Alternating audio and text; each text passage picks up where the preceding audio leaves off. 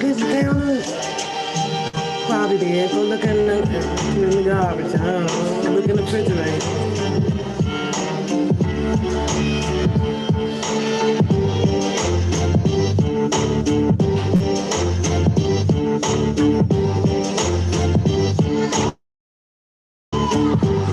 Oh boy.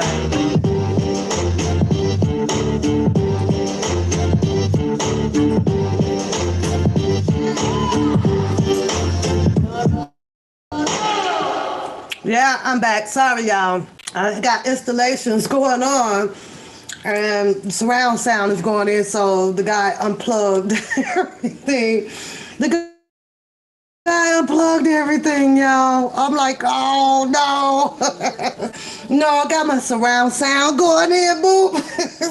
And I was like, why did you? I saw it go red at the bottom of my screen. I'm like, did he just unplug everything? I'm gonna get a separate Wi-Fi running down here because I saw it coming. I saw, and then here comes Kiwan with his phone. We're like, Grandma, what happened? I can't need to sign in. I'm like, he unplugged everything. So my bad, my bad. Let's give it a minute. We'll see, we get people back in. I'm gonna get the link and put it in the chat. You guys, so I was like, are you kidding me? No, no, no, no. I was like, ow, that was crazy. So I'm like, I gotta go live. What are you doing? I'm like, I gotta go live. Don't do that. But kind of had to, I guess. I don't know. Because you have to plug in. I don't know. That's because I wasn't up there. So, oh well. Sorry, y'all. But let's get back into it. We'll give it a second. Y'all got to hit the like button all over again. All over. I'm Queen. Queen. I had an installation guy upstairs. Everybody's upstairs. And he unplugged everything. So you said they done sent the people. Get against the wall. Let me search you. Oh, I ain't doing that. I got a disclaimer, honey. Put the disclaimer in the chat, Travis. This is One Papoose channel. Anything she say and does, it came out of her mouth. Nothing is done intentionally, but we are here to analyze and put our own opinion, my own opinion off of blogger shows and what they're saying and blah, blah, and all that good stuff. And when you get to the end of it, make sure you put on there, I don't give a fuck. I don't give a fuck. Now, I don't know Miss Kelly. And I wasn't around Miss Kelly. I wasn't in no house in 96. I don't know these people and all that shit. Make it sound good, Trevor. Make it sound good. Make it sound. You said they coming to get Mr. Harris today on Sunday. Yeah. And it's crazy, right? Because I think about, let me hold that thought too. Because I mean, when you say Mr. Harris, and we hear how Bookham comes out and said, well, you kin to Molly. Okay, but Molly said that she wasn't. So he said he's the receipt man. He doesn't put that up. If you're going to ride with somebody, in this instance, if I was Coletta Skull, nigga, he is, show me that. I'm not going to sit there and he and ha and laugh with you on some shit that you're saying because other people are against you, right? No, that don't work like that, nigga. Well, show me this shit. They went to the same church. They did this. They did that. You say, Trent said he is going to have Bozo Butt Buddy on tonight. Oh, geez. And I can understand Kaleidoscope situation. You understand? Because she had people coming at her, for some things. So nobody likes to ride, by themselves. So you're gonna get you a match made in heaven out here. Unlike me, I ain't riding with nobody, and I don't need nobody riding on my goddamn saddle. I got this. I got this. So it ain't never been no team over here. It ain't no I in the team. It is what it is. Because one thing, and I said it before, when you do that, you don't become that free thinker. And when you become on a team, no matter if it's the track team, the volleyball team, the swim team, the canoe team, you have restrictions on you. You have restrictions. You have laws. You have certain stipulations that you can do that's based upon your thinking up here. You can't do it because then you become into some type of violation. Either you're gonna lose your friend, or they're gonna take from you, or they're gonna say bad things about you. You do all you know. I don't have that. I don't give a fuck what you say about me. None. Not even this goddamn gray hair coming up in my head, y'all. I need somebody to take my braids down. It's the wrong thing about putting the braids up because you don't be wanting to take them down. It takes too long. But I don't know, And for all of the people that, you hear these people say these things and they say they got the receipts and this and that. And the receipts that should be forthcoming based off of their narration, you never see those. You hear about it, but then here comes another receipt here comes a receipt that's talking about some other goddamn shit. For instance, right? For instance, we had 53 people. Hit the like button, y'all. I'm waiting for the like button. I'm waiting for the like button. Yep. Because I said so. Yeah. You say the only thing that he shows is something off the net. That's true. You say then just put the disclaimer up. I don't give a fuck. How about that one? That's an easy one. I don't give a fuck. I'm a free thinker. I'm a free talker. I'm not doing nothing illegal. I don't give a fuck about feelings. I don't give a fuck about no feelings. They ain't paying my rent and they ain't paying theirs. None of that shit. So, I don't have that, that type of conscience kind of like that. What I do have is a level of respect. I have respect now. I have integrity. I can do that. I know when to open his mouth and when not to open his mouth. But they produce panels out here, and the panels is public information, and we can talk about it. Baby, don't you switch up the vibe. I got some on my sweater. Look at that.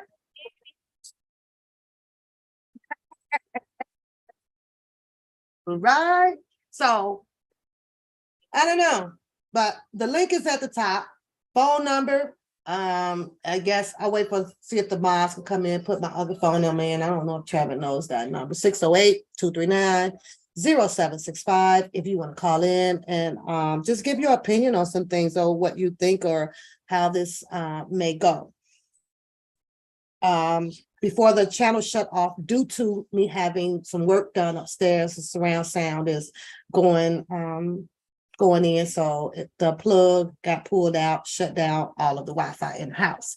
So if somebody else comes in and they ask what happened, y'all share that with them because I'll probably still be talking and won't see it come in. Okay, so that's some of what happened. Y'all already know how they feel about playing some of their lives out here. So I just got to talk about what I can kind of remember, right? I'm glad I saw Rated R just pop back in here, right? And we have this whole situation with the Lily thing going on, right? Now, I ask myself when I hear Bookham, shout out Lily's name. And the call in, I guess the call in that was on Trent's show, right? I started hearing that. And it is one good question. What good is it going to do? What good is it going to do? What good is it? And the same thing, with Trent, because Trent started blasting it out about Lily, right? Now, and Trent says that he was also, somewhere around earlier having conversion with particular people, maybe the sisters or this person and what's his name? Greenberg or this person, right? And I asked myself this, well, if these people had all of this information and he blurted out that Lily and Alexis were handlers and this or that, it was just clearly, obviously, it's something else too, y'all. I got to point out. Well, I got to write it down. Hold on. So I don't forget. Okay. This one here, yeah. This is my thought on Trent and Mr. Harris.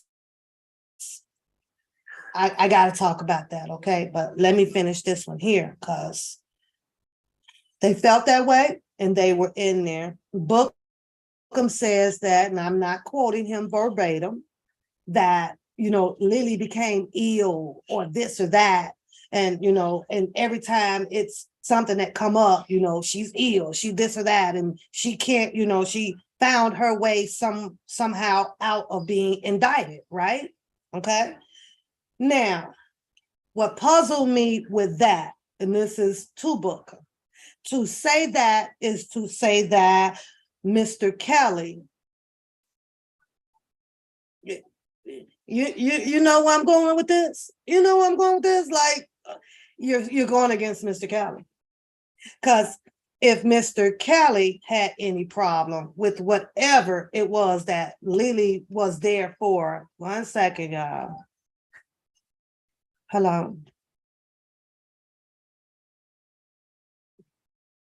In the middle, from one end, nope, underneath. Mhm.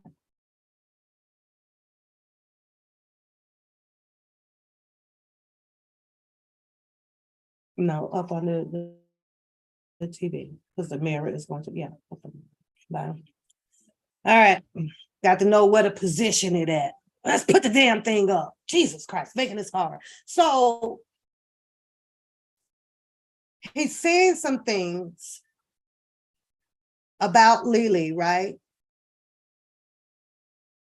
As if Mr. Kelly would be saying these things, because he says that he rides and he rocks for Mr. Kelly. So I pretty much only had one question to Bookham about releasing all of these allegations concerning Lily. Is this what Mr. Kelly wants you to do? Is this what Mr. Kelly did Mr. Kelly call and say, hey, you know what? Take her down with me? Because if that was going to be that away, and Lily went in to be interrogated as well, even though I know he paints the picture like what Lily did or what Lily was saying is going, it's supposed to be in place to help get Mr. Kelly prosecuted as he is, but more prosecuted, more so against him. So that's the part when he talks about Lily that is very, very disturbing. We didn't hear Mr. Kelly come out to say that Lily was a handler. And to Trent, because Trent says that somewhere it was heard on a video or in the courtroom or somewhere with Azarel saying that, well, Lily liquor on a liquor lot, liquor cooler, right? And I'm saying to myself, I can see with Trent, because Trent already said in some form of fashion that the way he feel about it, in his opinion, that Mr. Kelly was guilty. Okay. And then everybody started saying that he flip-flopping. But I still ask this question to Bookham because he says that he is Mr. Kelly's godson. He says that it was in the transcripts. Now, I don't have all of the transcripts at all, but when you speak about the transcripts and we talk about all of these people out here that is talking and saying different things to have this back and forth beef thing, that is when I come in to say that is irrelevant. It should be the fight of what was stated and who was in those transcripts. That's where the fight should be at. But of course, we know that it is not. It is now outside of that amongst a bunch of people behind the allegations about a defense fund or the dollar for the king, or you were there, you wasn't there, or you the sister, or you the brother. That's where this YouTube circle fight is at right now. Not about, all in the transcripts. They done left that behind. But with Bookham, and I'm hoping that Kaleidoscope can open her eyes. And I'm not saying open your eyes to go against or turn on your boy. Be with your boy, ride with your nigga. But somewhere you got to ask yourself, does that make sense? Because if you are the godson and you are the mentee and that's your boy for life and you will lay down your life for whatever Lily had done or whatever her purpose was around that circle, shut the fuck up. That's it and that's all. If the grand jury or wherever she went or wherever they detained her at did not have the probable cause to say, we are going to try you in this case as a handler. And you had Mr. Kelly and a lot of people that came out other saying that he said he didn't do this shit. He said he didn't have it. He didn't have none of this shit going on. But you got Trent saying that they were handlers, and you got Bookham sitting on here saying that, implying that she should be taken down. You know, it just didn't look good. It doesn't look good at all. None. And I don't know how close he is to Mr. Kelly. His assumption is he is what he is to Mr. Kelly. But do you think about if your mouth does come open, will he be your goddaddy after this? Do you think that he would have preferred you to defend him in that kind of way? That lady came on the screen, Lily, with a whole goddamn certificate and her mother showing that my mom adopted through Christ, Mr. Kelly. So for whatever her reason was being up in that circle, whether it was to braid hair or wash some ass or iron some clothes, you are helping them with they already thought about as to incriminate him on. Michael Avenatti kept saying it. He said, we're going to get all the handlers' mouth. And Michael Avenatti was already up trying to nail Mr. Kelly to the cross. Why would you align your story with what behind what Michael Avenatti was saying? But then you'll come on and want to argue against Michael Avenatti. But you are implying and putting a story out on exactly what Michael Avenatti was stating over there. We're going to get all the handlers. So if you look at Michael Avenatti and you listen to the way Bookham is telling his story, and of course with Michael Avenatti, who was against Mr. Kelly. It's just that fucking easy to say. So if you did not want to be in that category, or you don't want to align up to say that I'm not against Mr. Kelly, then you should have been shutting the fuck up. Sometimes you just got to I can't even say let the law be the law, because Bookham said it, it's in the video. He was DEA. This nigga came on that Facebook interview with that young lady who had that illness with a goddamn enforcement shirt on, or whatever it was, a security. But we all know at that time he was only doing the security from what we can see on the outside looking in at these screens at a gas station. He took his goddamn job seriously, y'all, and elevated it and implemented it into, in my opinion, the R. Kelly's shenanigans. That's just how I see it, you know. I can't sit here and say that I hate him or this. I don't know him. Don't know him to do so. My heart won't allow me to do that. What I can do is say that I like sitting on here laughing at this goddamn nigga bullshit. I can say that.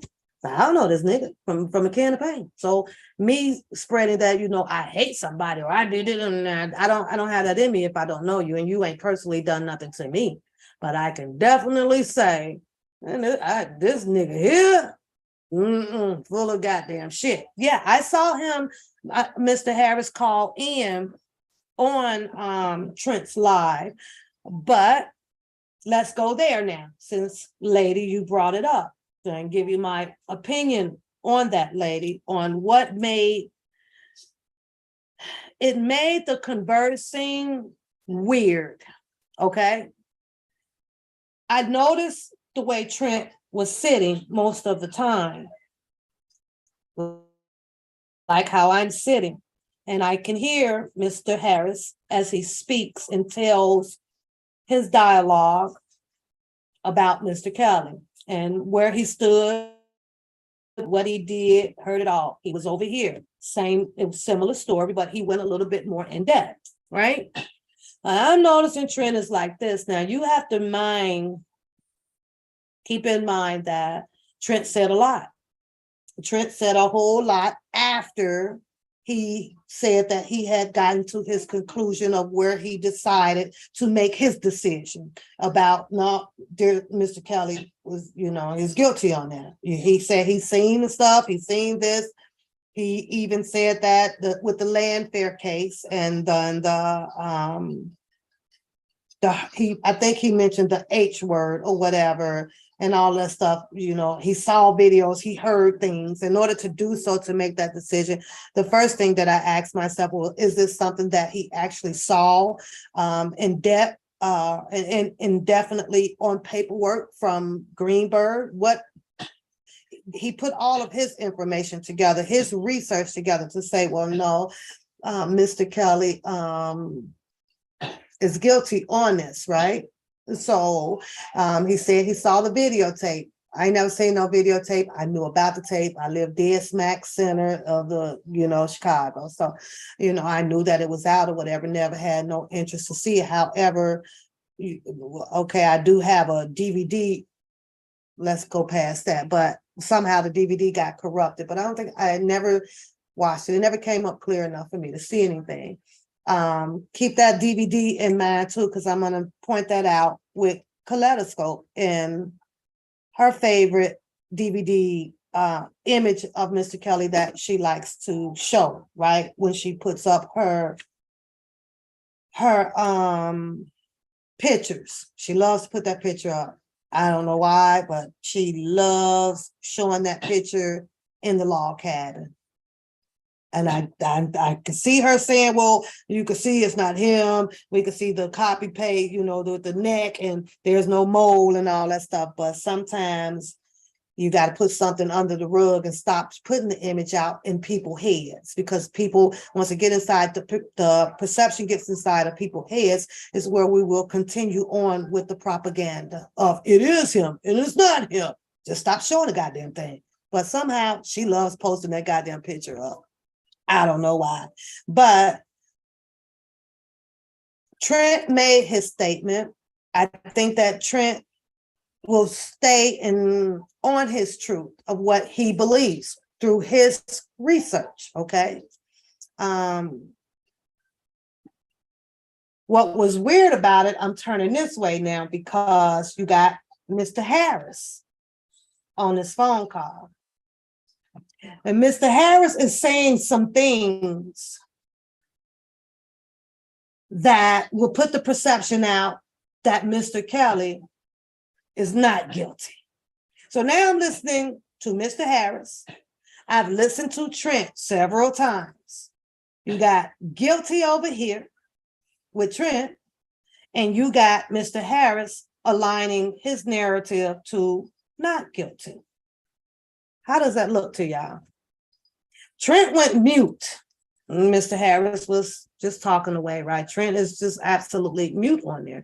And I'll tell you why. And it's a psychological effect that happens to us all.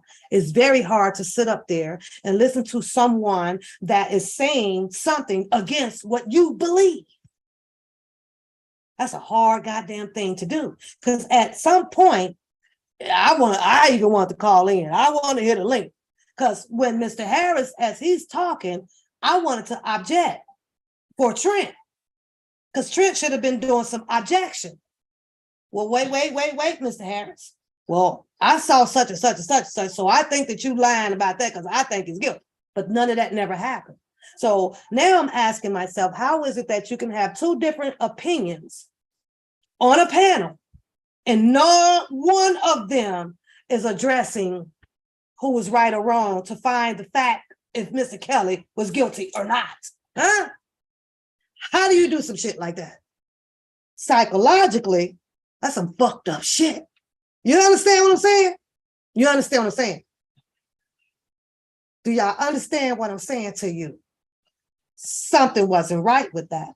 Now, I don't know if Mr. Harris have heard Trent's decision based off of his research, based off of what he knows, for Trent to say, R. Kelly was guilty all that. R. Kelly shouldn't have been messing with no young ass girls. You know, all that stuff. Mr. Harris, don't you want to know what Trent has in his research as opposed to the research that you have heard and maybe have seen? Because I heard Mr. Harris on live saying that, talked about how the girls lied all on the stand, or the girl this and the girl that. Trent didn't even object that to say, well, no, one of them was telling the truth, or one of them was doing this, and I'm just hypothetically speaking. Nope. That was a weird ass goddamn moment right there. And I don't give a fuck what nobody say. That was some weird shit.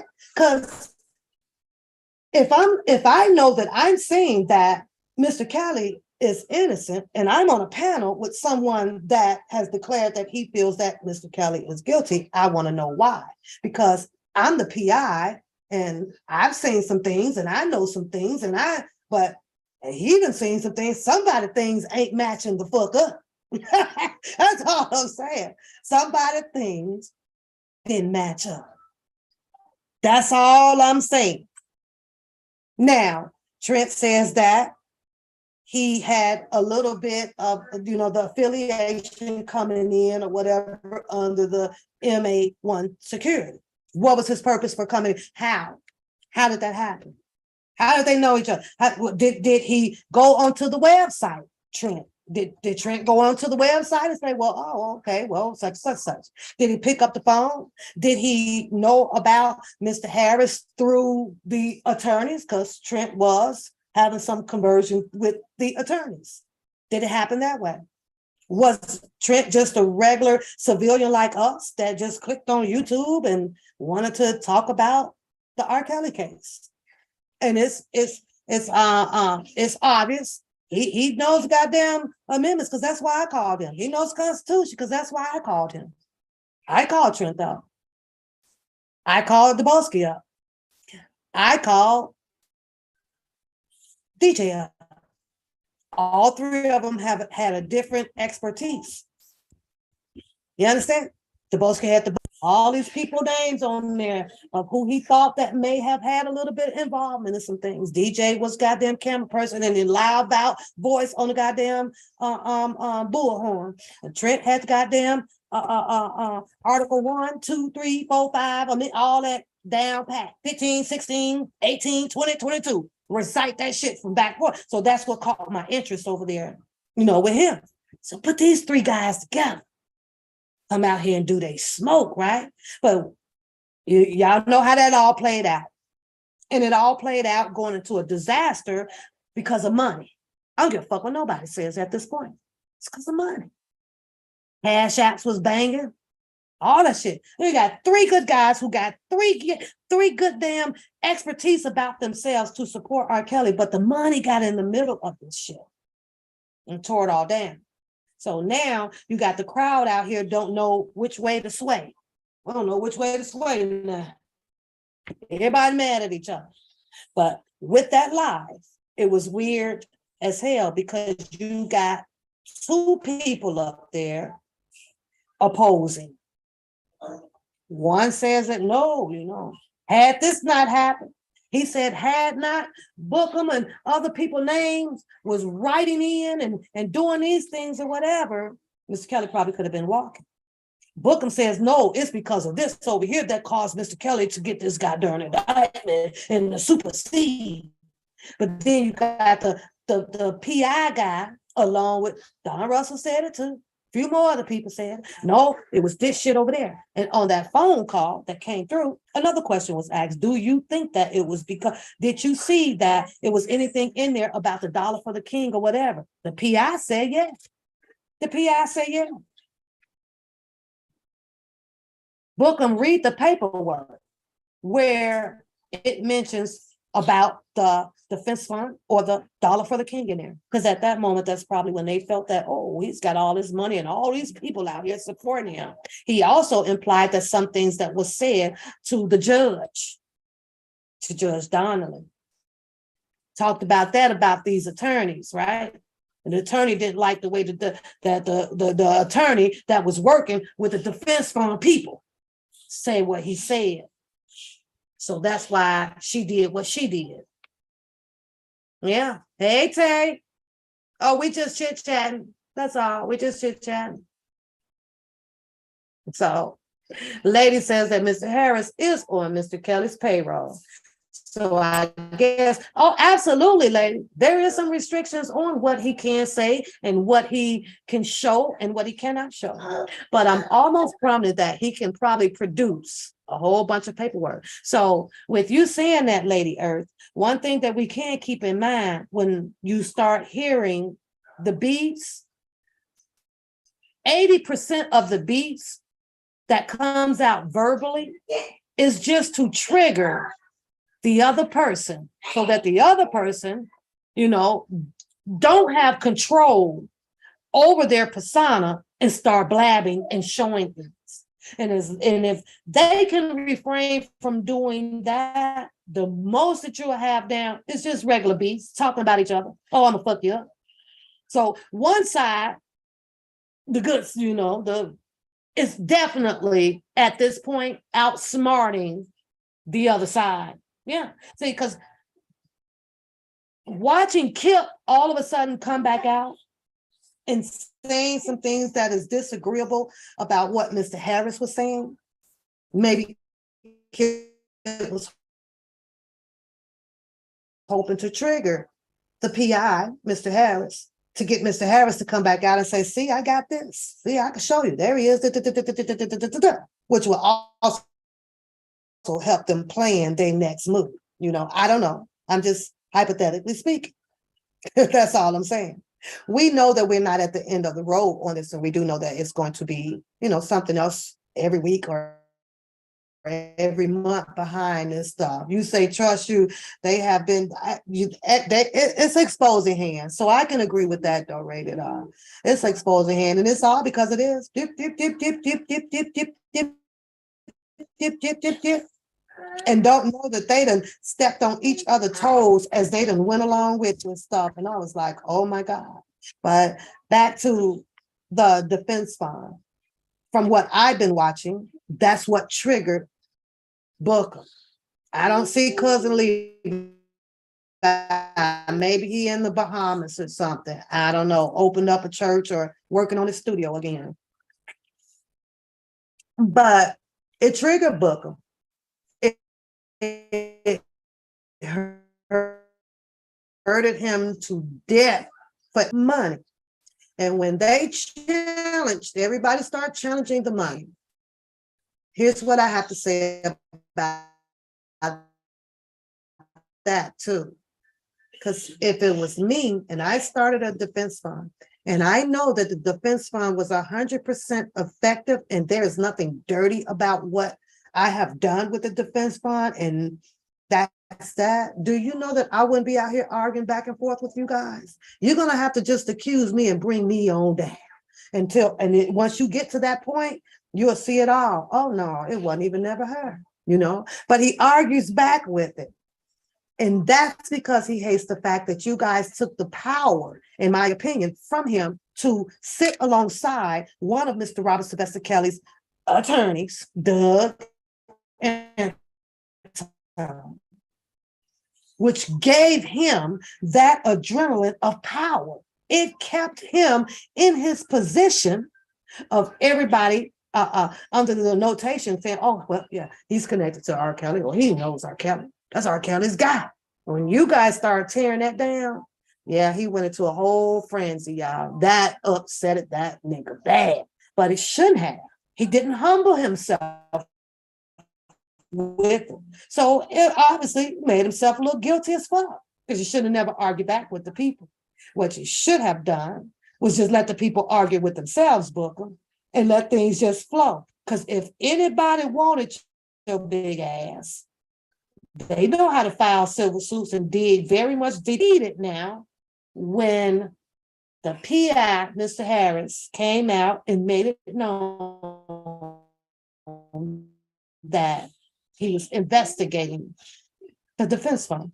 Now, Kemp made a statement that the PI called him up and was asking him if he wanted to relieve him, the PI, of his position. How many of y'all believe that? Put a one in the chat. Put a two in the chat if you don't. Did y'all believe that? First, he called him up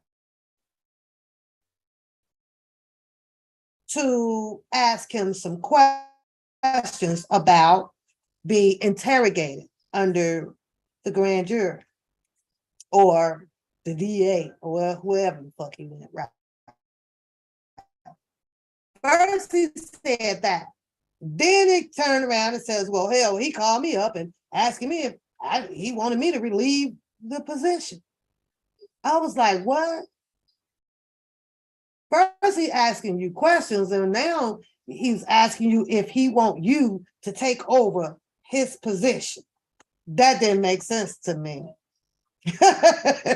You say you couldn't keep your mouth shut. I think that's why I'm on live this morning too, Charlotte, because I watched this stuff and I couldn't keep my mouth shut this morning. And you through the week I was quiet, because I'm at work and stuff like that now. But it's Sunday and I almost went to work today, but I still got some things and I forgot about. I got the installation going in and stuff like that. And then I wanted to chill with you guys this morning. So shout out to you guys for chilling back with me.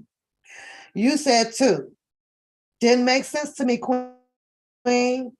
It did not make sense. That's like a double standard move. What? He questioned him.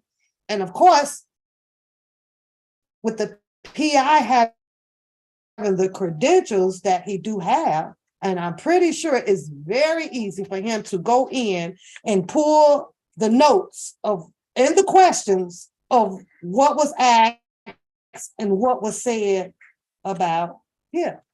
I'm pretty sure he can. I'm pretty sure he has that badge and all that stuff. But let's take it a little bit further though, Queen, because Bookham allegedly has been known to be a DEA enforcement and all that other shit, right?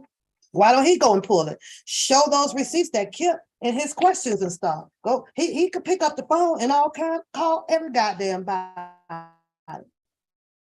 Go and prove that to get the people up off of Kip's coattail. Why don't you do that? Nope. They just like arguing and going back and forth and throwing the anchor on people guessing and or insinuating what happened to some goddamn defense fund. They just like doing that. The question was asked to Mr. Harris about people taking the stand for Mr. Cowley. And he called out a few that did, and then he called out a lot that said that they just didn't qualify, that they would end up being on the side of the prosecution, helping the prosecution. I think that I can understand what he's saying with that. Let's take Bookham, for example. Bookham said he was there, right? 96, whatever, helped him out, paid for his schooling, got him his degree and this and yada, yada, yada, right? Now, let's play prosecution. Well, Mr. Booker, did you see any girls around? And Booker maybe say, no, there wasn't. Well, were they around when you were there or you just don't know? Well, I could tell you for certain that they wasn't there when I was in the house, but you don't know if they were there when you were not in the house. You see what I'm saying? You can't be a valid a witness for Mr. Cowley, meaning that you wouldn't be able to give them 100% all the way around answer to help Mr. Kelly's credibility of the narrative of what they're trying to establish. See, they want to know all the time about whether if you've seen them, you wouldn't have been able to do that. But you could say that, no, they wasn't there when I was there. And that's not that when you were there. You said on this video that we do have that, you talked about Lisa Van Allen. So Lisa Van Allen was somewhere around with Mr. Kelly, right? And the narrative about Lisa Van Allen out here, that Lisa Van Allen was underage. And you sit on that stand and you're going to say, well, yeah, she was around in such and such and such and such. Well, do you recall this year? Well, yeah. Well, you just helped them paint the fucking narrative about her being able to stand. You understand that? But I guess you can't. Go over there. Go. He's coming back to sit for a while, y'all, then I'll put him back down. Stop all that noise. He'll go sit for me. So, you see what I'm saying? And we got to get, but everybody felt that they were the perfect person to be on the stand for Mr. Kelly. And Mr. Harris is trying to tell these people after them being interviewed, listening to the questions or whatever, right? You may have been his friend, but you just didn't fit to be on the stand, especially to take him down. Yeah. There's a whole lot of fake content, everybody's gonna tell you what they assume that you want to hear. And after you hear it, bank on you taking the offices under reconstruction, y'all, too. So, because I have another desk coming in and all that stuff. So it's under construction, so I don't have my screens and stuff. But we're working on this stuff. What's going on, man? What's going on? You say, you listen, you come babysit. Get over here and babysit. Stop. You want some of this? Stop. Don't y'all call the people on me. I don't beat him. He gets hugs and loves and bugs and bugs. Hugs and loves and bugs. He get a lot of that, y'all. He get a lot. So yeah, APC is back. So y'all can see where all of this is going. And they do understand why you have the back and forth and the beats. They understand this stuff just as well as I can spit it out my damn mouth. It just be funny. So there was a couple of things with watching the panel and the people, or if they called in or whatever, that was just weird to me. Weird. You say you sure will, girl. This one here gonna keep you going, man. See, this one here, you ain't gonna never sit down. You gotta put you don't touch it. Stop it. Yeah, it was weird, And the Trent interview was just weird because you got a guy up there who is fighting and trying to help prove some things that went against Mr. Kelly to say that he was innocent. And then you got Trent sitting up there with a whole bunch of he was guilty. At one point I asked myself, Trent, after the three guys came together and fell out, and it was obviously about the money because the money was brought up and off of the cash apps and things like that, right? Had that not been involved, then maybe they could have kept playing out the role of defending Mr. Kelly on the streets out here. But since it didn't play out that way, it didn't finish that way, where they were so angry at each other and they was yelling and they fighting and they driving around Chicago and they looking, and showing up at the clubs and come find me and all of this stuff, the money fucked it up, y'all. Money, don't stop. Money really messed it up. Trent said at one point that, all of them, they over there, they getting the money. They doing so, and he's spitting this logic, and then I didn't get it, and blah, blah, blah. Can we take him upstairs? Hold on. Hold on, y'all.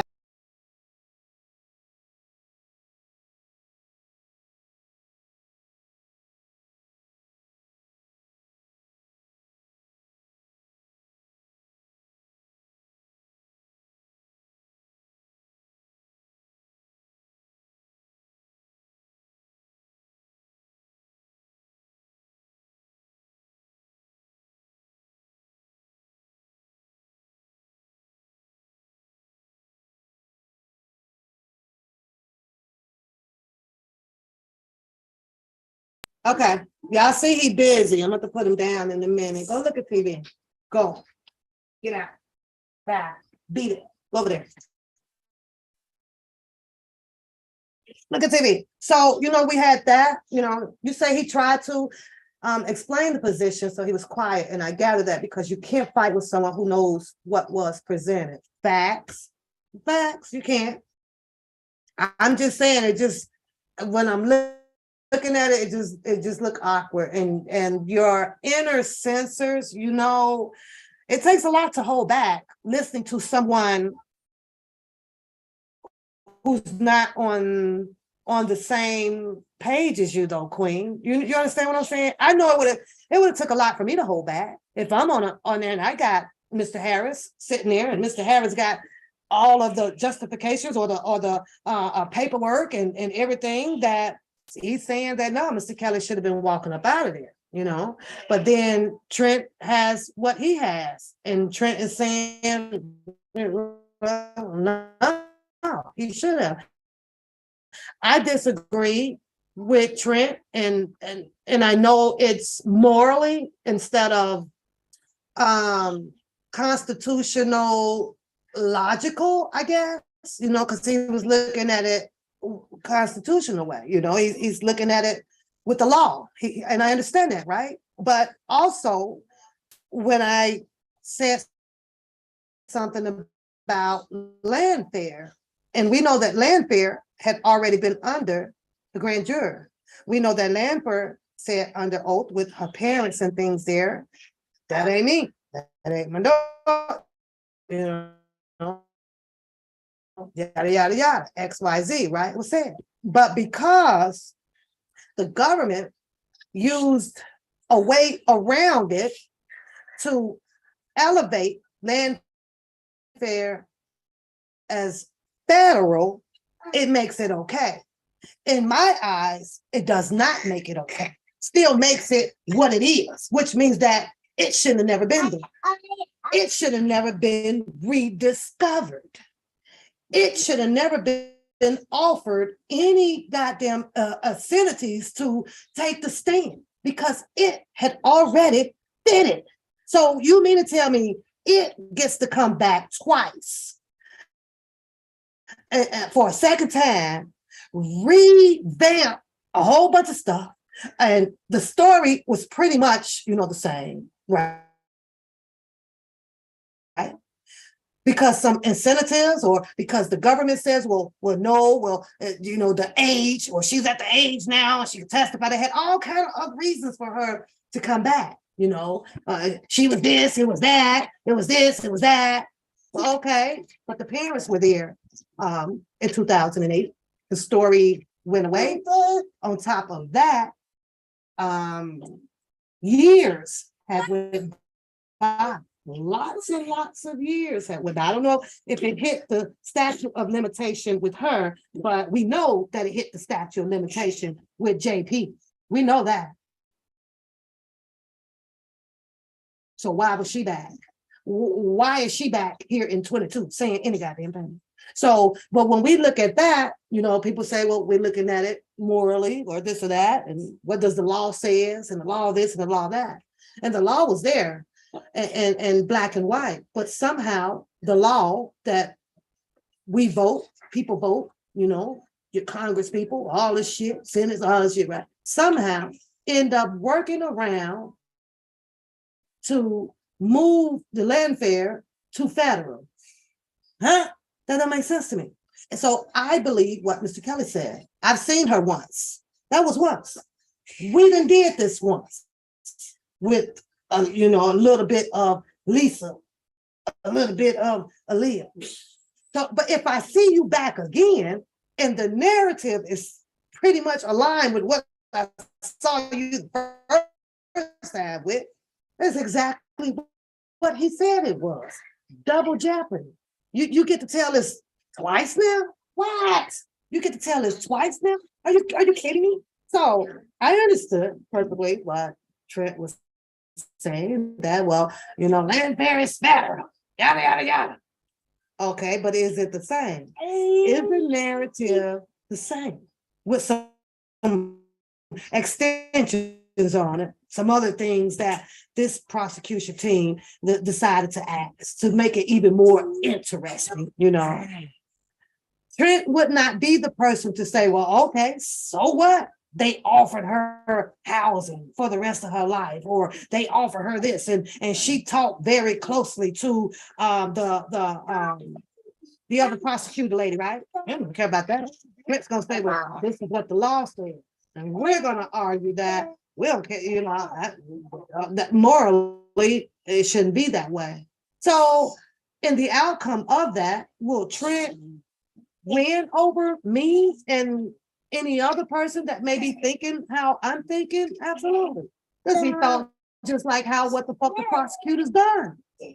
We gonna do something with this law and we gonna make it. And we gonna move this case here better.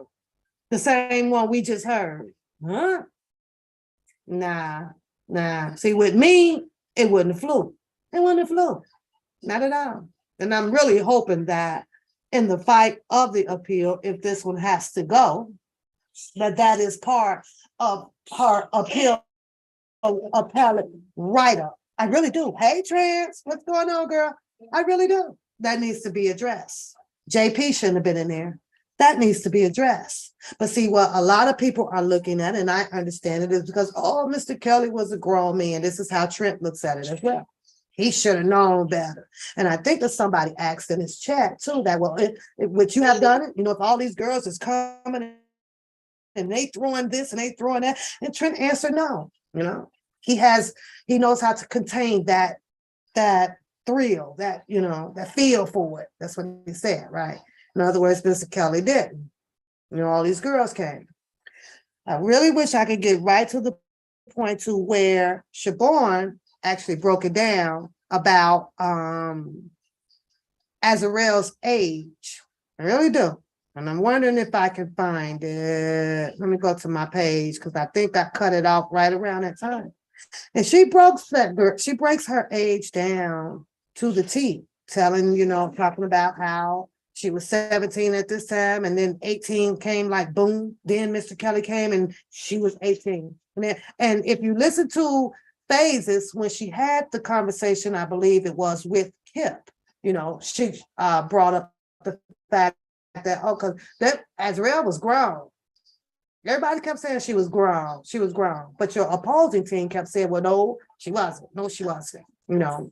So, you know, you say, I don't know. I just found it was just weird to me, Queen, you know, to see and watch one person go look at TV, feel the way he feel about Mr. Kelly and have made his conclusions about it. You know, I don't know if he felt that way and he's planning on staying on that because of the situation that occurred with Greenberg, or maybe with Doug, or maybe with the sisters and the other alleged establishment of what was the money that they were trying to do over there, the initiative or something, and you know, and then Trent was in that.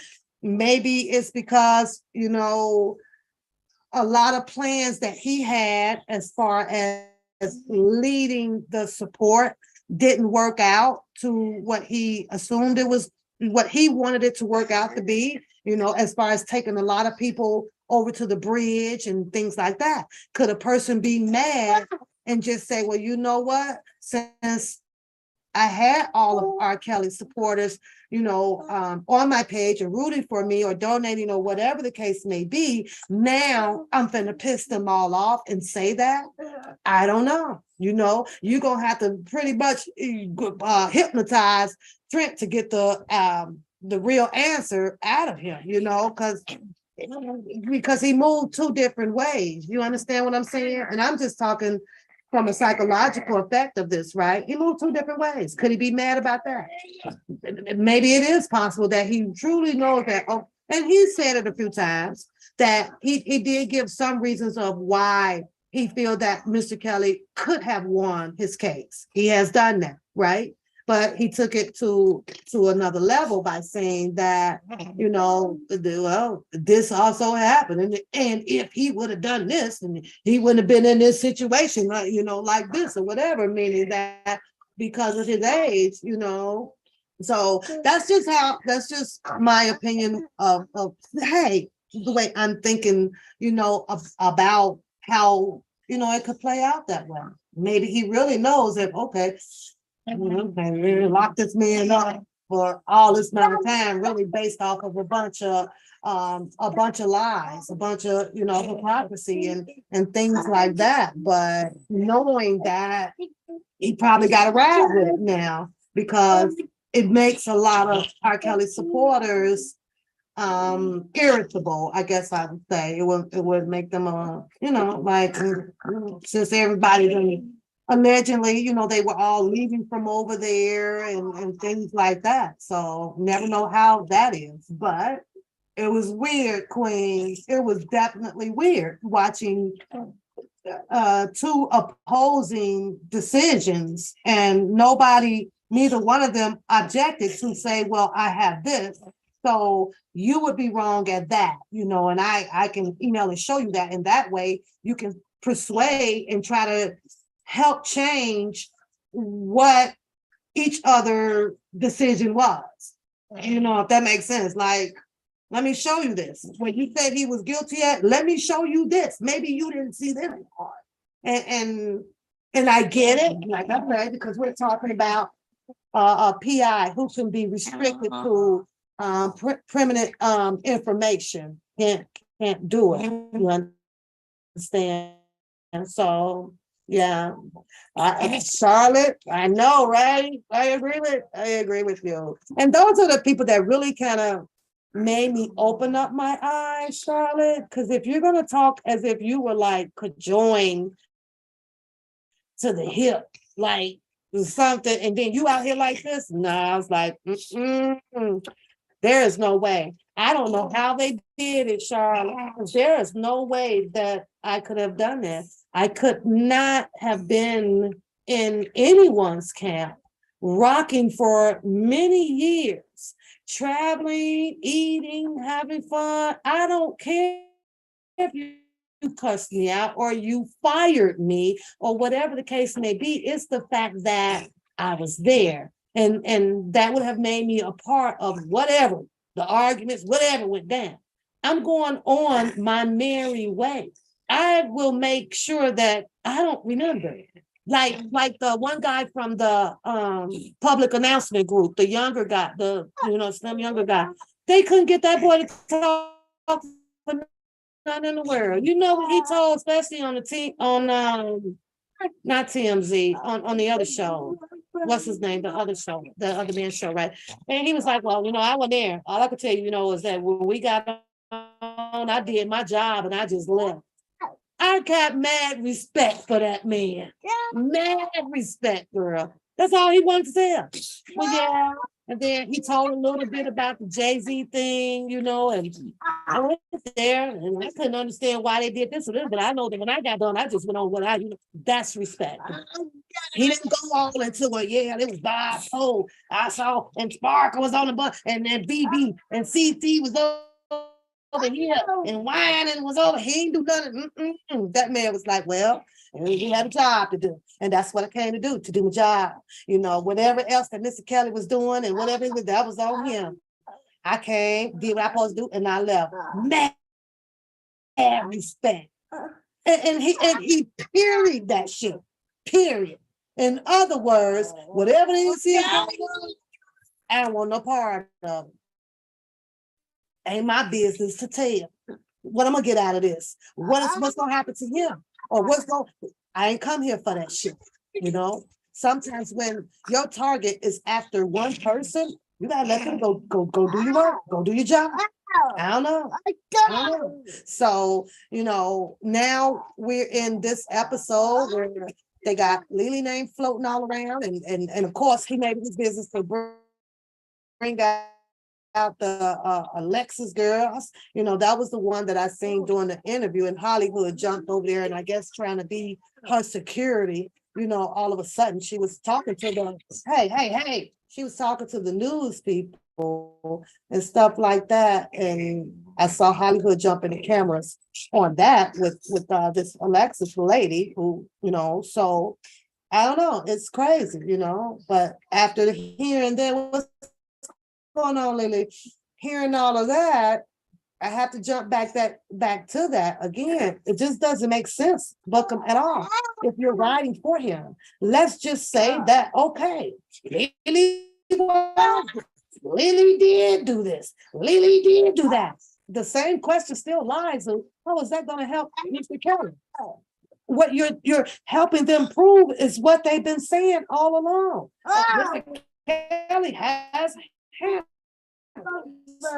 didn't need you to say that. The one girl, what's the other girl that took the stand, y'all? The one that has the news thing. Matter of fact, let me see if I can find her. Queen, what's her name? Not Cheryl.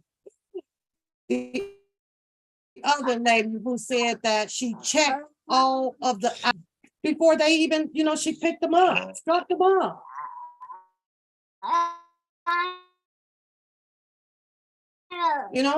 What was wrong with her story would come in as a defense for Mr. Kelly. Yeah, her story.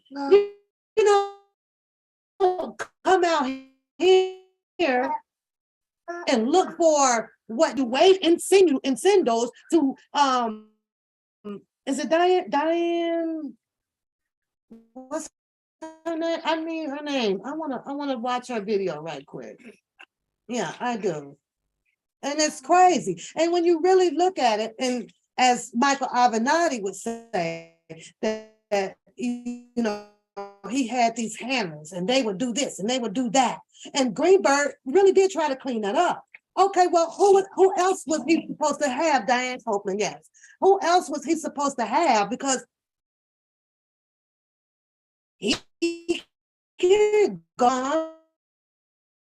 And he ain't making no beauty hair appointments and things like that. So what else was he supposed to do? He was supposed to have other females around while his girlfriends can have female acquaintances to help them do female things. But Bookham on here make it seem like, all right, she did this and she ate the coochie. And he ate the booty. How you gonna talk? That's another part that killed me, y'all. How are coochie and there's a video out here with his head in somebody's booty? What's the difference? She ate, you ate. What's the damn difference? How do you make that seem bad? I don't understand it. He would have not to have a booty picture out himself in order to talk about somebody else in the same category. That doesn't work like that. That was the most, I'm like, well, wait a minute. And I know Lily is good, she got a good girl thing going on. But baby, had he been out here, well, you ate the coochie, I'd have had his picture right up and said, here you go. I'd have had him right up. Well, what the fuck are you doing?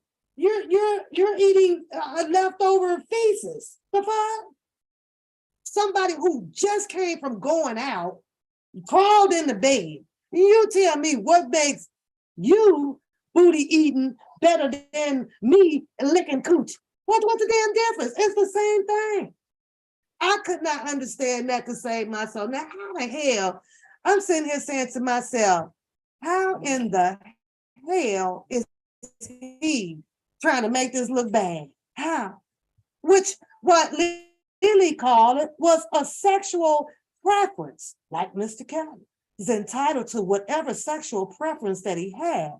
I heard Trina yell out, well, and the other people over there contesting, he said that it was the John Doe that came and said that it was him, getting his penis sucked, and and it was by the guy. If he wanted a kangaroo or a donkey to suck on his ding, who cares? But these are the parts that they want to make so freaking goddamn important That shit ain't important. You got people out here that have dogs sucking on his stuff. Who the fuck cares? It's they damn ding ding. You ain't the one that got to put band-aids and go to the doctor and all this stuff with these people. I'm like, but they like to make that shit important. I was like, oh my God, ain't nowhere in the hell I'm talking about somebody eating no damn cuckoo. If I got a damn picture out here eating no cuckoo, that's the dumbest thing that I could ever do. Are you kidding me? But nah, he was like, hold on, you know what? I don't care. Who cares?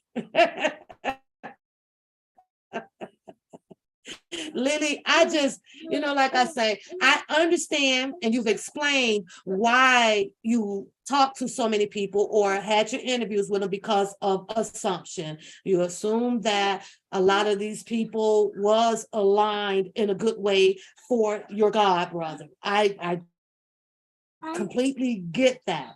Here, but the part that and I have to say it because I'm not leaving nobody off that. And I think I asked you before, and I think you answered it. It's just that if you didn't get affirmation or whatever from your brother, I was like, why didn't you just sit and wait to hear from him to say, well, yeah, okay. And I believe you mentioned when you first came on the channel, you and I was having, our conversion, and we're laughing and having fun, right? I believe you did say that he didn't want you out here, or he didn't, because of your health and everything, but somewhere you decided to do so. But baby, I'd have waited until I got the list, because now you end up in a whole something up with the cousin. And what did they do? They come back and play the phone call. The phone call, now Bookham has it, and that makes his damn day having that damn phone call. And what propaganda was developed behind that? They felt that you were some type of goddamn terrorist trying to get information of cousin real name to probably give out to what he believed under his assumption of somebody that's gonna come and kill or hurt him. Hey Harlem, which was weird as hell, and of course Bookham didn't help it because he puts out his propaganda to his channel. See, you can hear it in her voice. Listen how she switches over. See, 1 minute she's sick, 1 minute she sound this way, and the shit just kept going that whole. And I was like, boy, this is some bizarre shit. So somewhere throughout that phone call, at some point, I'd have hung up because he has made up in his mind to not trust you at all. I would have been like, you know what, dude? It's all good. Have a good day. I wouldn't even finish that shit out. Because all you was asking was to help me remember. I mentioned it to my brother. My brother was just saying it. He sent the message back. Now, whether if he believed that you got that message or not, that he may have heard of your name, but he wants to know what's your real name so that he can jog in it and confirm who you are, because he is, Mr. Kelly, is very happy that he has people out here supporting him. But honey, at some point, you should have known you weren't going to get no valid request or answer to that. The thing with that, though, Lily, I don't know if you did that video before or after the Choke No Joke video, where you had Bruce up there already. I mean, Choke No Joke saying, what's his daddy name? So that's where that's where I'm caught up at. So I was like, I don't know that one, because had you seen that video somewhere, you should have been like, shit, I don't even want to talk to him, Yeah, he was worried about your health, and you mentioned that. But there's no way. It never, ever interests me to that extent to know who these people were. Because all I was over here saying, a great grandmother would have came out, because it wasn't about her. I could listen to her stories, but I wasn't going to make it about her or even ask anything where I would put the great grandmother in a position of feeling this superior power, this, and then turn everything about her. The next thing I know, and no shade to the great grandmother, But then the great-great-grandmother, now her lights off, she needs money. Now she need a studio. And you notice how this shit goes. And now this or that. And because we know we out here for R. Kelly, we got to get in our feelings. And then we got to help start taking care of her. And I ain't come out here for that. And this is exactly what how most of these people done played this shit. A lot of them now, after building these channels, they got to have this done. I'm gonna need this for that. I gotta do this, and oh, I gotta do that. We're gonna drop your R. Kelly story. Oh, the battery died in my car. Oh, I need $200 to get to Chicago. Bookham needed more shit than the most out here. To every walk or every rally, every protest, and it's time to go back out there. So it's 4 months in between. And you mean tell me you ain't made $200 or the $900 in between, knowing that you got to go back out there, that you choose to go back out there. Now, it's different when you announce it, I'm finna go back out there. And there's nothing else to follow up behind it. And the people is, you see $1 come up the stream and the $5 up the stream or this or that. But if you leave it right there, then you're okay. But when you get to coming with like he did, well, you know, I didn't work this week, and you know, I didn't get to sell no shoes for a month and this or that. You could have collected cans. No, you could have done something. So I just watch for all of those red flags, Lily, to keep my sanity. And you know, I just couldn't fall in the trap of a lot of the stuff, you know. So it's crazy. What you say, Sandra, you turned your back on a couple of people once I saw where this was going, and I haven't looked back. Yeah, you know what? I don't see you the way you were, Sandra, out here. So I guess that's a good thing, you know. It's not just Booker, you know. I just stay clear of a lot of people that would come on and this week you need this. Well, this week you're doing this. You done went and shot your ass off. That did it. You had all these.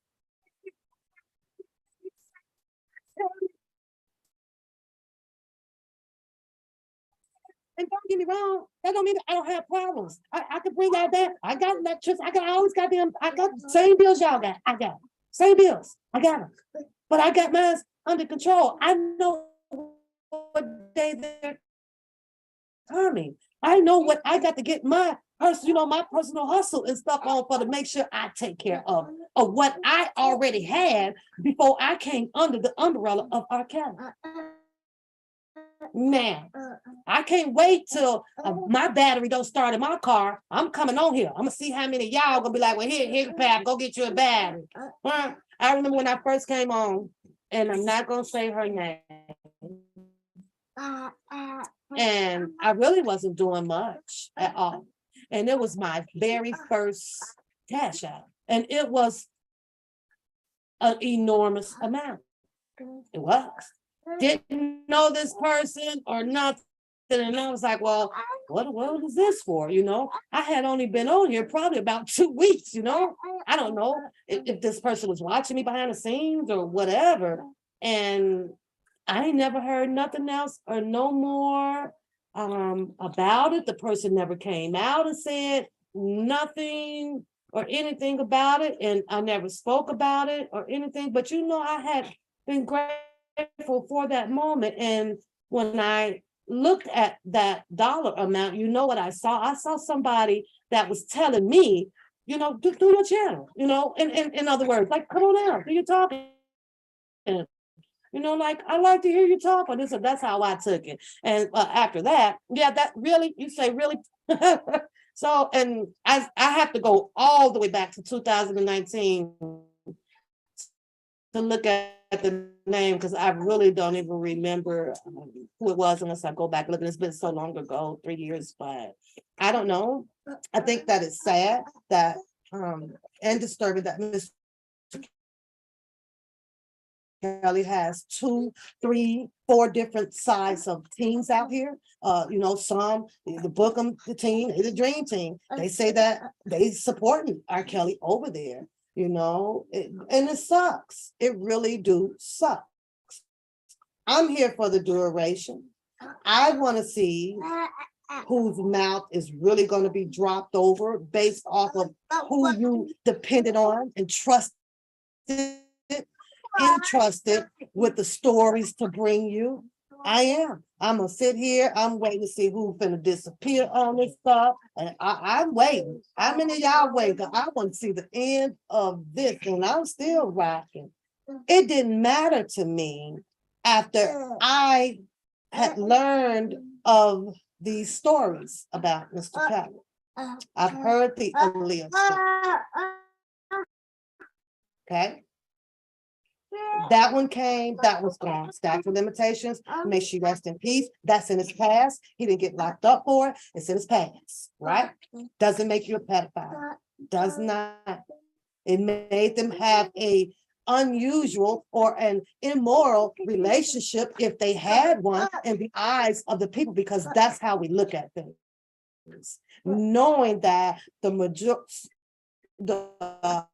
there's a high percentage of our people that dates underage, that has a 20-year difference in it, or whatever the case may be. We got the law now that allows 13, 14, 15-year-olds to go right inside a delivery room and deliver a baby as a baby. We have that going on. Oh yeah, never looking up what the age of that father was to that baby. They never ask. Ask yourself why not, huh? If they're so interested in getting predators, why don't they do that? Why don't they say, well, we need to meet the dad or bring the dad in? Matter of fact, you've had men that will probably show up in the delivery room looking like they 40 years old, and the 13 and the 14-year-old is pushing a baby out. They don't go out there and arrest that person. They look at it like, well, that's their relationship. That's it, that's all. That's their relationship. A nurse can't go out there and say, well, we put you under arrest. This is statutory rape. Nah, they look at it like, oh, okay, well, it's just you with her. Yeah, it's a relationship. I love her. Yeah. 16, 15, 14. The 27-year-old is in the waiting room, but because they're in a relationship and because there's a baby that's coming out that connects them, they free to go. The law don't look at it as statutory rape. But then you got the whole Aaliyah story out here, which I done seen Aaliyah wrapped up in the arms of Jay-Z, bikini, tube top on, Damon Dash, in the club. There's a bunch of them out there. These were older men. Aaliyah couldn't have not been that freaking old on there. She don't even, her tatas weren't even sprouted out. She was straight flat chested. That wasn't a problem then. But R. Kelly is the predator, huh? Because he came out and put her number ones on the top chart. With you a million, 1 in a million, rock the boat, all that shit, right? Oh, he's the predator now. He became that due to the arguments or the disliking that he was around her and stuff, but not Damon Dash. If anything, I looked at it like, well, why would Damon Dash would even want to be up? How many kids did Damon Dash had then? Huh? Because he had a few. Now you got this girl out here, want to be a goddamn stepmama? Huh? It's against the law. Take some damn younger woman and you got 3, 4, 5 kids already, one close to her age, and you want to make her a stepmama. That should be against the law. Illegal. Let her live her life. Don't bring her in trying to play mama. What the fuck? I felt that way. Truth be told, stop. about with Azrael.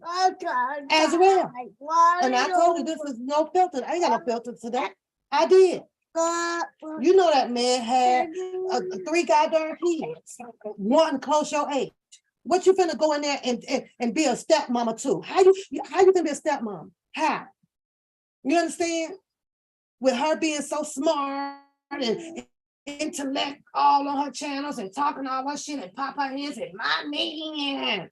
But you ain't ready to be. There are children that are involved that will also need guidance from their partner. What the fuck was she gonna guide?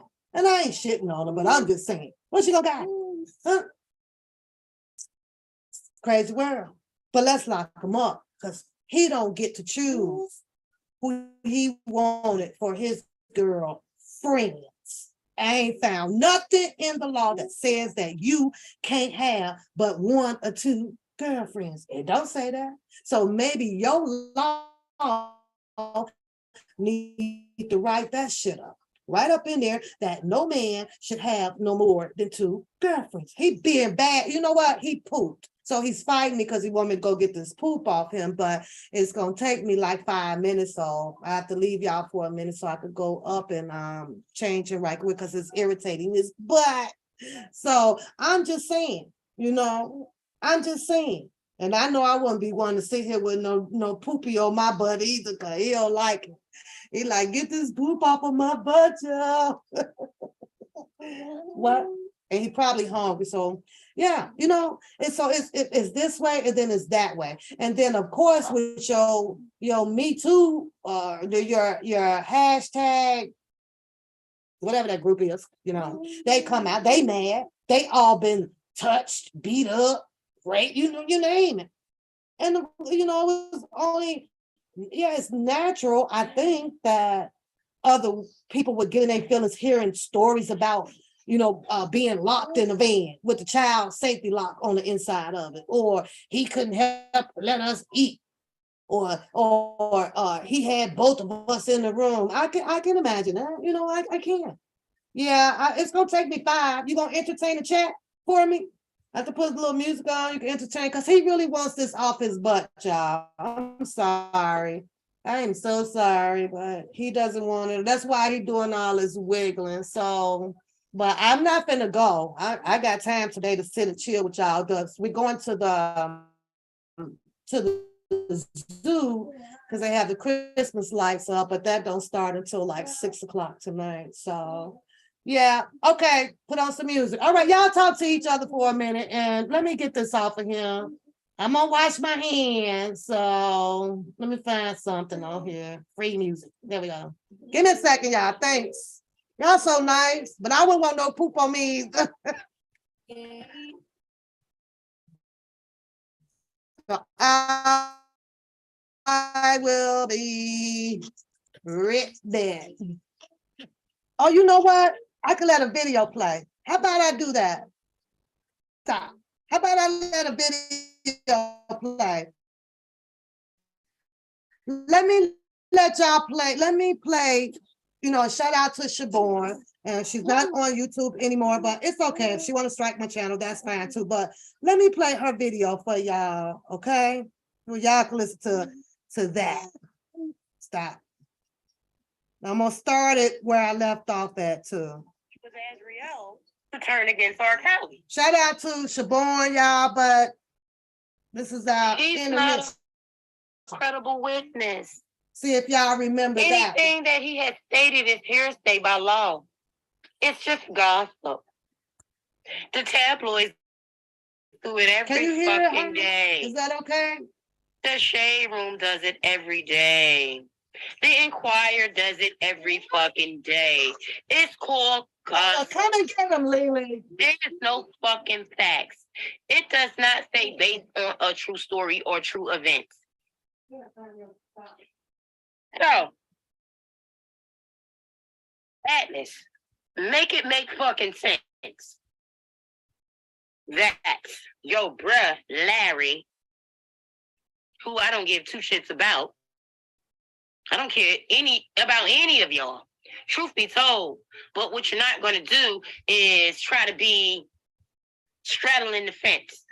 Either you are of the light or either you ain't of the light. I already told y'all today what it was. Because see, I ain't the one that will just text something on a social media page and not let you know that I'm at you, that I'm talking to you, because that's the way you're supposed to talk. Every man and woman should be able to talk directly to any person that they have an issue with or that they're trying to get to understand something. Don't confuse the two. I am a woman. You don't pay my bills, I don't pay yours. So I said what I said, and I'm saying what I'm saying. Period. Already, sissy, you know what it is.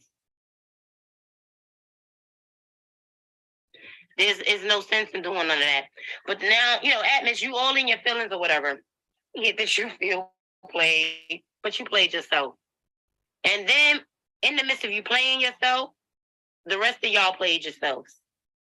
Because y'all were used for this man to get a lesser time.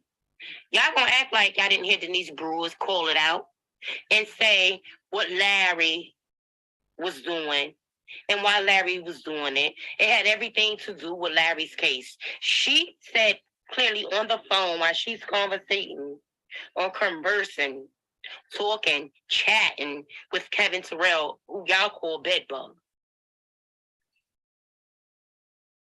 that Larry called her about Azriel being present in his home. And he kept saying Titi, Titi, and Titi in Spanish is auntie. And so that's what he was calling her. He was calling her Titi. And Titi is, like I said, auntie or T.I. T.I. in Spanish is auntie. So for short, for T.I. is Titi. And that's what Larry was calling her, Aunt Denise or Auntie Denise or Aunt Denise. However you all say it, still as an auntie. He told her that Azriel was there. And Azriel got into it with her father because she wasn't folding and would not go against the grain against R. Kelly.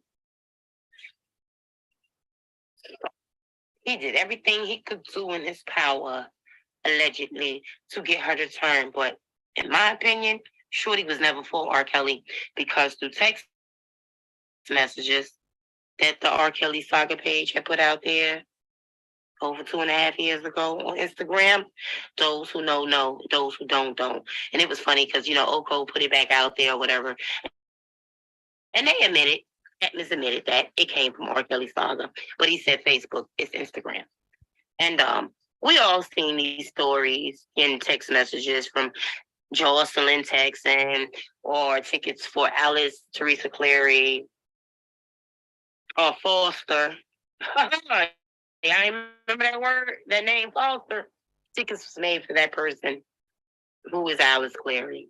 Alice got the name Clary, I reckon, because of Angelo. But I think Foster is her maiden name.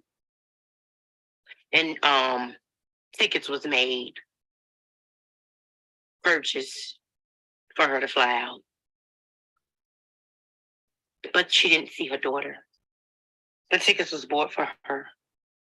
Tickets was bought for Alice. I wonder if Bojine pulled that out. I hope you do, Miss Bojine. I really do hope you do, Miss Jennifer. Pull out the tickets. And what airline was she booked on? And why was she going if her daughter was held hostage in a sex cult? Let's bring that out as well. Oh, Oko, did y'all know that? Oh, I forgot. Y'all don't read. Y'all got to be told what to think. Y'all don't read. Ignorance is pure bliss. No, I'm not taking shots. I'm actually being serious about ignorance. How y'all all fell for propaganda. How y'all all became sheep. Led astray to a pasture of slaughter. And you all should feel guilty that you all have condemned a man with no proof, but only through itching ears and through hearsay. No proof. All because you judged a man based off of past. And even though based off of that past, he was still found not guilty. I repeat again, he was found not guilty. I'm not saying this because the world knows that he was found not guilty, but through paperwork, it states what took place in that courtroom with R. Kelly, with Rashonda, with Sparkle, with Lisa Van Allen, with her baby daddy. It showed all of that. But I've been on Twitter and I've told and showed many people these things. And what I want is for Jennifer, Rob's team, to dig further and request birth certificates from Baltimore County and wherever Geronda may have come from, the back alleyways or wherever, if they have birth certificates there. Let's go into the back alley and get Geronda's birth certificate. I say this because over 2.5 years now, I've been told by people who were speaking to people connected in this. I mean, the real people who really went on Lifetime, who went on a tour, who has been writing books on Robert. Michelle Kramer being one of them. I didn't speak to Michelle Kramer, but I know someone that she was having conversation with. And it was personal conversations. And if no one knew, Geronda's husband, Geronda Johnson Pace, her husband is Dominique Gardner's cousin. They're blood.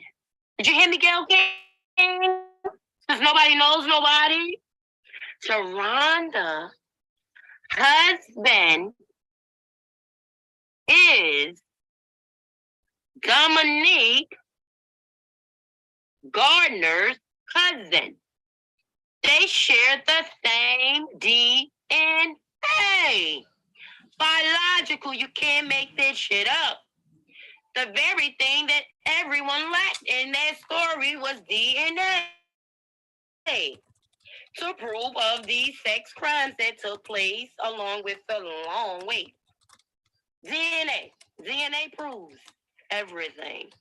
From saliva to semen to blood to hair. DNA. None of that was given. Even though the cum shirt that was dried, they don't know who semen it was. Or even if it was semen. As far as we know, Geronda could be into bestiality and could have been jacking off an animal. We don't know. The government don't know. But did the government care? No, they had one task, which was to follow out with the Me Too movement, who they represented and who they are with. That's what the Democrats are. They're something wicked. But I'll say that for another time. I've been told y'all that too, but you know, it is what it is. Vote who you want to vote for if you choose to vote. I ain't voting. I said what I had to say about them. But Tina Chang, Obama, Michelle, Obama's wife, First Aid, Tina Chang, Me Too movement, and Donnelly is a part of that movement. Those prosecutors was a part of that movement. It was deadbeat on. Time is up. Time's up. Kim Fox, Michael Avenatti. Time is up. I gotta have a cigarette, y'all. I ain't the average lady. I am who I am. I don't need to pretend. My locks is ruined. Looking a mess. I'm tired. Got a Band-Aid up here. Drinking this Red Bull. Trying to hold it down and talk to y'all and get some shit off my chest. Because there's some things that I just really need to say. Improve. So, bear with me, guys. I know you like, she always be talking all over the place because my mind be running with so much stuff. that I need to say, and then I go back to whatever it is that I said. I'm not a blogger, so I'm not professional. Don't confuse the two. I am being me, off the rip, off the dome. It is what you get. I freestyle. Okay? I freestyle. But what I want to show everybody, I don't know if y'all can see it. I don't like that lighting. Okay. But there is a calculator. And let me see if I do it this way. I don't know. Y'all got to bear with me. Okay, so anyway, what I am showing y'all is Azriel's old page before she got involved with R. Kelly. Lucy and lovely Azriel. Those who have a Twitter knows what the date means on Twitter and year and month. So in this text message that I have on my phone, it's not even a text screenshot. I had this note. I don't know. I gotta find a way where I really what is this? I should have put in what's the name? Because I didn't come up here to be precise with everything. But maybe I can get it right here where I can get y'all to see it. Hold on. Y'all bear with me. Okay. There we go. It's kind of blurry. Get it right. Come on. Y'all bear with me. She's trying. She's trying. Let me see. Let me sit it right here, the phone. And let's see if I can get it. Position the tablet. Okay, that's the letter that the Clarys wrote on the behalf of their daughter seeking guardianship. There is a calculator. You see the number 2014, subtract 1997, and the total that came out was 17. Okay, then you see next to it another set of numbers on a calculator, which is 2015. Subtract from 1997, and what do we have here? We have, I want to blow that up. Let me see, can I move it over? Okay. We have the number 18. Everyone who does not believe, you have a calculator on your phones. You see that?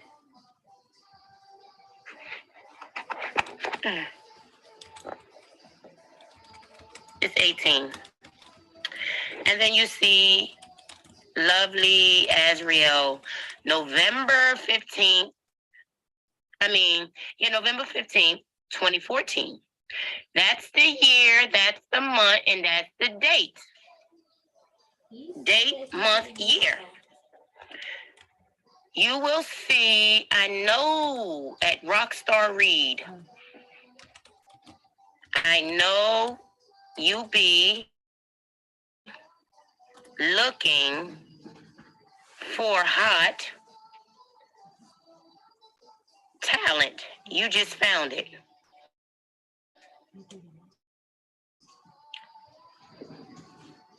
Make yourself, if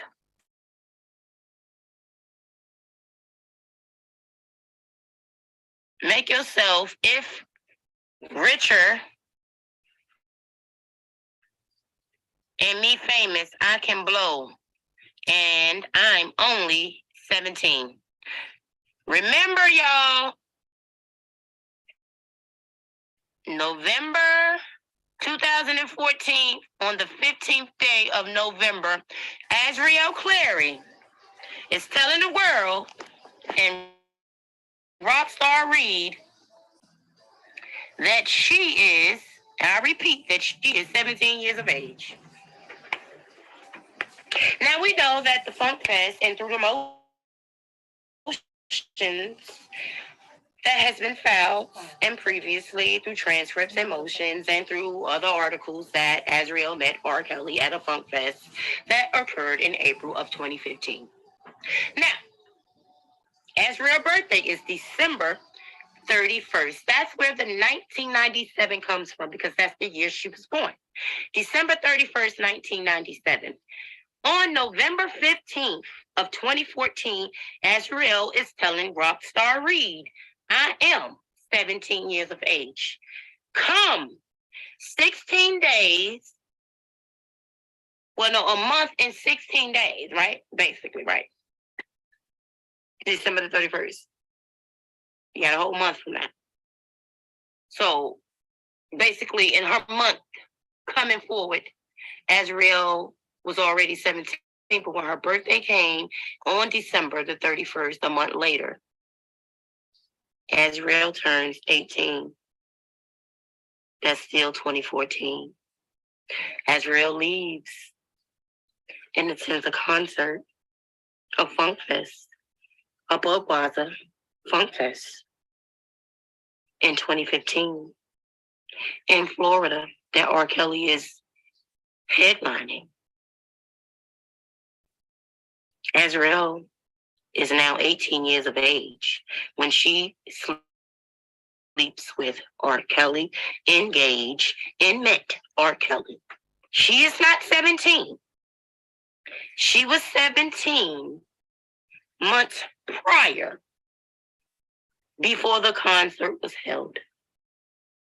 I don't say this. Azriel is saying this. Azriel Clary is saying this, not me. I'm just making sense of it and understanding her birthday is December the 31st, 1997. And if in 2014, Shorty is telling this man that she is 17 in November and her birthday is a month later, that means she is no longer going to be 17. She is turning 18. And then right after that, let's count. January, February, March, April 2015. 4 months. 4 months after the day she was born. Shorty wasn't born late. Was she premature? Did anybody get paperwork showing that she was premature? So y'all can stop saying a late birthday. Her birthday is when it is. Just like your birthday is when it is, my birthday is when it is. Period. Late or early. She ain't premature to nobody's knowledge, so she's not born late. She's born on time, the day that God allowed Azriel Clary to be placed in her mother's womb. 9 months later, boom, she came. That's the day she was supposed to be born. Ain't no such thing as a late birthday. So stop saying that. Azriel had a late birthday. Her birthday is December the 31st. As whatever day your birthday is. It ain't such thing as late. Stop. It just don't make any sense to keep saying that, to try to excuse it, to make it look like she was underage or something. You know, it's not going to work. It does not work. Try again. It's not working. Azriel was grown.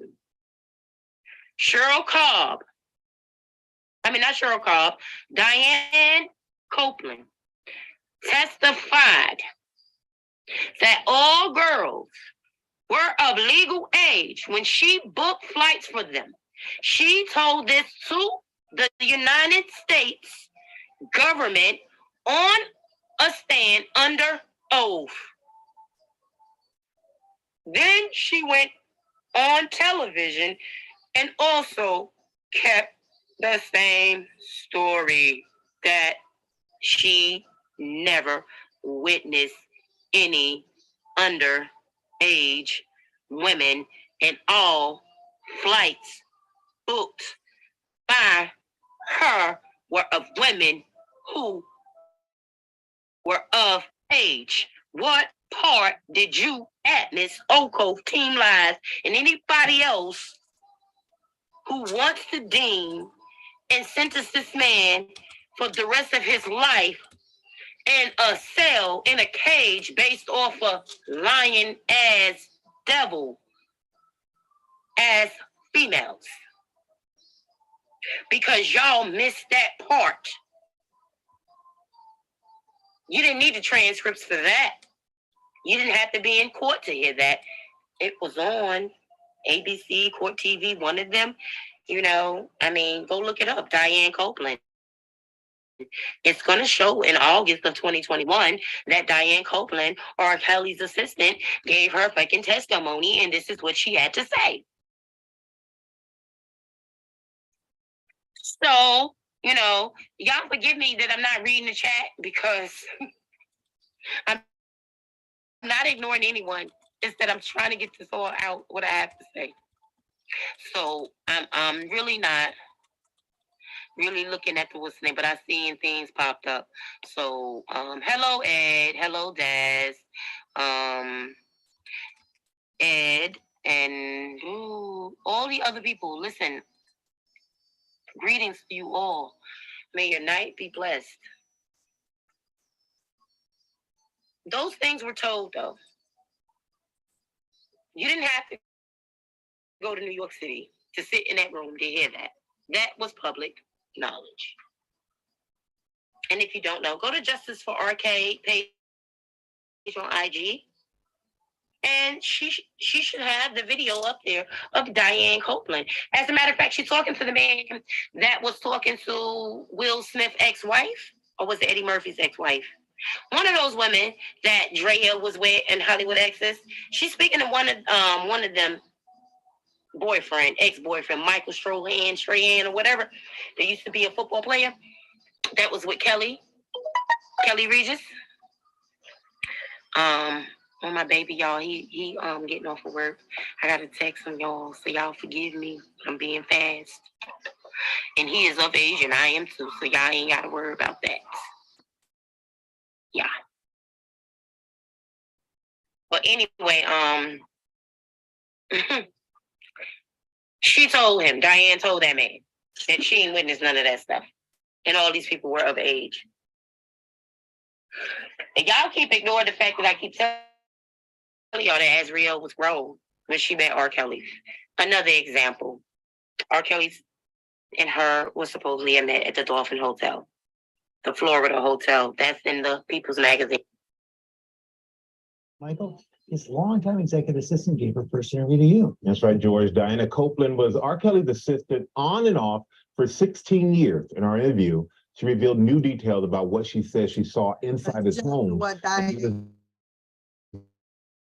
girlfriends and his female visitors. It's the bombshell trial making headlines. R&B superstar R. Kelly in federal court. At various points over the span of nearly 2 decades, allegations from sex trafficking to child pornography have swirled around R. Kelly, but he has not been found guilty of any crimes. The singer, now back in court and claiming his innocence again, pleading not guilty to multiple federal charges, including racketeering and sexual abuse. There were women always, coming at him. Diana Copeland served as R. Kelly's executive assistant off and on for 16 years, taking the stand, sharing details from her experience working in his homes. I believe I can fly.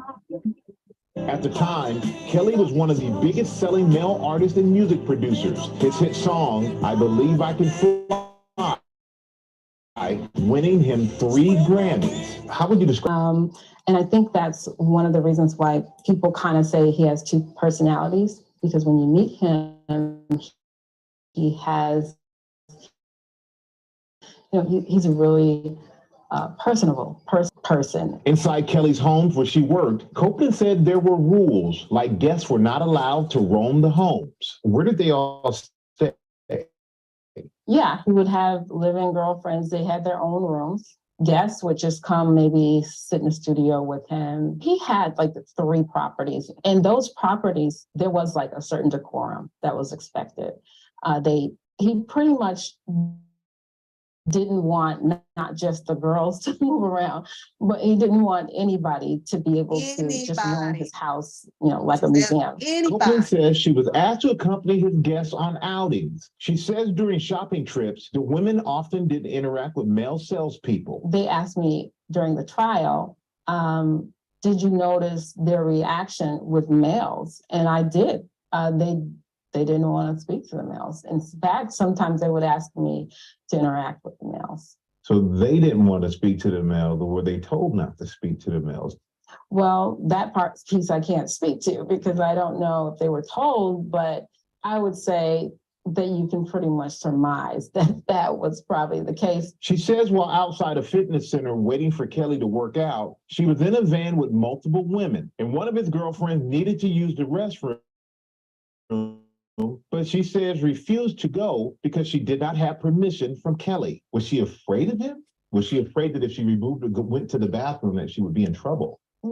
That's, a question, I guess, for her. But what I can say is this. There are certain rules that are put in place for safety because when he gets out of the vehicle, he's highly recognizable. So now whomever gets out of that vehicle, there's a spotlight, a target on that person. No speaking to men, the texting to use the bathroom, none of that raised an alarm for you. You didn't think any of that was a little strange? I know Robert, the family man, the businessman, but his personal life is Robert's personal life. So my job stops at the threshold of his bedroom door. Copeland says multiple live-in girlfriends and other women would visit his homes, and one of her jobs was making their travel arrangements. In court, Kelly has been accused by some women of traveling them across state lines when they were underage. Another alleged victim telling the jury she was even held captive for several days. Diana maintains she didn't see anything like that. When you're making travel arrangements, of course, you need the date of birth. So how old were these women? They ranged in ages, no one under 18. In fact, when this case came up, I'm reading that women are locked up and kidnapped and these things of that nature. And that's not what I'm seeing. I'm not seeing anybody that's trying to leave or any locked doors. Every woman that's left has walked right out the door. Did he ever ask you to recruit women for him? He's never asked me, but at the time, I'm only saying that he was R. Kelly. A mega superstar. He needed no help. I mean, absolutely no help to recruit women or to get women. Is there anything that you think you would have done differently? Looking back, I think that I would have done things the same way I did. I don't think that anything that I did was wrong or and I also don't think that anything that I could have done would have changed what Robert did. I can only control.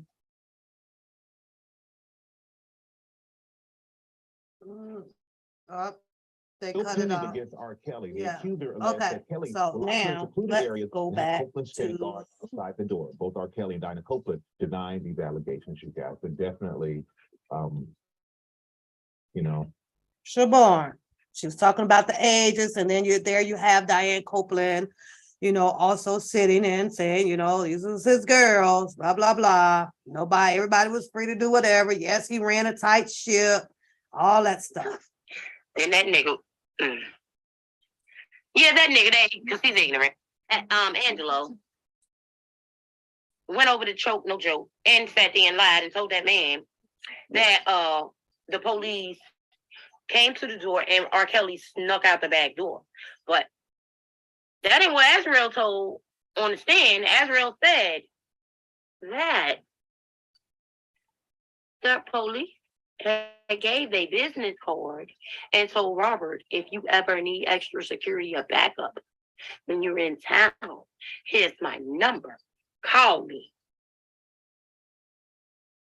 So at what point does Robert sneak out of a door? How does he sneak out of a door? Even if it's like a join-in suite, he still has to go out of a door behind the officers, and they would have heard the door open. And if they're looking for sex crimes against a child, a minor, wouldn't they be alert to make sure? And I'm sure that they was told by or asked a question to the people who worked at the fucking hotel, whether or not that was a conjoining suite. And wouldn't you think that there would be a police at the door waiting for anyone to come out the other door? Make it make sense. Y'all want to act like y'all so intelligent and you know it all, but y'all ain't making no sense about the stuff that you're saying about this man. Anything is being told and people are running with it like it's truth and it don't make no sense. That's just like if you a cat, what the fuck I'm gonna give you a dog bone for? And you run with it like, yeah, this is what cat's supposed to eat. No, that don't make no sense. That's not what you're supposed to do. So stop acting like that's what it was supposed to be when it wasn't. It had nothing to do with the truth. It was all a lie to cover up what Alice Teresa Foster Clary was doing, which was pimping out her daughter. Period. Pimping out her daughter. So now, Azriel also turns around and say R. Kelly slapped the shit out of her in September in a park when she tells him that she is 17. Now, to remind you, R. Kelly was on trial from 2002 to 2008 and was acquitted. And a year later, Geronda is claiming that she was sexually involved with R. Kelly. And she tells R. Kelly after they had a sexual intercourse, hey, I'm really not 18. And he says, okay, so what's the problem? Well, just act like you're 21 and tell people you are. But slaps the shit out of Azriel. Years later after his fucking trial. You know what I mean? Not a year later where things can come right back up and his black ass can go right to fucking jail. Does he slap her and tell her, bitch, you better lie about your fucking age? He doesn't tell her that shit, but he does this to Azriel. Get the fuck out of here. Make it make sense. That don't make no fucking type of sense. So let's not pretend that it does when it doesn't. You don't have to have a college degree. You don't even have to have fucking finished elementary school. If you got common fucking sense, then you know that that don't make no sense. When he was definitely at risk of going to fucking jail. Again, we wouldn't have to wait until 2018 and 19 in 2021. He'd have been locked up 2009.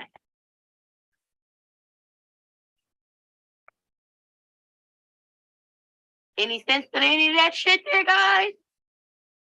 Help me understand. Make me think or see the picture as someone else is seeing it, because I don't see it that way. And I can't even fathom how it makes any type of fucking sense.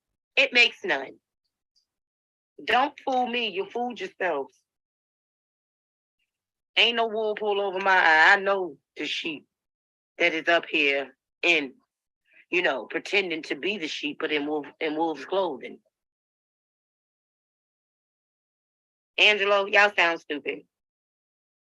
R. Kelly snuck through a door. And Atmos, you can go to Choke, no joke, go to his video, and you should be able to see that part where that man mentions that all that took place, where I got, kicked off of because I was confronting Angelo about him having the Dust of Dawn Productions, where he was prostituting young women and charging them $75 for 8 hours to have sex, But I was just trying to clear up some things, and it was leading to something that was important. But my information wasn't needed, and I was kicked off of that channel and blocked. But I ain't mad, Joe. Get your life, boo-boo. Do what you do. Because I've been doing me and been doing it well. Ain't no love lost. Everybody gonna have their own opinions, and you entitled to that. However, I'm gonna be giving you the truth because I know. because I actually didn't just wake up yesterday and come into this fight. I've been in this fight for years now. So I know that we're being lied to. I know that game is being ran. I know that people like to throw other people under the bus and hide their hand. But no. You can't hide nothing from me. I see you. I am very aware of y'all actions, deceit, and lies. Angelo said that Miss Bogine owe him and his family an apology. For what? Letting what the government kept hidden from the world? Because everything that they put in Motions and Discovery was to only make R. Kelly look bad. They never wanted to show. Neither did their attorney his attorney ever wanted to show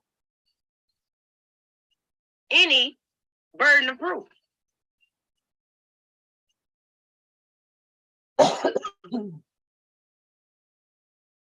Atlas, you said Judge Donnelly, for some reason, didn't want to put the parents in. But let me tell you the reason why was because that the world have known, besides his supporters that were there and who wasn't there, knew that the shit was bullshit. But those who did not know would have actually heard for themselves legally that this was some bullshit. Altogether, you can't make this shit up. So let's just not. There be no apology unless you're giving it to all of us over here, telling us, because Alice is not getting us. Alice is trifling. Alice is no good. The Savages are no good. All of them are dirty and trifling. And do y'all remember when Angelo and Tim went live on Instagram years ago? And they was talking about Asante and Kitty. And Angelo had to say, and you motherfucking Kitty Jones, you motherfucker. Keep my daughter name out of your mouth. And Asante McGee, you don't know shit about my daughter. You wasn't around my daughter. Y'all remember any of that? You don't remember hearing him say Lisa Van Allen name, though, do you? I bet you didn't. Because what I have came up with is that Lisa, because she's the culprit, she's the main one who played the part in taking R. Kelly down, even with the Avenatti bullshit. They did not participate in the second R. Kelly Lifetime bullshit because they were being treated or done a certain way. They did not participate out because they did not want the heat to come on them. They did what they needed to do and move the fuck on. Because all of their, even down to Geronda, go to her Geronda'sPage.com, her own page. She doesn't want R. Kelly convicted and does not think that he should be muted. Do it. Make it make sense. Nobody had any intentions on Robert being arrested. Everything was just to keep him from making money and to slander his name. But Avenatti and Kim Fox made sure that Robert got locked up. So with that being said, well, Daddy Lolo, you know they're not going to go speak on it. They're not going to do none of that because, see, what's in the motion is going to prove that Robert didn't do anything and that these women were liars and that they set him up. So they're not going to do that because in their minds and their whole agenda is to keep Robert locked up and to make him look as a pedophile. Gerald Griggs, the savage attorney, told everyone that there was no underage females. He surely did, Ronnie. He did, and even Jim DeRogatis said there was no case. And it wasn't. But the Me Too movement was on Twitter, along with Avenatti, and along with Kim Fox, and along with the head leader, not the one who looked like KRS-One, but the one who calls herself the goddess, the empress, who fake burned her house down for money. insurance fraud. I can't think of her name because she was never important to me. So, you know, really, when you're not important, I don't really remember your name. So I didn't remember her name. But they all was with the Mann Act, and they pushed the Mann Act. They was pushing it. They were pushing it and pushing it and pushing it hard.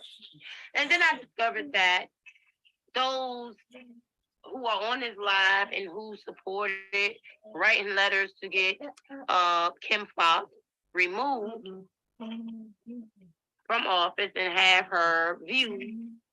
The mayor at the time was Raheem Emanuel, who was also the chief executive under the Obama administration, who also worked with Michael Avenatti in a research media film. And I'm not talking about a movie. This research media group job is to control the public and give you the idiot box and exactly what they want to be put on the idiot box to control what you believe and what you don't believe. They had the power to do so. So they were the influencers of media. What you know and what you don't know. What is to be known and what is to be kept from you. So Raheem Emanuel was one of those dead people. And Raheem Emanuel was working with Michael Avenatti and Barack Obama in the media. Y'all give me a moment. Excuse me for a second.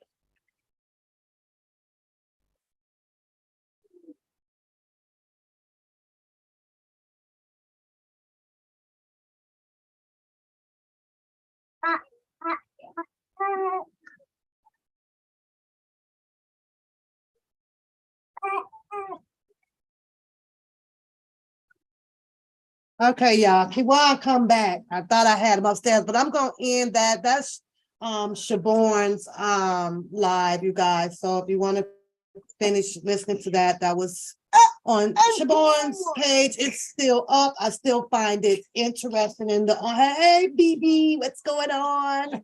Hey beautiful, what's going on? What's going on, girls? I'm glad to see Lady T, Reba, what's going on, y'all? So I played that, you know, just to remind people of where the argument should be lying out here, you know, and the beef and the arguments has been amongst a lot of people. We all know who they are over a situation about money. But if we go back and listen to the purpose, the principle of why, or if you're going to be having a beef out here, and that is to continue to discredit the subjects that brought allegations against Mr. Kelly. Pretty much that's it in that song. But we don't have that. We have a lot of subjects that has interjected to be ahead in leadership, you know, the money ship, and just hatred. And I get that, you know, it doesn't bother me about who hate who. I don't care about that. But what I want to go over, because I have nothing to do today, is do y'all remember all of the text messages that came out, right? And we know that some of them may sound weird and we can kind of discredit some of them or whatever. Do y'all remember all of the names, which is irrelevant? Like I said, I'm just talking about, just chit chatting with you guys, because the case, you know, the gavel has hit, and, you know, they have convicted him and issued him his years for New York, waiting on an appeal, and now Chicago is coming up. But do y'all remember the names according to the subject that they gave these people? Employee number 2, employee 1. Do y'all remember those names? Some of them I don't remember. Some of them I do. I know Ashanti was in some, and Niece was in some, and it was quite a few. Donnie, all these people. A lot of names that we just don't talk about out here no more. So if once the time has passed, we'll forget about all of these names. Do y'all remember those text messages that came out? And sometimes, I go back and I'll kind of look over all of the paperwork that I have just to keep it as a refresher, because you can always come up with a red flag somewhere and you want to ask yourself, well, wait a minute, and how did this happen? How did this happen? One thing that we always would say to ourselves or amongst each other is like, how is this so when we can determine or we have determined, the Mayweather twins, Cheryl Mack, that Mr. Kelly was just a very busy person, right? In studio and traveling and so on and so forth, right? So we always talk like, how could something like this have happened? And I had decided amongst me asking me that question, like, well, of course, if you have a bunch of females around, you'll get into that jealousy thing, right? Where the man may be doing more for one than he is for the other, right? So I hate sitting off screen when I'm chilling with y'all. So hush, boy, I'm gonna take him right back upstairs. I locked the gate, but somehow he brought his butt back down the stairs. He brought his butt back downstairs, came right back, right? He didn't ate too. He had his yogurt. So, hey, beauty. Y'all remember that? And let's reread some of these, And then I got another video just to play y'all in case y'all have not caught the channel. I'll let you know what channel it is. I don't know how often they came on. And this is a channel where Tim Savage appears on and he speaks about joy, and I found something that he said that he didn't say. He switched it up, it's about how joy, I thought he took joy to college, but I don't know. Anyway, I'm gonna let y'all hear a piece of that video too. And that's not my video, but the host of this show that sits on there with Lizette, instead of him just kind of hosting it or whatever, when I tell y'all this man sits on here and agree to some shit, and I'm like, you ain't never been around. He on there, and you shouldn't have. And I don't like people like that. Sometimes you just gotta listen when you're the host and just ask the questions. But when you want to get to talking, I'm gonna beat you up. You want some? Do you want some of this? I think he's sleepy, y'all. It might be nap time. So all the time, love bug. I do when he hear this boy is up under me worse than Teddy. However, Teddy's gotten older. Now, if I had the little arm baby, if I had baby Emma, Teddy will be right here. But as the kids got older, he separated himself from them. And I think it's because he can pick up on the older that they get, they tend to want to nitpick at him, popping his ear, pulling his tail, or anything. And he doesn't like that. He doesn't want you around him like that. So he separated himself from the kids as they got older. But let me get baby Emma. Girl, Teddy gonna be right here trying to crawl on my lap with baby Emma. He feels like this one here is like, I gotta protect this one, right? This is a baby, or this is my baby. But when they get this size, Teddy don't want shit to do with you and don't want you around him. So he'll go hide, he'll go up under the bed, or he'll go in his cage. Now this one here, he'll try to climb in the cage with Teddy and want to pull him out by his tail and stuff, and Teddy don't be having that. He's like, don't play with me. Don't play with me. I know I ain't got no teeth, but boy, I'll bite you, So he gets away from the oldest one so that he don't come off mean to them. Yeah, he jealous, girl. He don't, and you got to see them because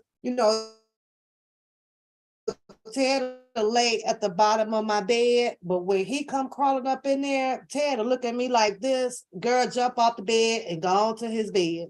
He look at me like, oh, so this how you gonna play me?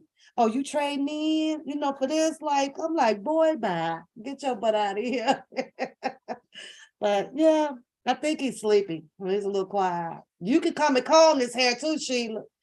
Cause this stuff come about right here. Who finna be braiding this every day? not me. So right now it's just nappy and balled up. Balled up. Beep, beep, beep.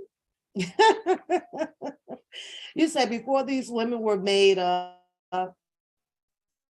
think it was Lisa Van Allen in the interview with Big Corner with the white lips. He said, what's going on, Miss Denise? Yeah. Yeah. So your Yorkie like that is with your G baby. She's 7 months cracking. Yeah, for some reason they love the little, the little bitty babies. When they get older, shit, they don't want nothing to do with. He won't even let like them walk him. Like I don't think so, But I don't know. Guess he's protecting the baby as if it's his own. So that's I'll be cracking up. Remember the first text message that came out, you guys. I'm gonna be looking down because I'm reading. Remember, it says that this was from employee number 2. It was an incoming text coming in. It's got the date on there. This is all happening around 2015, starting at 7 a.m. in the morning, right? It says Rob got a niece. Rob got on niece. Do y'all remember who niece was? About lying. 2015, remember that year. About lying, and already, just that quick, she has lied again. But this time was not just literature. I'll tell you, she was talking to employee number 3. Later, we're at the studio. So right there, that tells you that they're coming and going, right? So they're not locked up. They're not in a dungeon. He ain't sexing them because they talking to each other. So, I was doing an elimination process when I was reading this when it first came out. She says, well, we're at the studio, so I can't talk. Then employee number 1 goes with the outgoing here on the same day, a little bit 12 minutes after 7. She says, not just literature. Well, did Pastor Rogers send his song? Oh, Mr. Kelly's working on music, huh? Okay, so he ain't fucking. He ain't got you tied up because you know what he's doing. He's getting ready to work on something by Pastor Rogers. So the next message comes in from employee 2 again. Yes, but right now, Rob is working on his show. He's working on his show. Yeah. Hold on, y'all. The code come and get him because he's got to go upstairs because I want to read through this. Then I got to order the tickets for the zoo tonight to go see the lights. Then I want to play y'all this other video. So 1 second. Let me get her. I know I put that gate up and he doesn't know how to take that gate down. So somebody took the gate down. So she says, yeah, but right now, Rob is working on, you got the water open.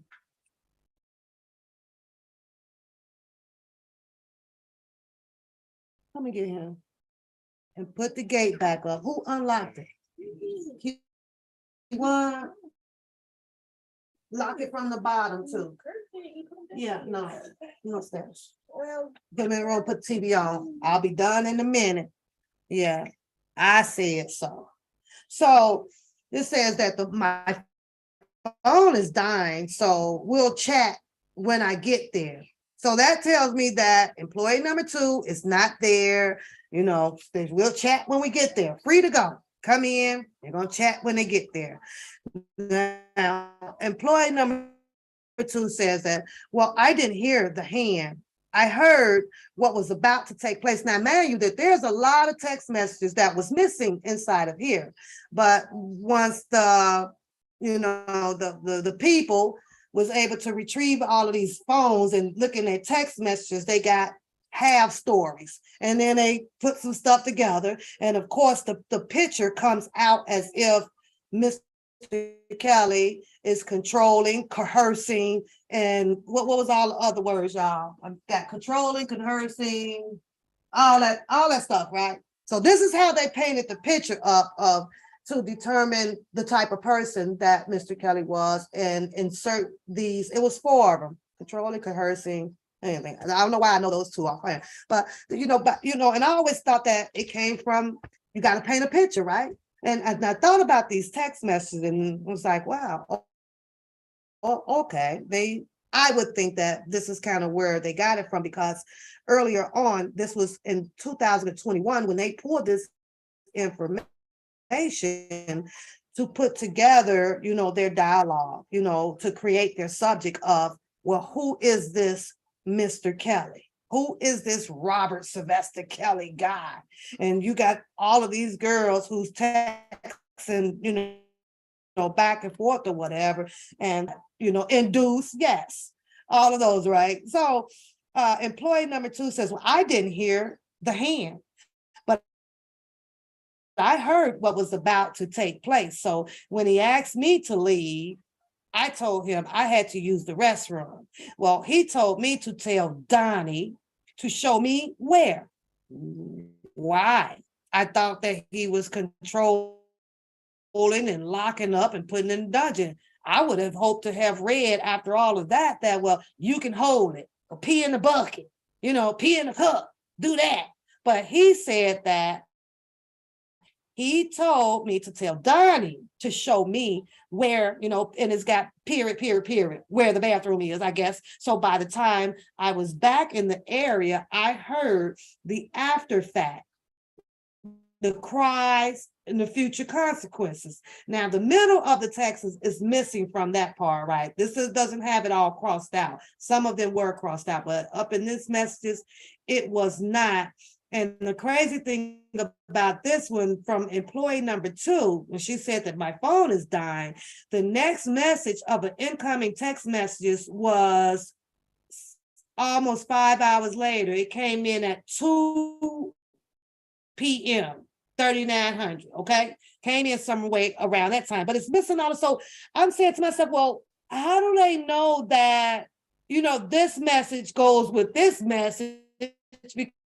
Because there's such a distance in the time of texting back and forth to each other, right? So something in here was started to tell me that now these people kind of copy and paste how they wanted this to be in order, as if this person at this certain, right away, boom, boom, boom. But it doesn't appear like that to me, right? And then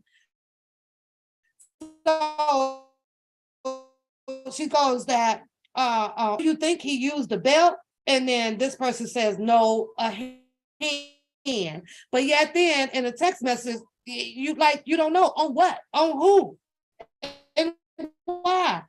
But so it goes on, employee number 1, different day, different time. We're now into October 12th, all the way from text messages from April of 2015. The next text messages didn't even start back up until October 12th. But where is she? Where are you? Well, she's in the back room. I'm still in the front. So he had her in there all day. Has she come out to use the restroom or eat? Where's R? Guess he's not there, right? Well, where's niece? Who is niece? Ain't no need to hide names no more. She came out to go to the restroom and eat. She did. Okay. They are still in the room next to the studio. So they can come out and eat. We wouldn't know how they didn't, they didn't eat. He locked you up. But of course, there was a text message here that says that no, she came out to go to the restroom and she ate. They are still in the room next to the studio. So employee 1 says there's furniture in there now. Employee 1 goes, well, why is he holding her there? Didn't they come out? That's my girlfriend. That's my man. So to me, it was like these were, I don't know, mad texts coming from different women or people around him, and they want information for themselves. Some of them are mad, conversing back and forth because, well, why is she in there? I'm supposed to be in there. It might be my turn. So employee number 2 responds with, well, I don't know. I don't know. Where's none of it is.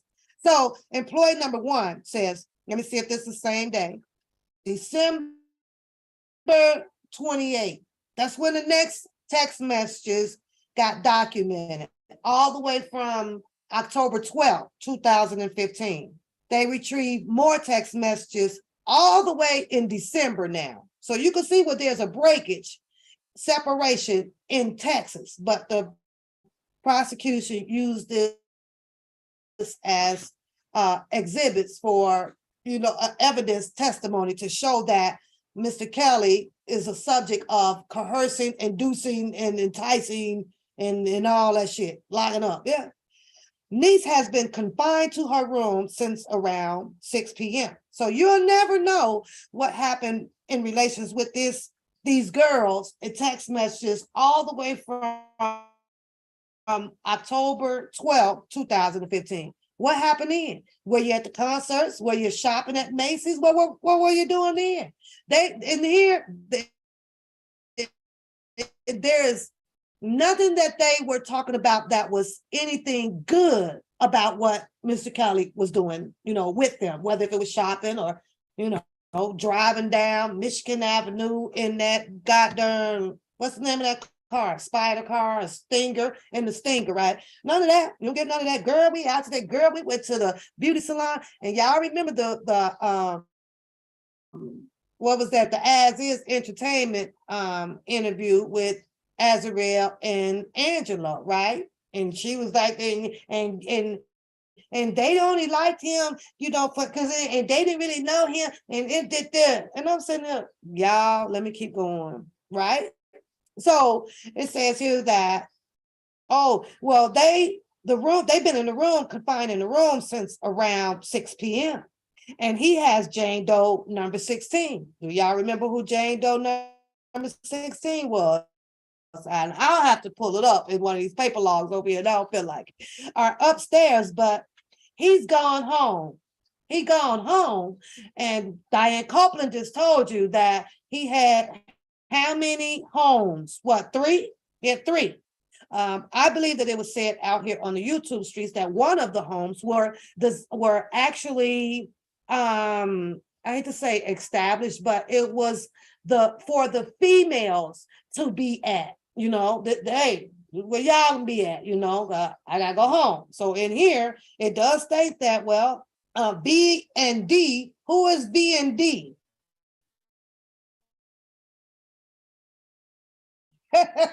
Who is VR is gone home. So employee number 2 says, oh yeah, 6 p.m. yesterday. And replying back to, how long niece has been confined to her room since around 6 p.m. Now, these got to be some straight up dingbats, right? Because if R then went home and he told me to stay in the room, I promise you, I'm coming out that room and run around, do whatever. Now, R might show back up at 12 tomorrow. You will hear that key turn that door shit, then I go on back to the room. I ain't sitting in no room knowing that R has left the premises and went to another goddamn, yes, girl, the man is bad, to his other home. Like, these got to be some really, really, dingbats. I don't know. So this is where it gets scratched off at with the same day, December 28th, coming in from employed. Now, and this is going out from employee number 1. Okay, but I will need it back because I owe Melanie money for picking up the gift cards for niece. So not only is Mr. R is around shopping and they doing this and buying birthday cakes and it's going stale and all this shit. Hell, you got employee number 1 is also around, the camp that's able to spend money. She said she's owed Melanie some money for picking up the gift card. She was out around there buying niece some shit. So they wasn't getting their money taken away from them. They didn't have some money, or were they spending our money? I don't know. Jane Doe, number 16. So you owe me $40 on those. We would never know what those were because they never put it in the text, because they are $40 each. I gave R back his change. They gave the devil, they gave the pedophile, the pedo man back his money, $110 from the $500 that he gave me for his gift, or bought his own gift. They went out and got it. She gave the change back for it, but it was, yeah. They gave the monster back the money, back his change. Yeah. So she's employee number one says, yes, yesterday, actually, maybe around 8 p.m. So now they are into January. This is when the next text messages get documented in the exhibit, right? January 2016. So that makes it a whole month, not a whole month quite, maybe 20 some days before January hit, from December 28th, right? To put out some more information when the shit hits the fan. To me, these text messages come about like when they just could not, have their way, when they weren't doing exactly what they wanted to do. Now they mad. I want to know, well, what happened in between December 28th all the way to January 1st. What was going on there? It says here that what is she doing? Employee number one sent that out. Are you cool with not getting out? Because it's New Year's, right? It's time to go get jiggy with his party time. So employee number two says, no, land on the back seat after playing in his pants. Yep, I'm sleepy. And it's only the guys. She was playing in his pants, y'all. How old was she when she was on the back seat playing in the pants? Do you have Deborah's number? Who is Deborah, y'all? Well, do you have Deborah's number? She had to ask her twice because she didn't get an immediate response back. So employee number one says, so what happened? Well, she asked him over the phone because she want to go out. Keep in mind, well, it's New Year's. Somebody want to go out. Well, did she tell him why? Well, what did he say? Then there's a G, but she put a G there. I don't know what the G stands for. Good, maybe, I don't know. So it's still New Year's. She was asleep with her head covered, and Van, everybody know who Van was, called for my charger and barely cracked the petition. So we know that Van is there, and employee number one is there. They just all there, just having a ball until somebody gets mad. Then they want to text what's going on with the other person, or what's happening with the other person. I don't know, girl. It's working it out. I don't know. So she says, and well, what did she say? Talking about Van. Partition. You don't know what the partition is, right? From the charge, barely cracked the petition, right? So employee number two goes, and almost 5 minutes later, she told me, next time, do not let the partition down without telling her. Who that sound like? Who is the bossy girl? Who the bossy chick? Who want to be second in command around the house, y'all? I told her she was asleep with her head covered, and the crack was so tight that I could barely get the cord through. You see, now they arguing. You can tell they arguing. They ain't liking each other. This wench calling me up, want to use my damn charger barely, and almost breaking the damn partition in it. Make me sick, da da da. Yes, BB, yes. So employee number one says that we still at 2016, right? Yep, we still in New Year. And what did you say? Well, she said, I don't make no rules. That's what Van, this Van responded, y'all. I don't make no rules. Who are you? You don't make no rules. So, here, this is leading into where the women, the girls, or females, whatever y'all want to call it, was having more problems in the house that they had to themselves because ours gone to his other house, 3, 4 more houses, and they can't stand each other up in this damn house. They can't stand. I told her, you need to watch your tone with me, because I'm second in command up in this bitch. Yeah.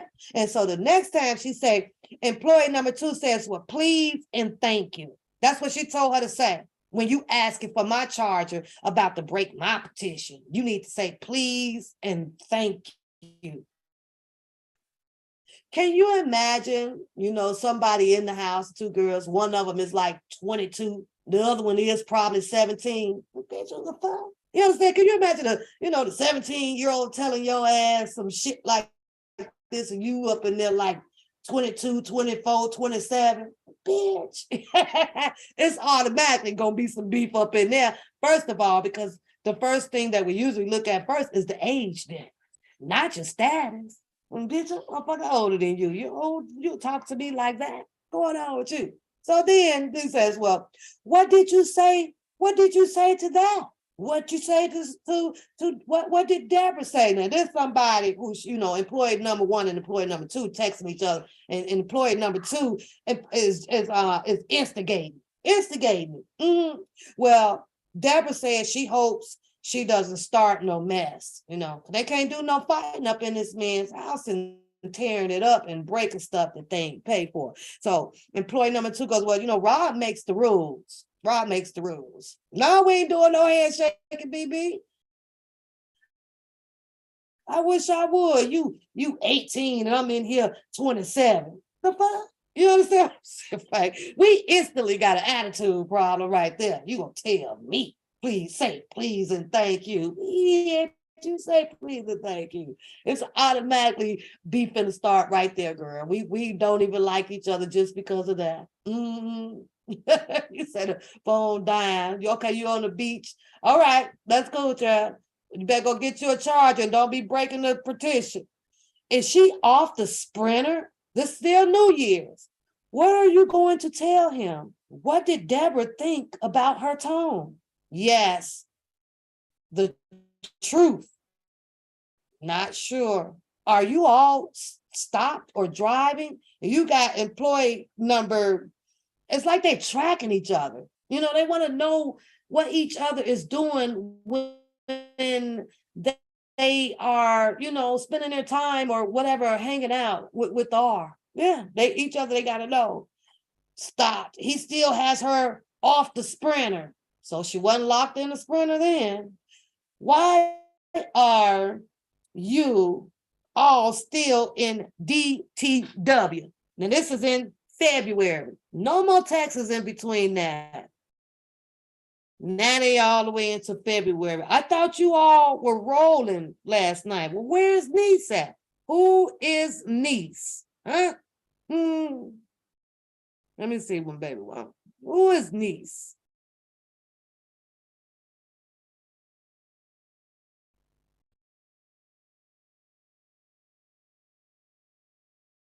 Who is Niece? Y'all want to see my older daughter?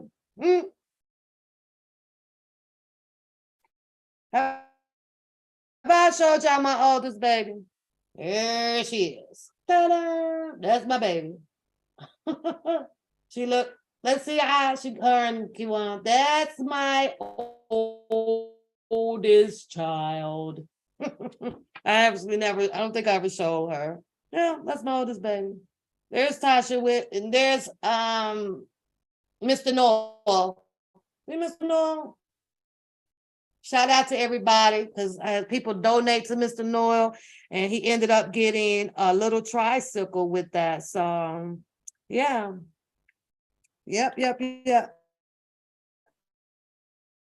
So, I got another text that I got to respond to. So let's finish so we can get through this, because I want to drop y'all a little bit of another video, just the audio part of it, as we talked about Joy, you know, people were dropping some information or so about Joy and, you know, why she won't go home, where is she, yada, yada, yada, yada, yada.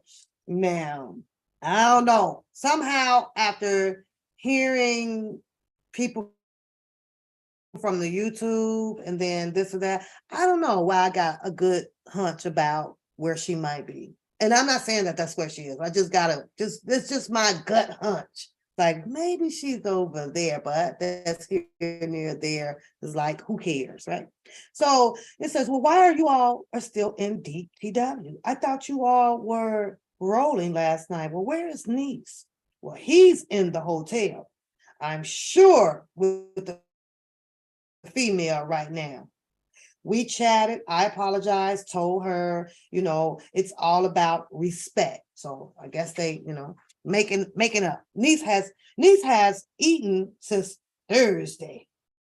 We sat at Red Robin's. They're still eating. There's no monster. They're not losing weight. They're eating. They're out. Yeah, they're out. We sat at Red Robin's for hours and he just gave her some chips, some quesos, whatever, quesos and cold quesos. Did you read that article? I believe every word. Has or has not, I'm just skimming through this, y'all, because y'all remember these texts, right? But it was these texts right here where I felt that once the indictments came and they came out with the subjects of inducing and enticing and coercing and everything. I just got a funky feeling that it all came from the way that these text messages back then set a perception out here to have us believe that this was the type of man that they wanted us to believe that Mr. Kelly was, right? So obviously, we know that there were women around.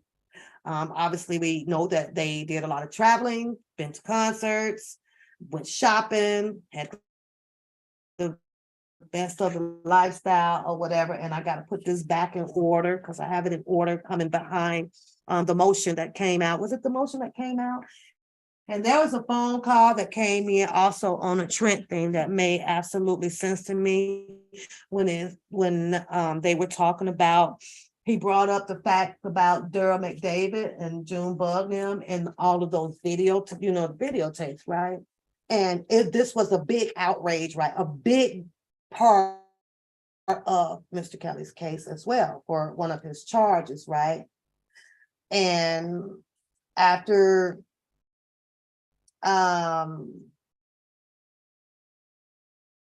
it came about that,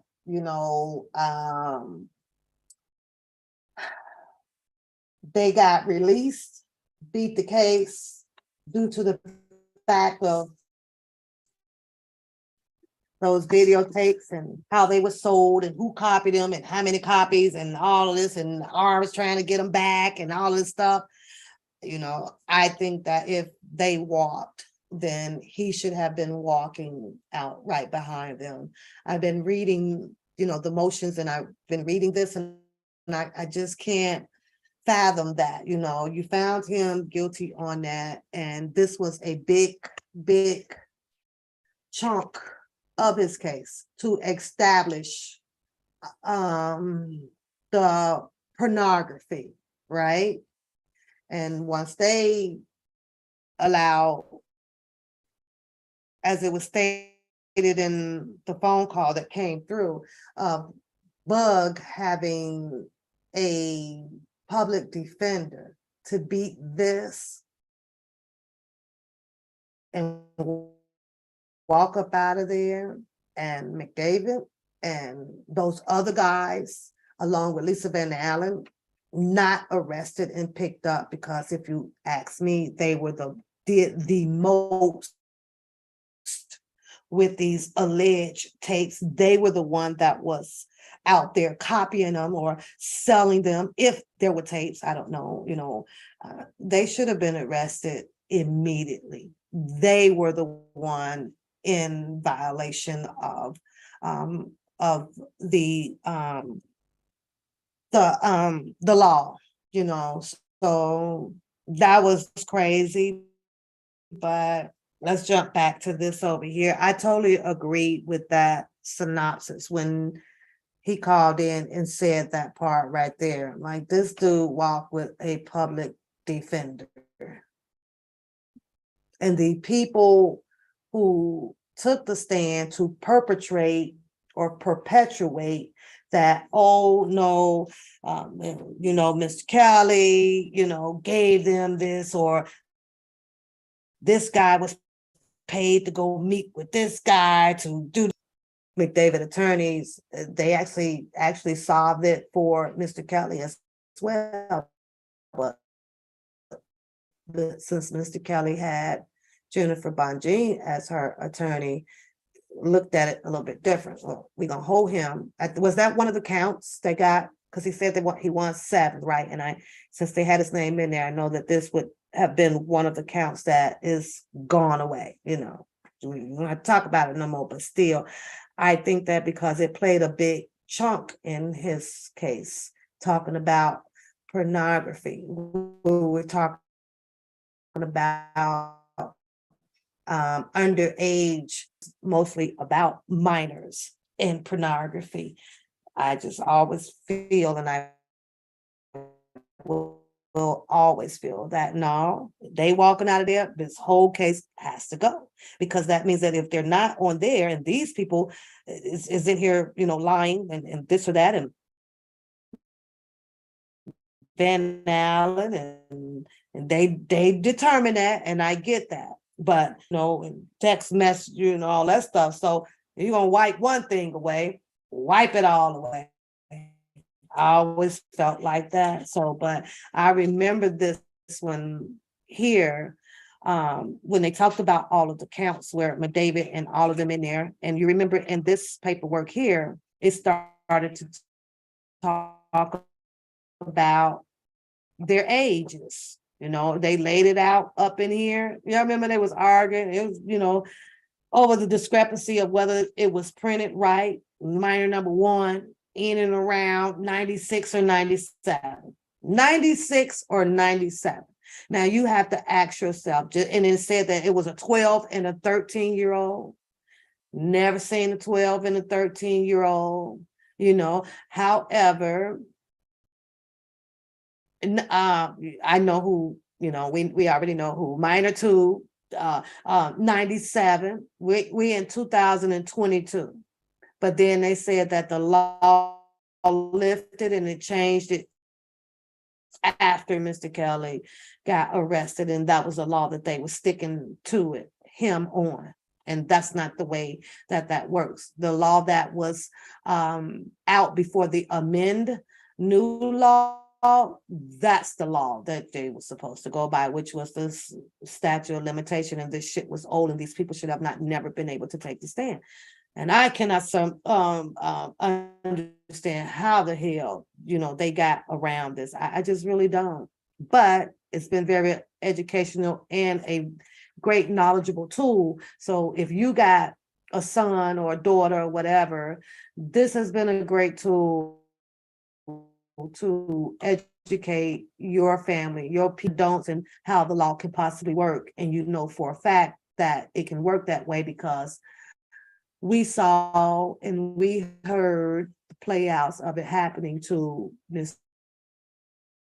Kelly. You have now been an actual witness of it. See, back then, I think I could say, well, I heard it, or this or that. No, I saw and heard how this played out. So minor number 5, 97, 98, approximately 13 and 14-year-olds. This is actually the paperwork here that really blew up, that this got COVID side heated right here. They start putting these out here. Oh, he's a predator. He's a monster. He's a this, he's a that. Video 1, video 2, video 3, video 4. It depicted engaged in a sexual acts with minors. Yeah. That boy, they was heated when they was hearing that stuff. But Mr. Kelly did state that I did not do this stuff. I didn't do this stuff. Yule Brown. Yeah, all these people, like, this shit is crazy. Approximately 2008, they had a whole case written up off of 2008, but because the law did X, Y, and Z, I don't know about hard, was able to move it to a federal where the statute of limitations changed on it. And we can now rerun this. We can do 2008 all over again. Kind of made me sickening, y'all. I kid y'all not. But I have to go back and reread it. This is one hell of a case.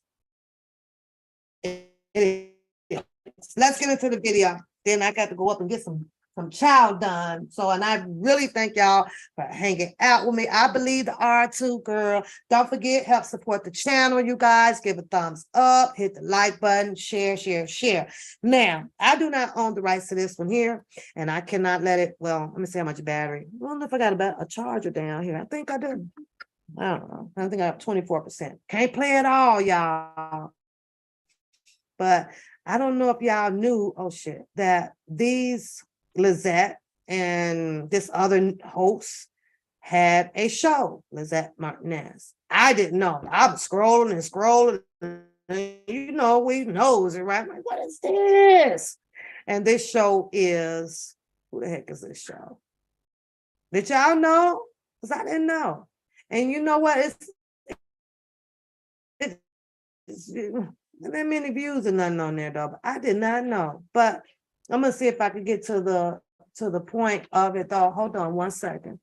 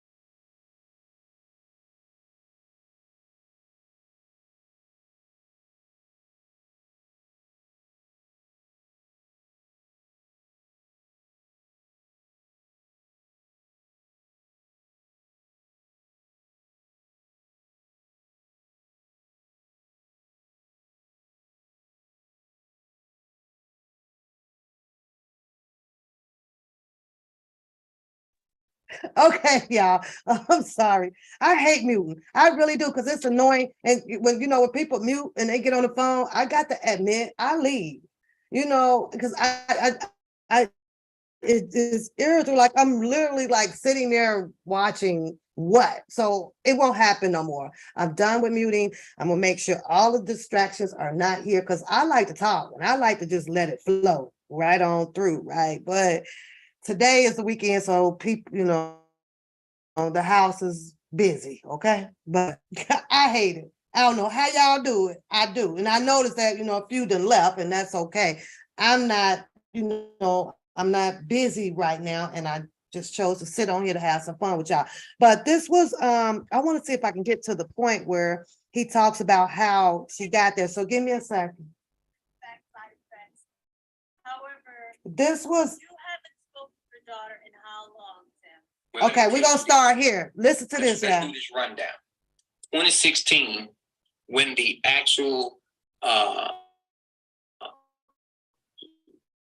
we did a video by mistake. The video didn't even really supposed to come out, but it came out, and we tried to talk to Joycelyn, and that was in December of 2016. Then when we found out she was in college, we were trying to talk to her, and that was the last time I seen her in December 2016. Then I turned around and seen her again with her and Az, and I say Az, I don't even want to say Az full name because she's a victim.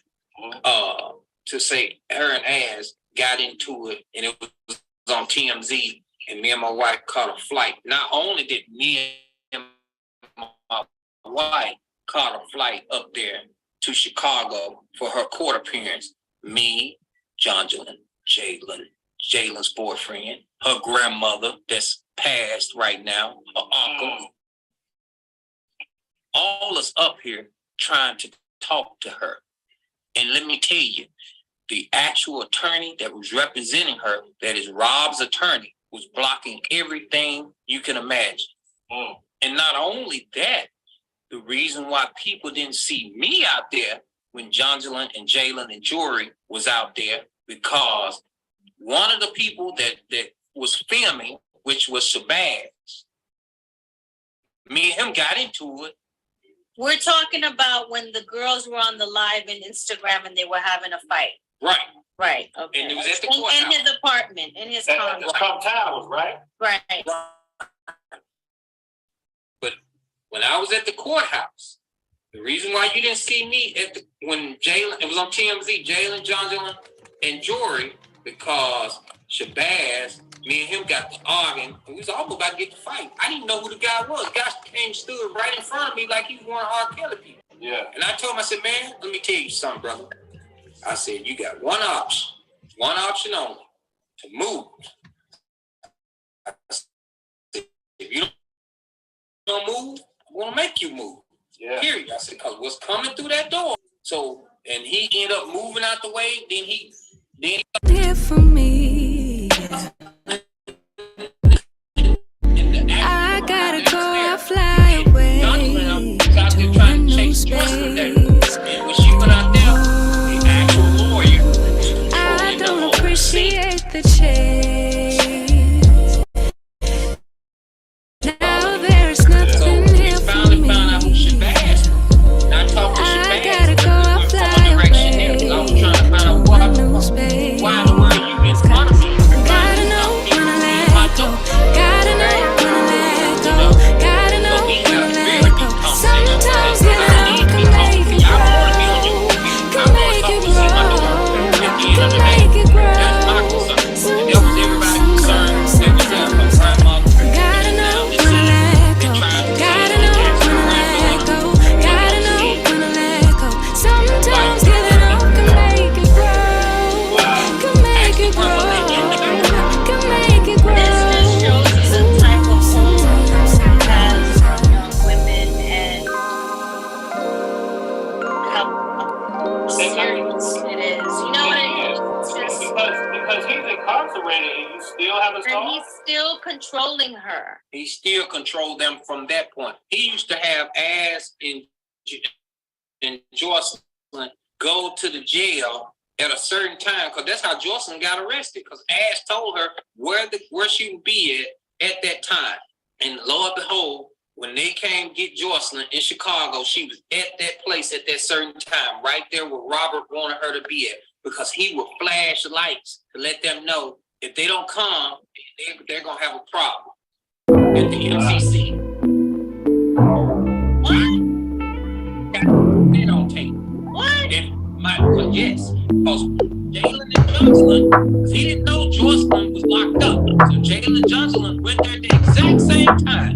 And lo and behold, you can see a flashing back and forth. From the jail? In the prison? From the jail. He thought that Jonjolyn and Jalen was them. Oh my God. Wow. So I have that on tape. What anybody want to do, you can or whatever, have it on tape. Wow. That You're is talking just about facts. You're talking about facts.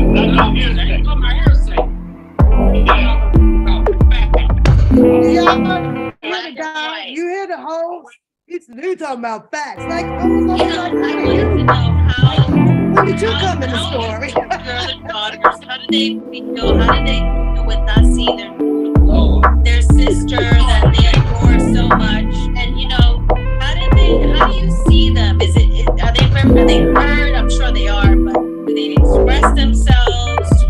Let me tell you a little bit about Jayla.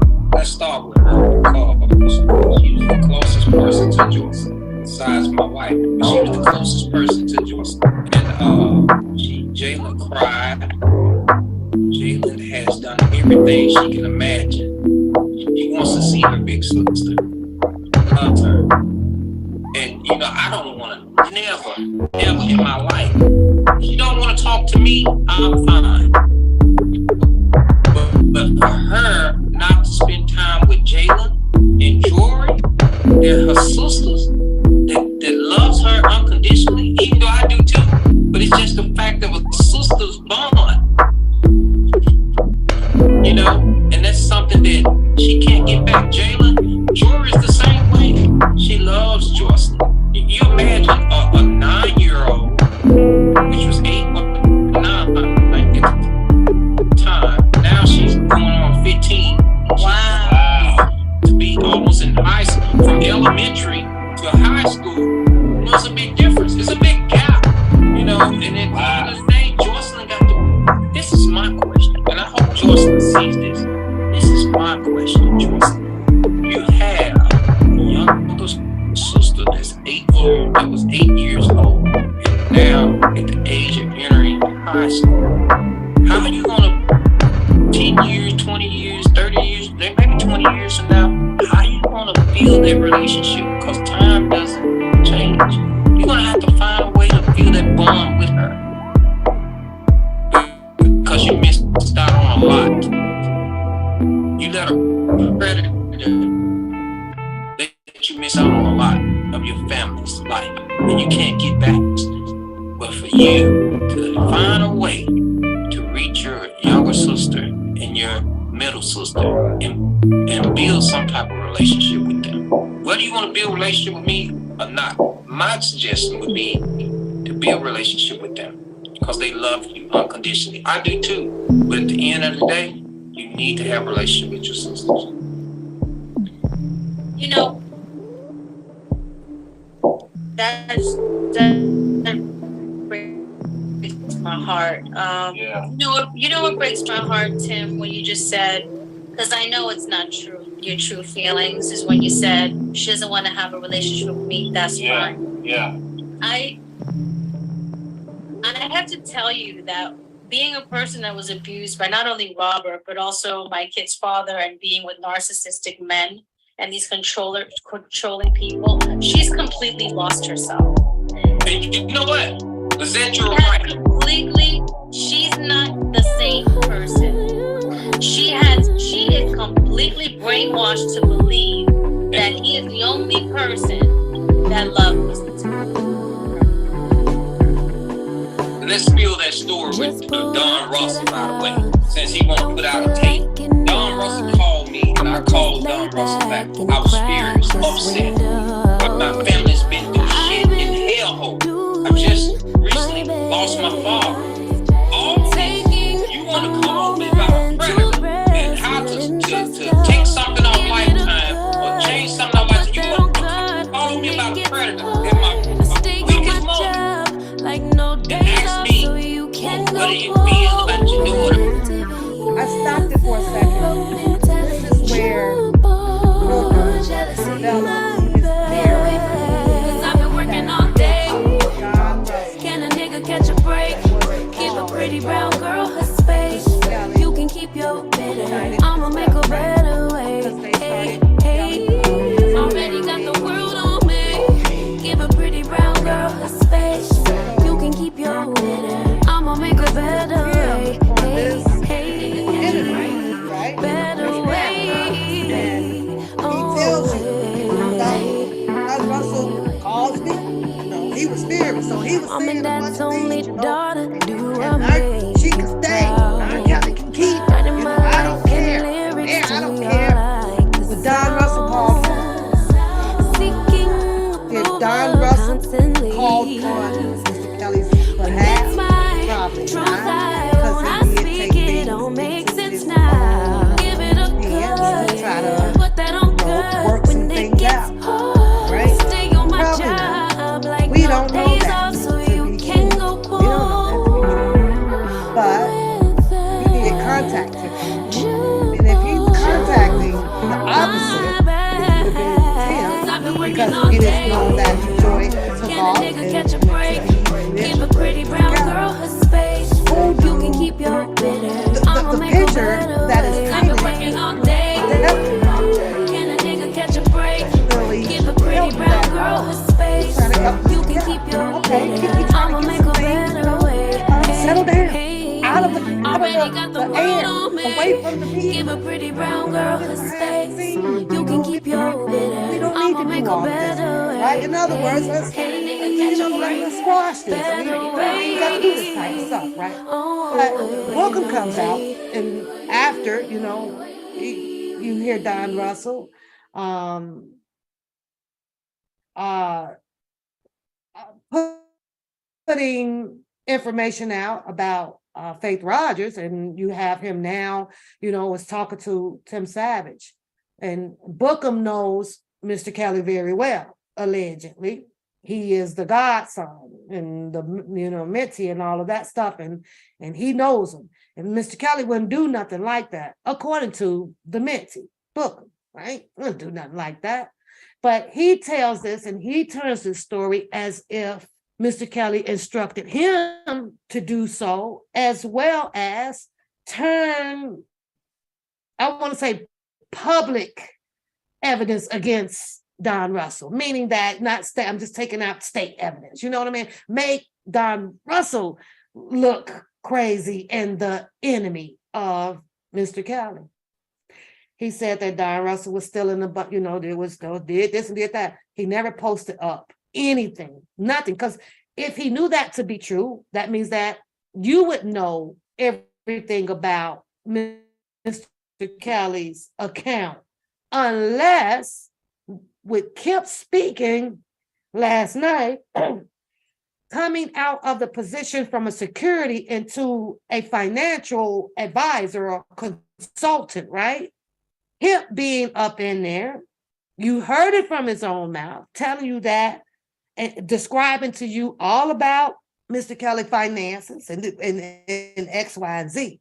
So is it that Bookham is able to say what he is saying about who's stealing what or what's what, and because Kip is giving him this information, allegedly? The music too loud? Oh, my bad. What about now? Sorry, lady, I turned it down. Is it off? You see what I'm saying? Who? So this is where now the public, where they get to see this entanglement, is straddling about who's telling the truth and who's not.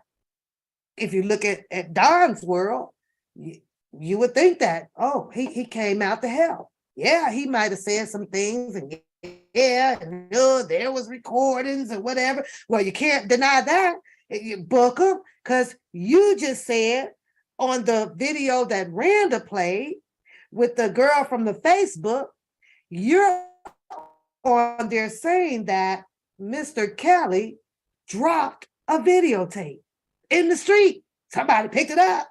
It wasn't in that order, but that way sound good. Anyways, but yeah, you were in, I'm not gonna play the Gayle King, because I really know I get hit then. So yeah, what did y'all hear that on the Facebook page? Huh? Did y'all hear that?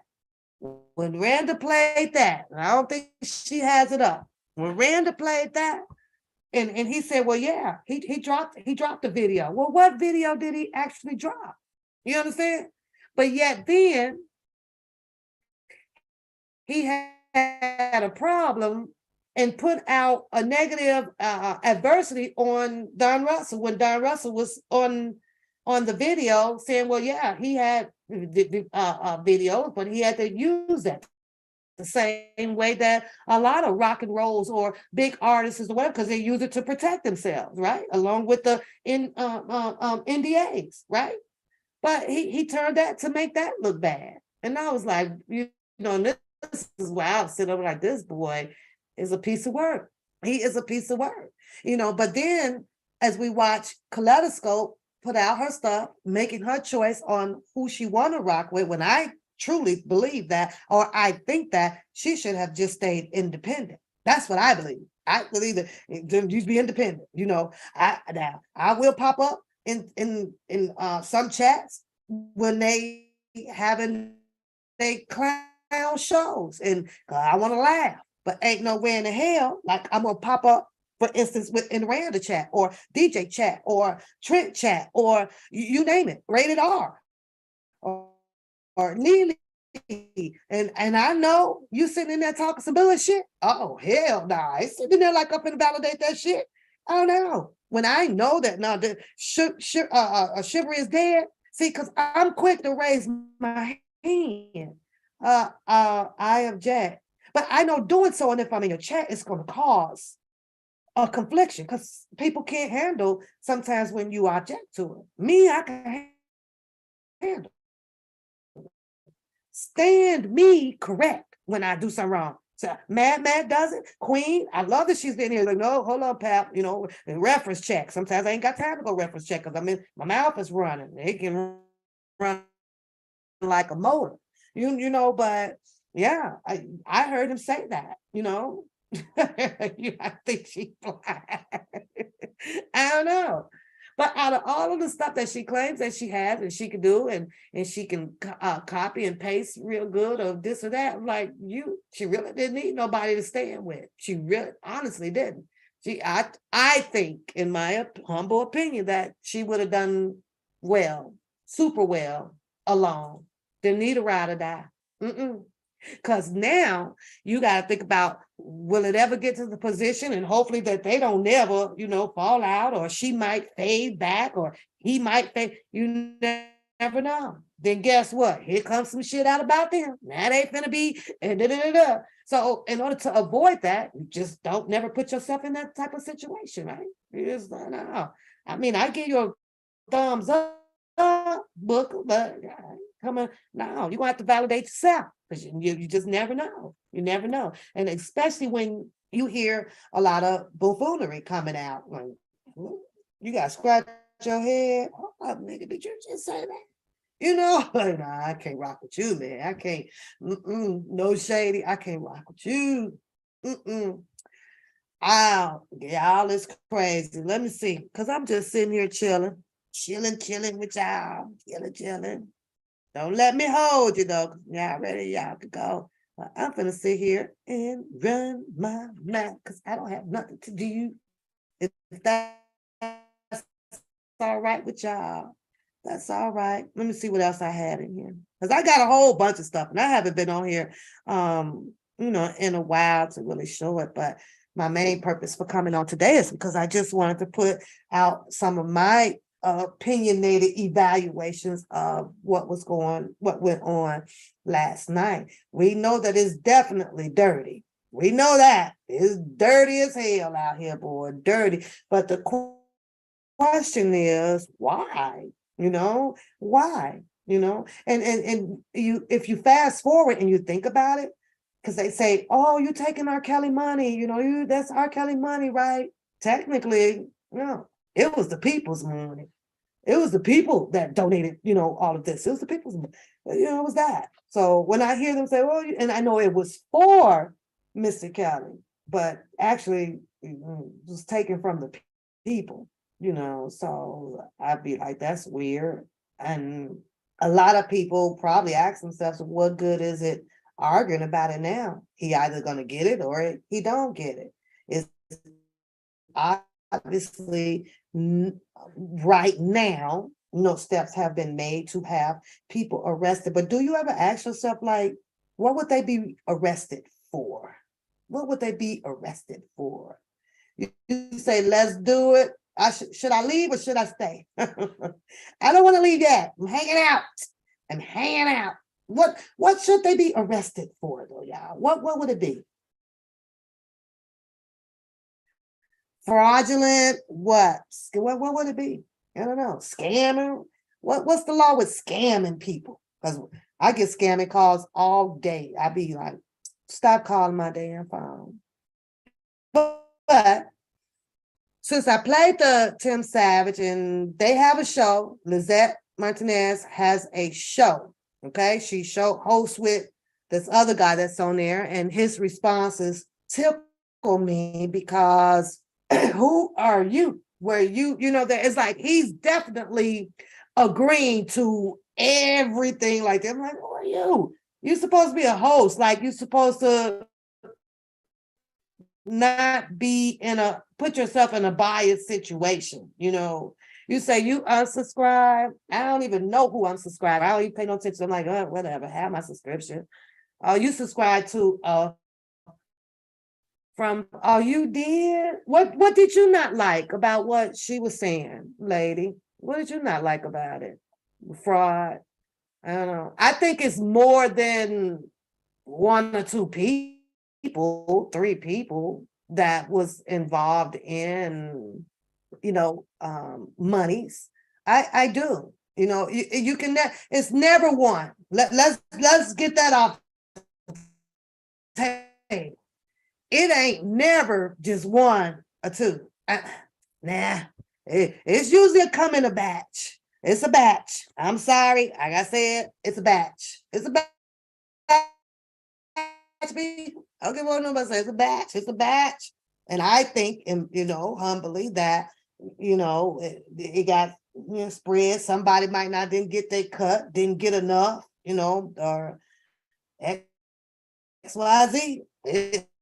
But I think that it was more than so, or maybe I'm overthinking, because I also think that the people, for instance, who start noticing it and who start bringing the noise out here about this defense was a little shady, or you go shut up. Look at you, chicken. We're just scared. Hold on, what they gonna do to you? What can they do to you? We ain't breaking the laws. We solving the crime scene. We solving it. You can't be, hey, BB, you can't be no chicken rolling over here. You're gonna have to get your wings, girl. We fly high. We fly high. We fly high. You know, I lost my sticky things to this damn table. I don't know where it's at. I'm waiting on my other desk. I don't know. My office is a mess though, ain't it, y'all? Oh, maybe, okay, I see. What's wrong? This is why because it keeps sliding. And I was like, where's my suction cups at? And there they are. And press down. So there we go. The goddamn thing just kept sliding. Look at the chicken over there say, I'm gonna be quiet. I'm gonna be quiet. Well, let me see what else I got in my stuff. Maybe we could just look at some videos. You say they can't get it? Oh, they can get it. Oh, Lord, now you done toughened up. I don't know. Well, I saw what Trevin put up. You know, he said, what, January the 8th? I got to pay attention to the weather, y'all, because, you know, it'd be a lot of snow. I ain't got time. I just can't do it. See what my schedule may look like. I might just grab a few balloons, and then, you know, come on down and do that. I don't know. I'm not promising anything, because it's always within God's willing. And sometimes, because we ain't getting no snow right now, so that snow just might end up cutting up, you know. So, but let me ask y'all, since this between us and ain't nobody else here, it's just a few of us, right? And thanks to everybody who has hit the button out there. Gonna try to get me back out here in the algorithm, because I have not been coming on much, and it's because, you know, it's like you just hear this stuff, and it's like, what else can you do? You know, they caught the one guy, Lil Cam, for Offset, you know, the killing of Offset, that's out there. They got, what's the attorney? I asked somebody the other day, that attorney, he's up on the chopping block. Judge Joe Brown has is it Judge Joe Brown? Yeah. Judge Brown on the Dana show, y'all chat. He had something to say about the attorney because and Nick at Night, because they're not liking how he it's his prerogative, right? It's his prerogative, but they not liking how he put out the false information about Shanquella. You even had what's that, Sean Davy Wade? I think he had to retract some things because he put out there was an arrest and then it ended up being not an arrest. You're gonna send some air. That's my sister. So, they gonna float on over there too, huh? You got to put a little bit of rice in there. Make sure they stay, get a little weight, keep them going. What's going on, Unique? What's going on? So I wish I could play some of the live from last night because I would love to critique it just a little bit, but I can't. But you know what I can play? I could go back and play my live, right? With Sean Harris on there, right? I could do that. Let me go pull up my YouTube channel. YouTube channel. Let me find my channel. Done. Let me do this. Let's pull up my YouTube channel, y'all. I could play my own shit, right? Okay, Lubbock.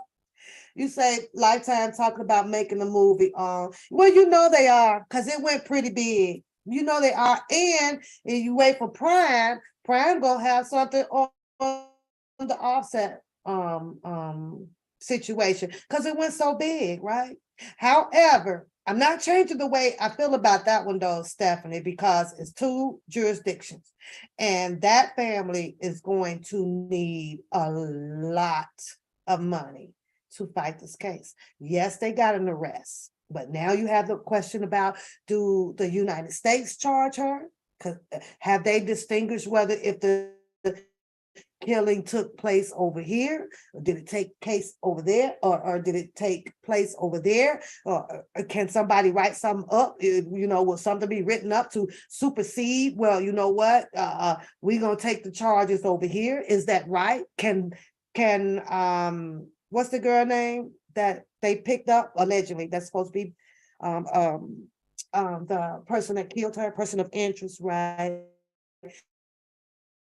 Can the United States charge her? If the killing didn't take place, will her defense argue that? Extradition, a lot of money. Will Mexico say, well, okay, yeah, we'll extradite back over here. We're gonna prosecute and have trial over here. Can they do that since she came back over here? This is a lot of money. This is a big case. 2 jurisdictions, different laws, extradition laws. I hate that it happened. I was like, oh no, say it ain't so, because it really got difficult then. It really did. What's her name? Let me find my channel first. No. What do y'all think? Y'all think that they gonna prosecute here, or you say we will strike? It should have been a strike for Lifetime, girl. It should have been one. Long time ago. I'm find my channel. Okay, there we go. My channel. I ain't been on my Papoose channel in a long time, and I bet you some of the other goodies are over there. I bet you.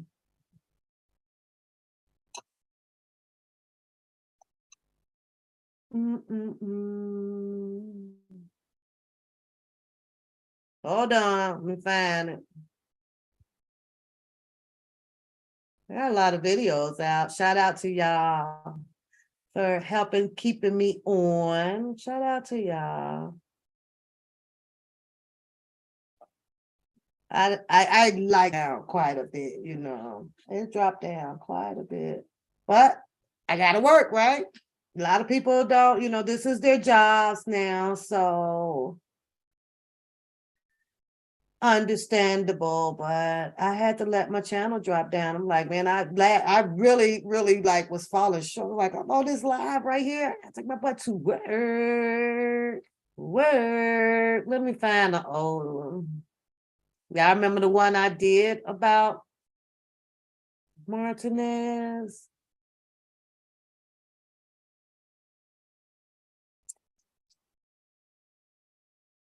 I got so many. It is so many, y'all.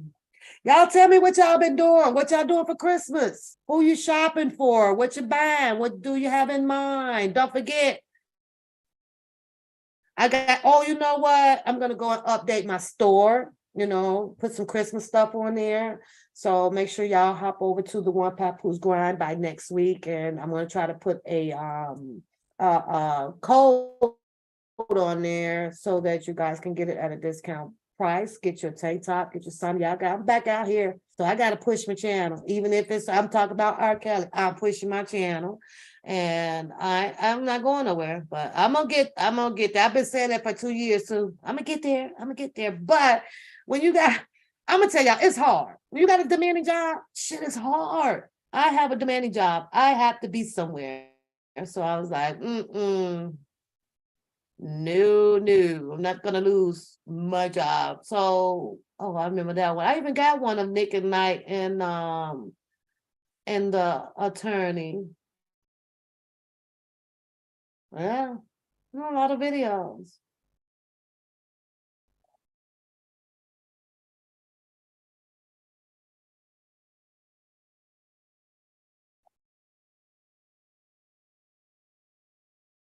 A lot of those videos too. You going to the to Gap Cabo? I don't know what that is. I don't even know what that is. What's the cable? What's cable? You think Stephanie says, I didn't think of money, but if it goes to the family, then a little okay. But I don't know. It's good. I think that eventually it's gonna be a R. Kelly docuseries in his favor. I do. I really do. So I showed y'all the other day. I was so excited. That was my first time literally ever hearing them on Sirius XM playing R. Kelly music on that R&B station. Oh, Mexico. Like I'm supposed to know. I don't know all them little cities in Mexico. Be sitting there getting mad at me. You going over there? I'm gonna have to put a tracking device on you. Make sure you okay over there. Yeah. Oh, wait a minute. I'm supposed to be showing y'all the interview, right? Let's go to the interview with. I'm supposed to be getting my boxes of a box. I'm only gonna do like a box of the bonnets, but I'm gonna be selling those independent. I might have my girl, I get it done for my bonnet bitch. Those are coming. I know it was Randa's, idea, whatever, but baby, I'm sorry, a hustle is a hustle, and I got to get that. I got to put that out. Now, Randa want a partnership up, and we going to make some, but my boxes of bonnets, so I get my girl to draw up the design or whatever, and I'm gonna go have them printed, and I'm gonna be I'm saying it, bitch. You're gonna have to get your bonnet, and knowing me, I might even take it a little bit further. You say DL Huey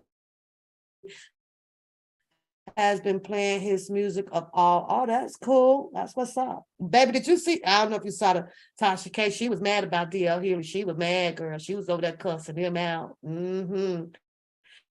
She was mad. She was mad at Neo's wife, girl. You say my bonnet too big for me. You want to see my big one, BB? Well, not my big one. It's my daughter's. And I had taken it from her. Of course, the braids grow out and get a little heavy on your little one. So I've been in hers, girl. Why is like this big? It's so damn super big. I should have her bring it downstairs, girl. Be my body, bitch. But those are coming. I'm gonna be working on those. So look out, y'all. Look out. My mods are still here. Shout out to my mods, y'all. I love all my mods. Some of them get the notification. I know they didn't come back when I came back on part 2. They probably got something to do today. My Charlotte here is beautiful, and most of them did come back. But where's the interview at, y'all? What I do with it? Beauty, did you check? Did you see? Were you able to catch some of the PR's interview? Huh? Were you?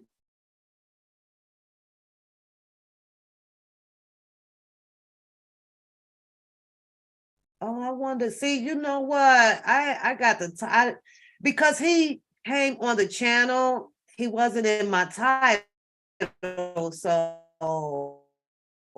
that's why I can't find it, right? And I don't know which one it was. I really don't.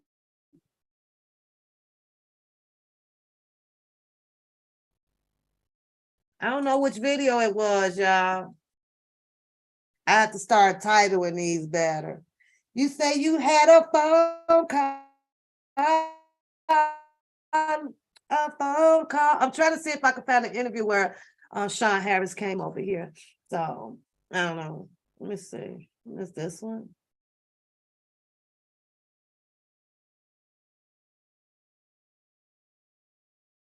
No.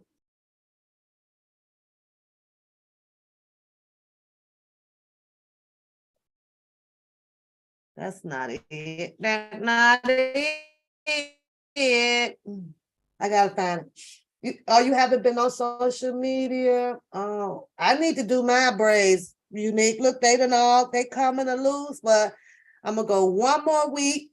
Then I'll take it down. Then I'll condition it, and I'm put it back in. So wintertime, so I don't want to put any more chemicals or nothing on it throughout the winter. But I love you too, girl. I do. I do, Unique. You guys have really, really, even with me not being on as much as everybody else, you guys have still come to support me and be understanding, because there's no way that I'm going to give up my job. I can't make this my job. I can't do it, Unique. I just can't do it. And on top of that, like I say, I have other stuff going on for at work that I have to deal with, that I took upon myself too. So that's one thing that I do like about y'all, being understanding about that, because where's she at? She'll never come on. I'm also happy that a lot of people still carry their membership, because I know if you're asking for the people to join your membership, by the way, it's still $1.99. It's never going to change. Like, well, why am I giving it to her? She ain't never coming on. Well, after I start seeing the shift and these things here and the other beef that was going on, it was like, okay, I needed to wait until they got it all out their system, or I was gonna miss some of it. But by the time I could get on and give y'all the updates and the laughs about the shit, they was dropping them quick, Unique. They was dropping fast out here, where I was like, oh my God. Oh, I got 2 lives going. Are you sure? Are you sure? Hold on. I probably do. Well, if they in the other live, yeah. Sorry, I'm gonna have to kill it. See, that says in meeting.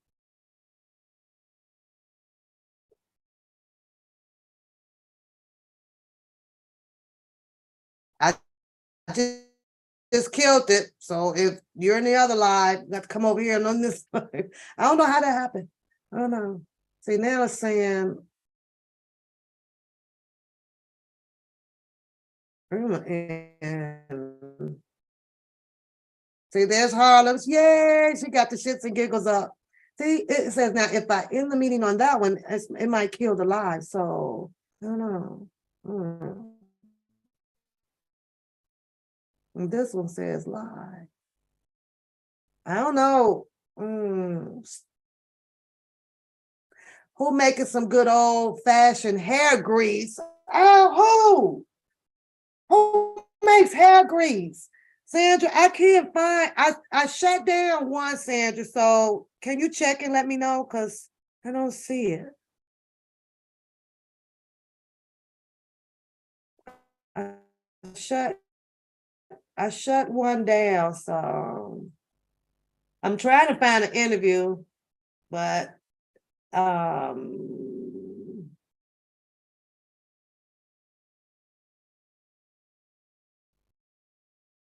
me see if this one is it. And it sucks because, like I said, I didn't put him in the title and he just kind of popped up. So I don't know.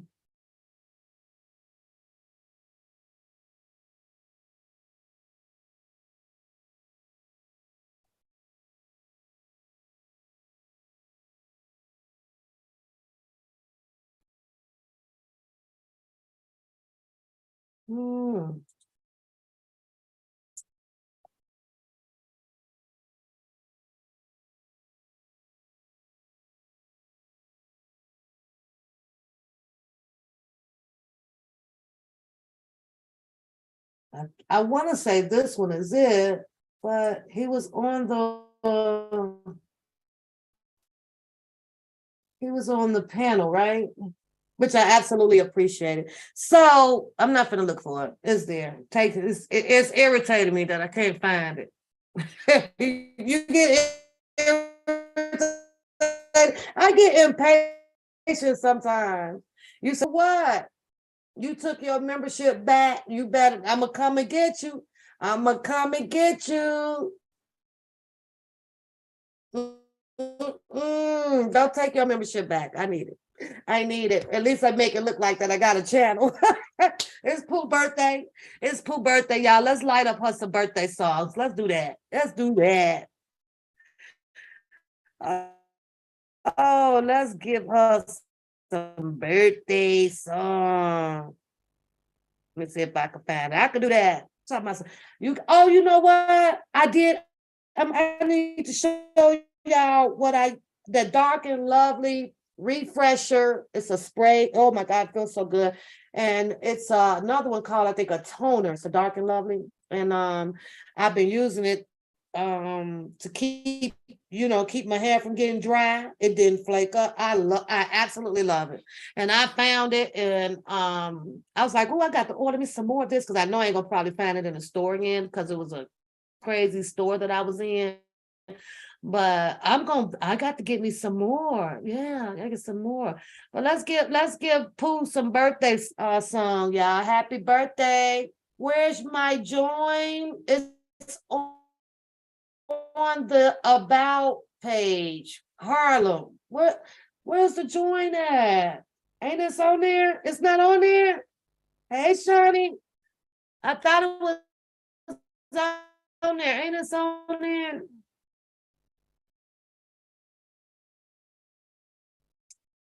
Gangster News TV, Chicago checking in.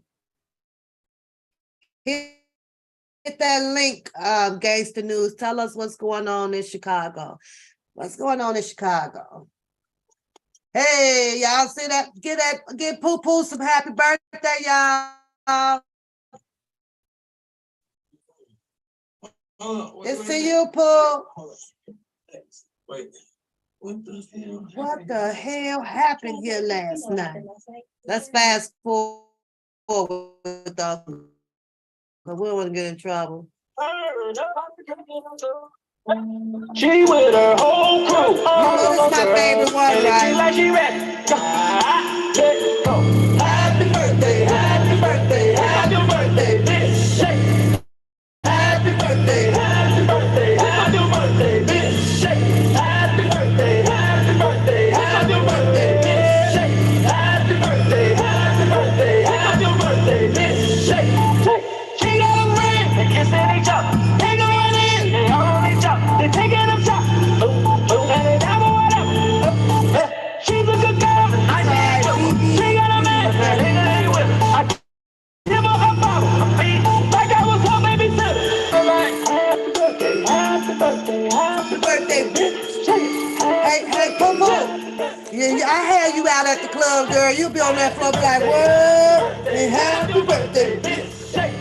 You'll be out there throwing again. I'm up in that section. We pop out on top, and it's all of them go. These bitches is working, you know that I'm flexing. Knowing my mind, yeah, I light up the room. I'm flying and bird, haters can't touch me. Man, I'm in my zone. I'm acting a trust me. My swag in a band, these niggas is wrong. They keep coming for long. Keep a face for a rap on. Strippers expect. I'm fucking style. The hood is the ground. It is not me that falling. And this is my 50th car. Happy birthday.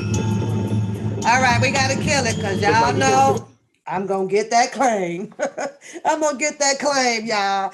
But that was sending some happy birthday shout out to my girl Poo Poo in the room today. Thanks for showing up. Yeah, the membership. Get the membership. Because only us can grow the channel. You know, I can do it, but us can do it even better. To go. What are you doing? You can't do it. You want me to do it?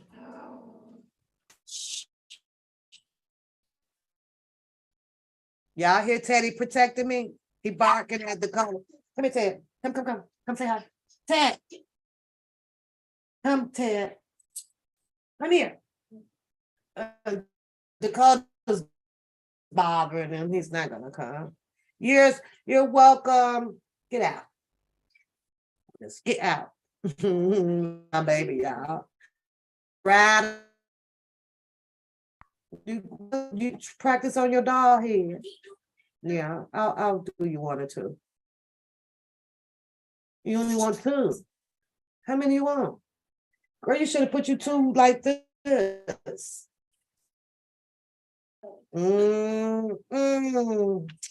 But yeah, you know, y'all support your girl, get your membership. I know sometimes y'all tell y'all I ain't shit, but I'm good people. I heard, did y'all hear Booker say that shit? Hey, you ain't shit. He said he ain't shit. I was like, dude, that's what I say. That's what I say. That was a mine. Ted, come here. Now, come here. Oh, he thinks he's in trouble. Can you say hi to the people? Can you say hi? Let's go. Can you say hi? Happy birthday. Tell Poo Poo happy birthday. Can you speak? Speak.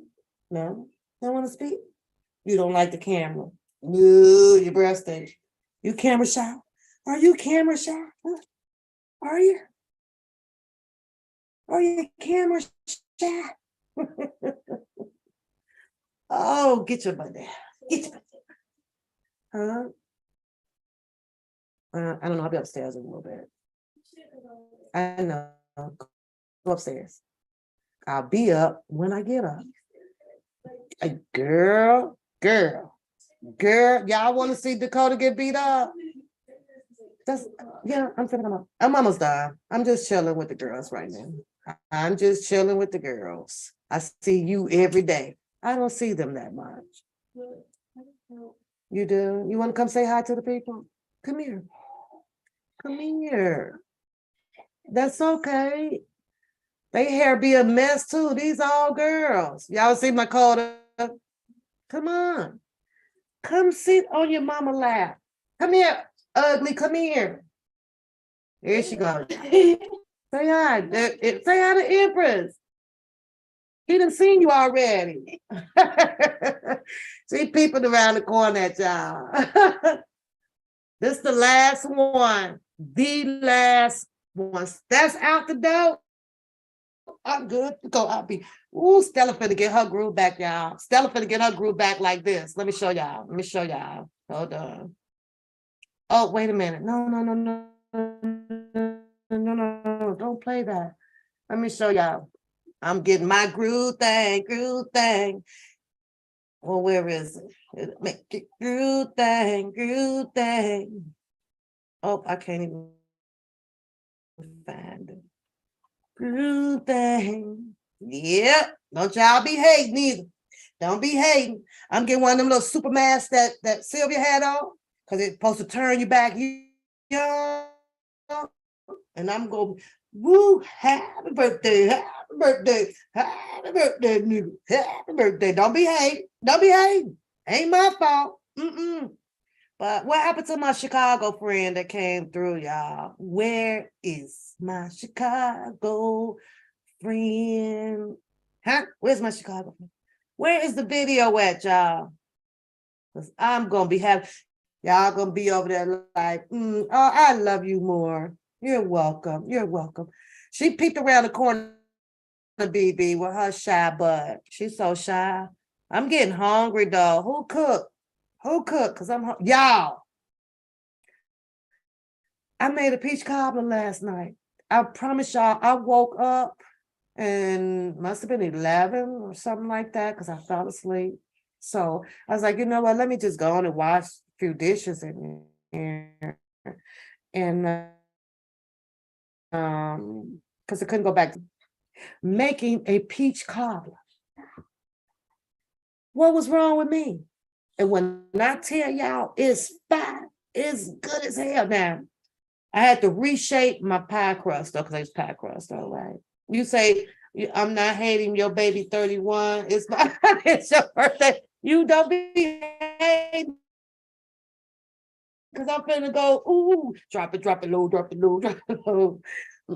Here comes trouble. They left the gate open, y'all. Here comes trouble. I cannot find it.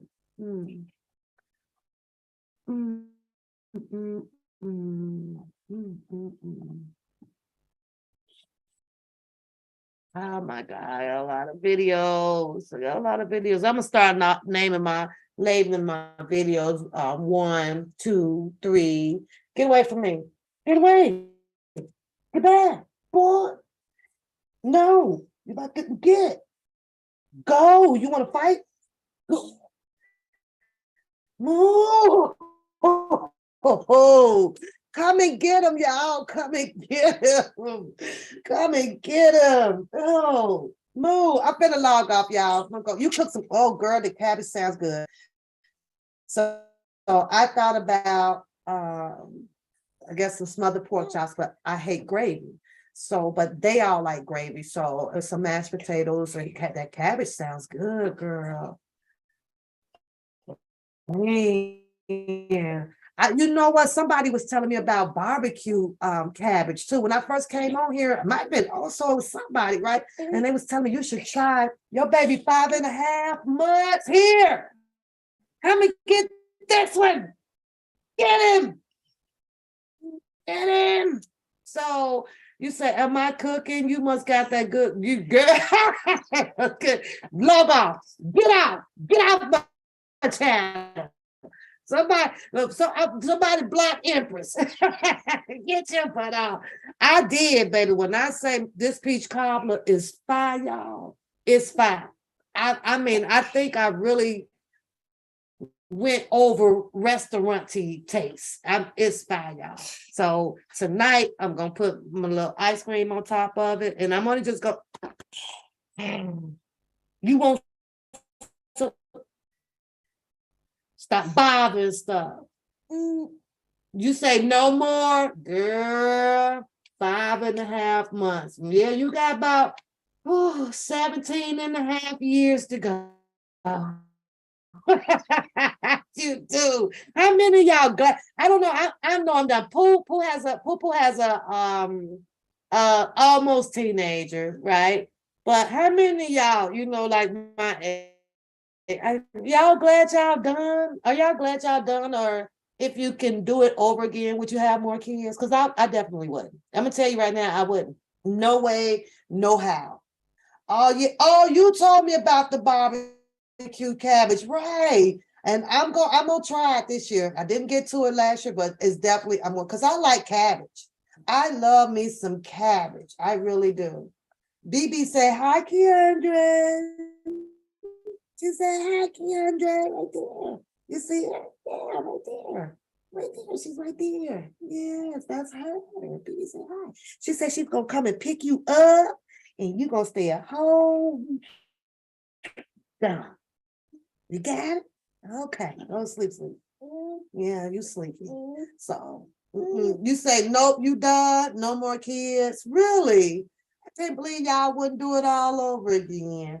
It's one thing having them, it's fun, enjoyable, it's learning, it's one hell of an experience, right?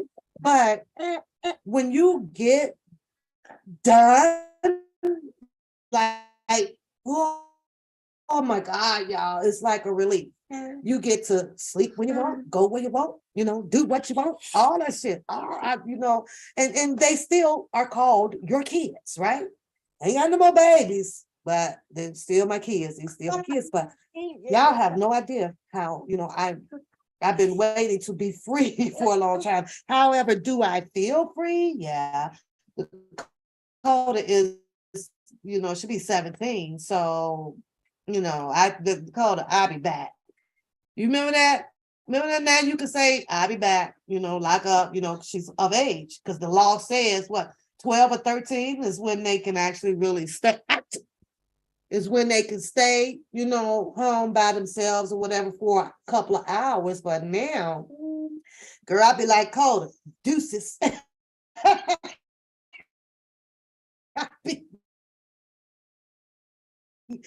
I'll be back, baby. I don't got to make no bottles or change no peppers or nothing like that, girl. I'll be gone, y'all. So she's doing good though. And now she's going up, heading to work. She's heading to work her damn self, So I'm like, that's a sign of I'm done. I'm so done. I'm done. Yeah. So am I going to miss it?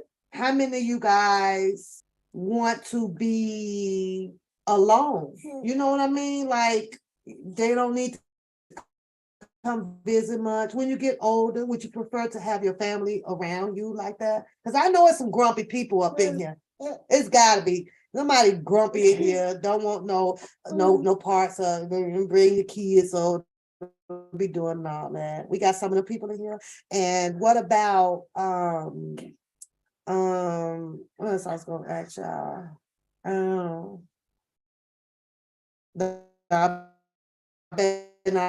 I asked that question. Your baby going to be granny. Why, BB? What you got to do? You ain't got nothing to do. You ain't got nothing to do. Your baby is 5.5 months. I know you ain't got nothing planned to do. Somebody said she going over to G Mama house. No. And do you think about that though? I felt guilty about it, BB. I did, because my mom, they still doing life, I just couldn't do it to her, but my kids, I think that I'm doing life, and I think that I know I'm working. I got, I could jump up and go wherever I want to go. But after you have yours, why is that the first thing that we think? I didn't take mine to my mom's like that. My mom was gone. They was, she's working and traveling, they doing this. So out of all of us and all of the grandkids and things, I can honestly tell you, we ain't drop them off to my mom. We was stuck with them. You say it's great. It is. Ain't it, Empress? Girl, it's okay. Pick up the phone, call me, tell me how you doing and all that stuff. But why is it that after we have them, that's the first place that we want to take them is to G Mama house, to Granny? Why? We know that it's a safe place for them, right? But just because you think that your mom is retired or your dad is retired, right? And all they do is sit around the house anyway. Why do you think I think it's taken advantage of? Then that's when the baby goes though, BB. I'm against you right now. That's when the baby goes, is when they come. Because that's what I tell my daughters. When I come and get them, well, that's when I want them. Not when you knocking on the door, because I don't work no more. And all I'll be doing is sitting around anyway. Or because I picked up the phone and said, BB, hey, how was you and Mimi? What's what? Y'all good or whatever? Oh, yeah, Mom. Can you watch it for me on Saturday? That ain't what I called you for, BB. I called you Because I just want to know how they was doing. I shouldn't have never called. No, should never call. And then, well, you know, when mine got like that, because they did, I did stop calling them. I can't even call and check on y'all. Because y'all think all of a sudden that's a welcoming mat or opening door for to see if you, no, I'm gonna bring Juju over. I'm gonna bring Say, Hey, BB, Now, yeah, I'm watching all my TV programs without any disruption like this. I can't do it like this. Yeah. So I don't know. You don't feel guilty about it a little bit, BB? You say she spoiled her, didn't want to give her back. What's going on, 312? I just we couldn't do it, BB. I'ma tell you, we couldn't do it. Yeah, my mom ain't even answering the phone. And you know, I'm gonna keep it real. Or we be like, well, you know, well, mom, you know, I got, you know what? Let's say, for instance, I want to come to Chicago. Maybe I want to go down to the theater, you know, check out a play or something, right? And let's say Dakota is 2. I'm gonna have to find somebody else. Cause you like, who? I ain't sitting no. Now this is my mama, BB. I ain't sitting in no house with no kids. Now, man, you, she ain't even going nowhere that day. She ain't going nowhere. Had absolutely no plans at all. None. But she'll tell you, I don't feel like sitting in no house with no kids, but you already in the house. You going anywhere today? Nope. I ain't going nowhere today. But then I'll tell you, I ain't sitting in no house all day with no kids. That's what she meant. And I used to miss that part, baby.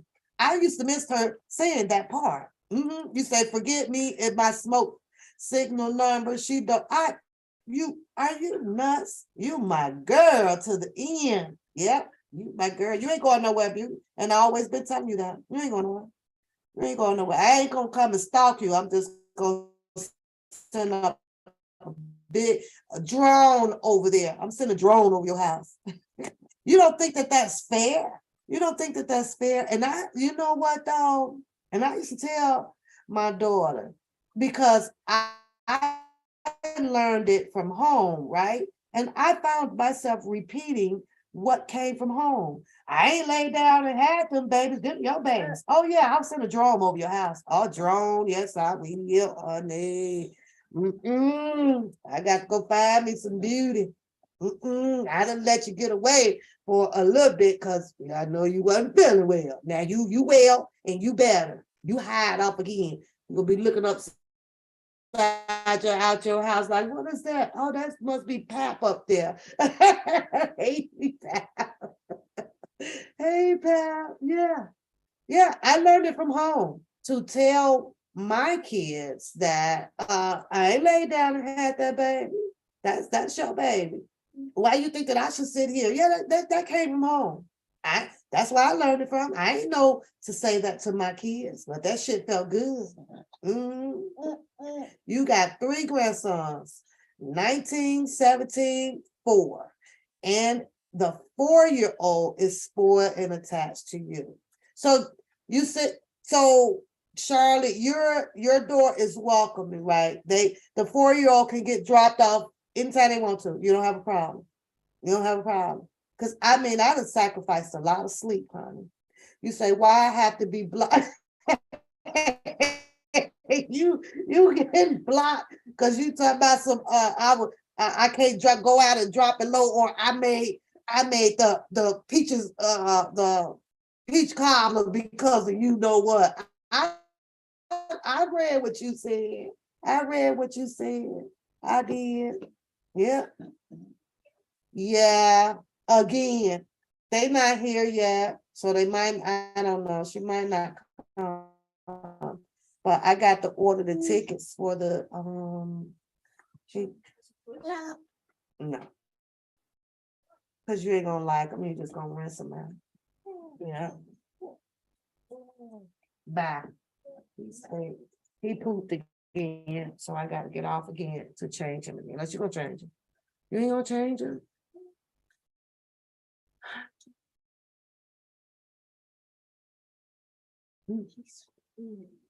Is he? Oh, that's too bad. Yeah. Yeah, she's not over here yet. Empress, not that I don't know. You say you don't have a problem, only if they need it, but now you're tired. You're a good one. I've done it for a long time though, Charlotte. I mean, Key One had some difficulties at birth. He was also in ICU for I think about 11 months. So that wore me out because you stay over at the hospital. Keandre was in ICU for over a year. That wore me out because not only are you trying to do for the baby, you're trying to also do for your child, and it just took a lot of strength. It took a lot out of me, Charlotte, when I tell you that I was extremely exhausted because I'm going to work. Sometimes I'm there from, 10 hours, 11 hours, or whatever. And I will leave work. Now I'm at the hospital. I'm up at the hospital for like another 6 or 7 hours because we're rotating shifts after that. Now it's Dakota's turn. I got to put the attention there. I got to help with homework. I got to do her hair. I got to do this. Now, guess what? 2-3 hours in between. Now I got to go back and juggle a job and do this to where 1 minute, girl, I almost felt like just pulling my hair out. But then I kept saying, but you know what?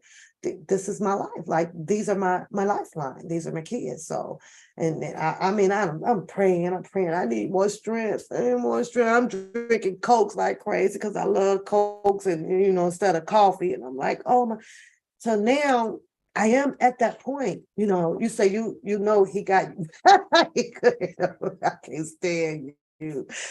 I can't stand, I'm gonna get you. You wait till I get off this line. But I seriously got tired now, Charlotte. So you a real mother? Yeah, I was. I think I ain't too much real no more, BB. I'm just tired. Now it's easy for me to be, to be like, Mr. Noel, Tasha, I try to help out quite a bit. I just showed y'all a picture of my oldest child, which I never done. That's my oldest child. I think I might have showed her. I'm not sure. But sometimes when it gets around to her, she'll call, she'll be, Mom, we try to go out tonight, whatever. Can you get Mr. Noel for me? Yeah, I'll be like, I'll be so mad, but how can I tell her no? I just kept I just kept Nisha boys. So now how can I tell her no? That's not fair, right? Because I know if I be like, well, no, not tonight, Tasha, I'm tired. And Tasha knows that I just kept Kiwan and Keandre, right? Or Emma. Well, what about me? So now here comes so in order for it to not be anger, bitter, or, stuff, I got to sacrifice a little bit more of my life now to sit up with Mr. Noah. And for, and the thing of it is though, BB, they both know that I got to go to work in the morning. They both know it, right? Sunday night, Tasha wants to drop Mr. Noel off 7 o'clock.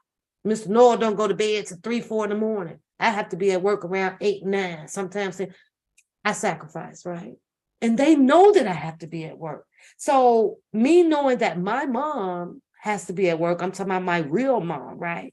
I could never, I'm going to get you, I could never pick up the phone to ask my mom to babysit, because 1, it feels very inconsiderate of me. 2, I'm gonna feel like I'm taking advantage of this. And 3, like I'm just taking advantage of it, like, and that's totally wrong. And we have a lot of kids out here that is like that now. Don't give a damn because you got to do whatever you got to do or whatever you got to do. I done had this baby and I need some help and I want to drop the baby off. You say Pap in the kitchen, what, who, now? I ain't fooling with you right now. I don't damn peach cobbler. I'm not. I just don't want to. You always trying to myself who, what, when, where, dropping it high, cooking for who at some 1-2 in the morning. Nunya, Nunya got some onion. Nunya got some onion. Nunya got some onion. Don't worry about all that. Oh, she's so silly. Oh, Destiny is gorgeous. Absolutely gorgeous. I like Destiny. Yeah. So I am burnt out, and that's on the real. I'm so burnt out, y'all. I kid y'all not. So not only with my work schedule, most of the time I'm like, I ain't gonna lie. I'm not gonna sit on here with the babies all in the background and stuff like that, because you and I both know that they shouldn't be on the social media thing, but I'm sacrificing again because I want to come on here and chit chat with the ladies, I want to talk to you guys. So, yeah, I could click the screen off, but I like the screen on. My bonnet peach.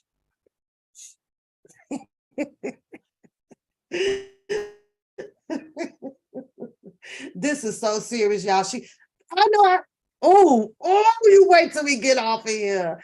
Oh, you just wait. Yes, I hate cooking. I do. I hate it with a passion. I hate it. Okay. Now, I know me getting up at 1 and 2 in the morning, making some goddamn peach cobbler may seem suspicion. It may seem suspicious, right? Yeah. So what are you trying to say, Empress? What are you trying to say? Huh? Go ahead on and say it. Put it out there. Just tell the world, why am I up at 1 o'clock making some damn peach cobbler? Harlem, don't you start. Don't you join in her mess. Don't you do that. Don't do that, Harlem. Don't join the Empress. Empress ain't right now. She ain't in her right state of mind. Don't listen to her. You follow me. I am the truth. I just fell in love with cooking. Oh shit. I can't believe this. I cannot believe this. Don't you jump to the other side. Don't do that. Empress knows not what she speak of right now.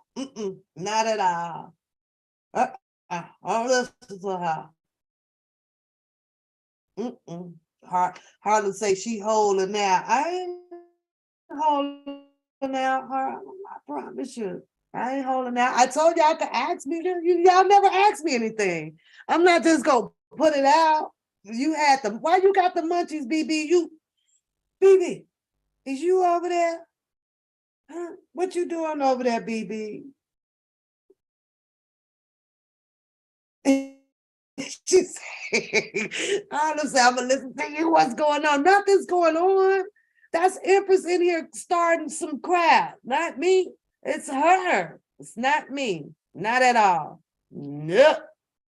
It's not me. I'm looking at for something, y'all. So don't mind me. Don't mind me. See what I mean? He laid you out. You good.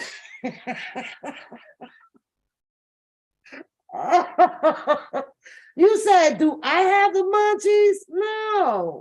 No, not yet. No. I'm hungry though. I am really hungry. I'm getting hungry now, y'all. I should have ordered a pizza, some chicken ranch pizza. I love that pizza. Shout out to my girl, Megan. She introduced me to the chicken ranch, y'all. I think I have the munchies. She's like, do I look high?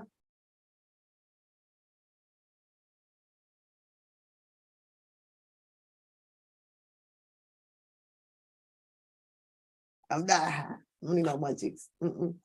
Nope. I can't actually, baby, I can't stand the smell of it. Yes, it was 2 a.m.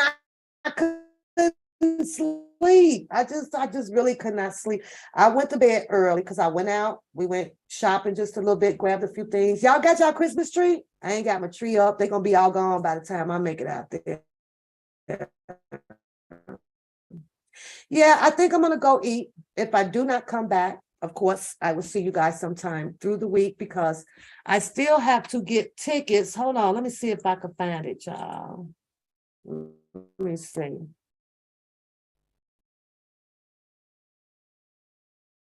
The zoo has the Christmas light things up all the way through the zoo, but and I want to take the kids.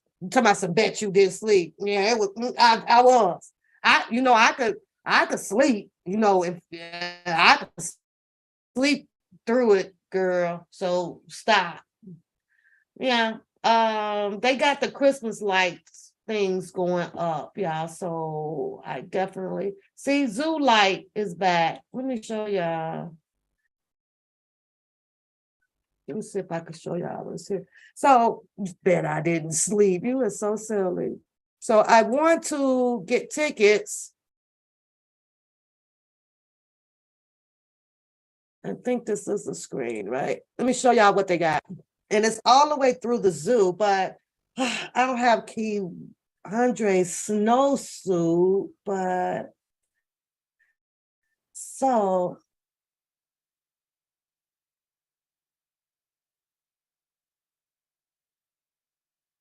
can y'all see that? You will need to bring your own camera, cell phones for photos. Alcohol beverages will be available. What? We might have to get us one of that. All guests will have to show a valid ID to purchase the alcohol. The zoo light tickets include unlimited carousel rides. Don't worry, we added a bar hut right next to the carousel. It's gonna be cold out there and they got a freaking carousel. Are you serious? You went to see yours last week? Oh, you say you stopped. I ain't telling it. Yeah, lights before Christmas. So I got to get some tickets. Let me see the time shows on here. I think they said about $10, right?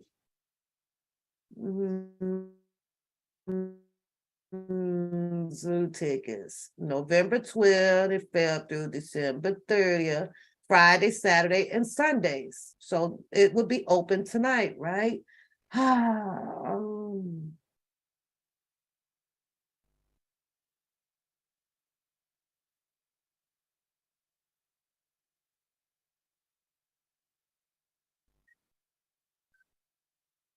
Also, there it is. And today is the 4th. So a group of 4 is $35. I hate going out there. I go spending more money. Yeah. It's going to be nice, bundle up. I know, but Keandre, I don't know, he catches the cold so bad, because of his health. I was like, I don't have his snow. I need him warm, really warm out. So I think I'm gonna pick the 7 to the 7:30. So it's gonna be one of these, y'all. So I might be getting back a little bit too late. Then I need to get up and get ready, get my things ready for work week coming tomorrow. So if I don't see y'all back here tonight, just know that I appreciate y'all chilling out with me. If you know anybody wants to come on, share some of their information and advertise what they got going on in their lives or anything or here, send them over here to One Papoose. We could put them on the panel. If y'all got anybody that y'all want me to look up, because it's time to get our channel, a little bit more intrusion, get out there, then let me know, send me an email. I'm going to get back in touch with our other 2 guests that would be on the panel. Y'all know those are. We'll get them back over here and give us an update on how they going with things. So do y'all still have oil heat? Then you can find your love in your city. That's to Empress. Look at he typing to you, Empress. That's fine. Yeah, I was laying in the bed. I was laying in the bed the other day. Let me show y'all what came up on my damn phone. For real, for real. I was like, what in the hell? Where in the hell did this come from? Like, I'm seriously like was watching a movie, right? And I was like, what? Why is this up on my phone? Right? Look at Zoe. Thanks, Zoe. Woo, woo, woo, woo. Y'all get some shout out to Zoe, y'all. That's what's up. And I appreciate you, Queen. I appreciate you. I do. Look at that. Oh, that made me so. It takes people sometimes to make you happy. And I know I'm not on here producing all this crazy stuff. You know, people got tired of my this is that. So I had tried to change it up a little bit and not be so, but to build my channel for you guys to come to. BB, come on, girl. You could be taking me over to the Cheesecake Factory. What you got going on? You say, Mr. Noel, he's something else, but I need a peach cobbler. Oh, Empress, I'm finna get off this live. You is about to get it. So I was in the bed. Let me see if it's still on my phone though, y'all. And this message came up, right? Just out of the blue. Thank you, Zoe. I love you back, and I appreciate you for rocking with me, even on the boring days. Chit-chat that, right? So I could get this off the screen because I'm going to pick the 7:30 or the 8 o'clock one. It shouldn't take that long, but I know when I get back home, I know that I'll probably be getting myself ready for bed, and y'all probably got some better action going on in the streets. So no, I thank you. I do. But I was laying in the bed, right? Since it was, on the subject, we might as well go there for a minute, right? And what was I watching? Some Ego Storm. Is it Ego Storm? The Ego Storm or something? Y'all know when they go up to space or whatever. So yeah. And I was watching that. What'd you say, 312? Pap, they coming too shy. January. I think the 2nd. Don't ask me who I heard it on the radio. Who are you gonna have to? You're gonna have to text me that so I know. And I'm going to a comedy show too. December 17th. We got another comedy show, so I'll be going out for a little bit on that weekend too. It's a comedy show. Who's in it? 312. Who's in the comedy? Who's in the lineup? Ask me who I heard it on the radio.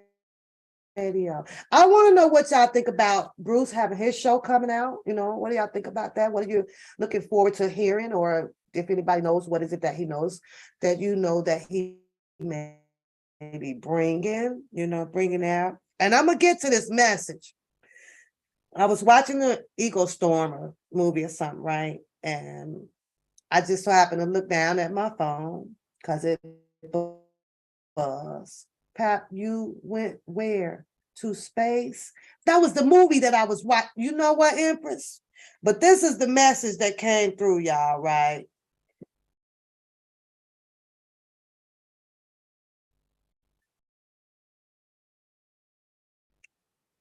Y'all see that? Do y'all get these? Oh, you saw Morris Day? Bird here? Can y'all see that? So I'm sitting there like, really? Do y'all get these type of scam messages and stuff on your phone? Because I don't recall looking up anything that may have related to anything about the body, parts, sex, nothing. None of that is in my phone, right? But I'm sitting here like, creamy cocks from these pills. Like, does this person know that I'm gonna get you? And I don't care if you're playing. You wait till I get off of this phone, girl. Ooh, ooh, ooh. You just wait. Do y'all get messages like this? Does this? I'm not a man. I'm not so I'm reading this and I'm like, really? Should I hit the link, y'all? Should I hit the link? Like, what the hell?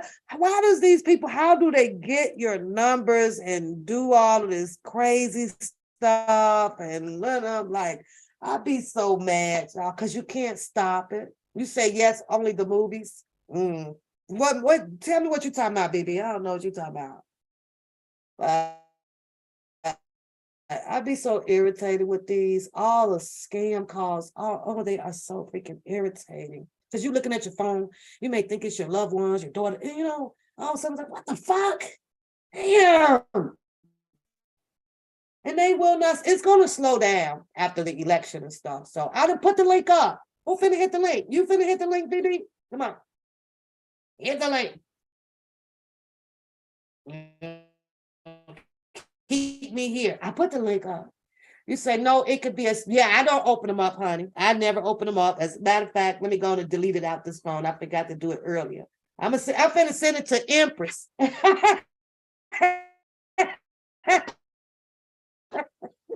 Empress. I'm finna send it to Empress, y'all. Oh, I know, honey. No, you know, oh, BB, because I was clicking on the Fire Stick, right? And the new releases, I'm clicking down, girl. Hold on, Empress, I'm finna send you this message.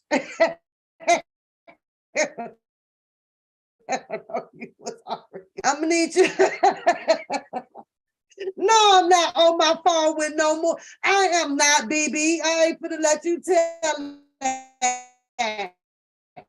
Now, what I'm gonna tell you is, because I was clicking through the Fire Stick, right? And then down at the end, because I ain't never been down to the end of it, right? Because the new releases is in the middle, you know, and stuff. So I ain't never really scrolled all the way down to the end. I was like, oh, well, okay, this is some X-rated stuff down here, right? I ain't gonna lie, I clicked on one, BB, I did. And I was like, oh, okay. All right, you know, you ain't in the house, I gotta turn the volume down. I'm like, listen, I'll watch one. You know, if I'm, finna prepare myself, I don't have no shame in that, girl. I'm 52 years old. I want to go on and crank one up and check out the new moves. I just can't stand the screaming though, BB. I can't do that. I don't know what it is. And all that. Girl, I be wanting to fight the TV. Shut the fuck up. I can't know why they do it. I really don't. I don't, I mean, I'm trying to get into the X-rated things, but freak. Oh boy, that's why I'm finna send you this Creamy Cox text message right now. Sure is. I'm finna forward to them to you. Forward to you. Oh, stop playing, BB. You know you be watching one or two, girl. Sometimes you got to get the mood set, girl. You gotta get the mood set. Like, I don't know, the only thing that I don't like, you know what? I feel like I do when it comes to how the men say some things like they can't do. Oh, you're welcome, poo-poo. You're welcome, love. How the men do, like they can't watch. Men's watch it. Okay, let me rephrase it, BB. Men's watch porn more than women, right? Would you agree to that? Put a one in there if you agree to that. Would you agree to that? I need some candy. I ain't got no candy. Would you agree to that? Who do y'all think watch porn the most, men or women?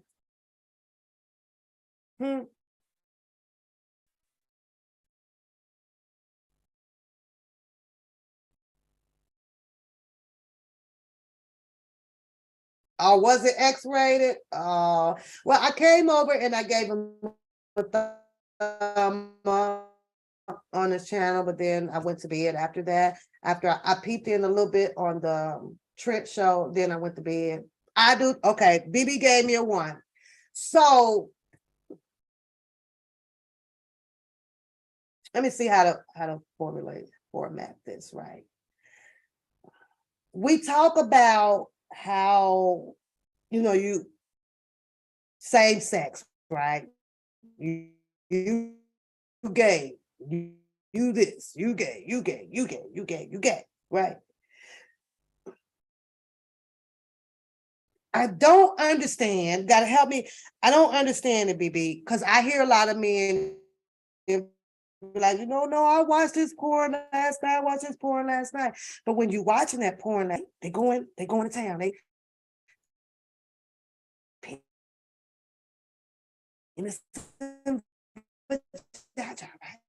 because you're a man, but you sitting there watching another man's Dino going, in a vagina. How come that's not gay? Do you think that they not focused on the man, focused 100% on the woman?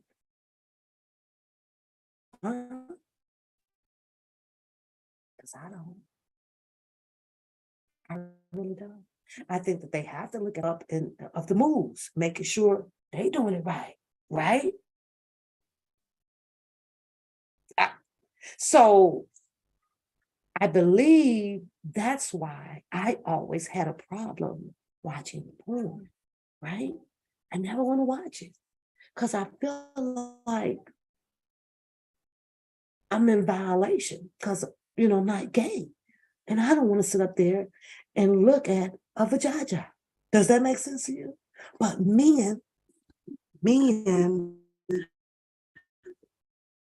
they don't have a problem doing so. Knowing that psychologically, you can't really block out that penis that you're looking at. Think about it. So all of you people that have had a husband or you got your significant other that done looked at porn, your guy is gay. Your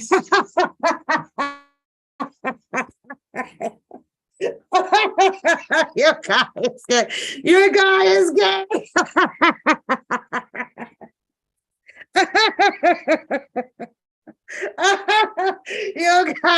Your guy is gay. I bet y'all didn't know that, did you? Yeah. See, he got your food. Your guy, maybe, really trying to look at the woman, looking at the moves and stuff.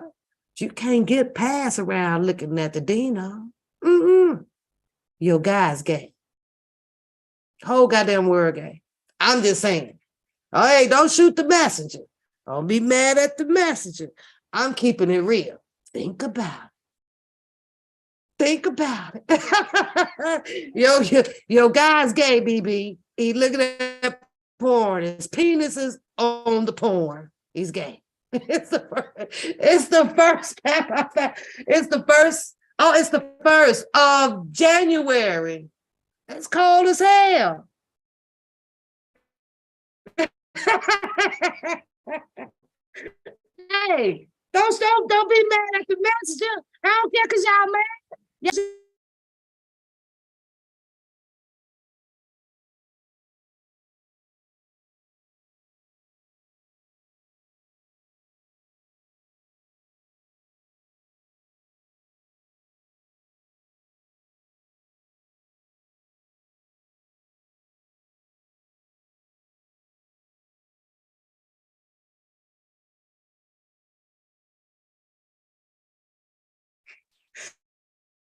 Oh, I bet y'all want to get them tomatoes and start throwing them at me right now, don't you? Your man is gay. He's gay. There is Dino in porn. None of your business, Empress. There's none of your damn business. None of your business. Wow, I'm whispering. I can say it loud. If your man has been watching porn, it is called,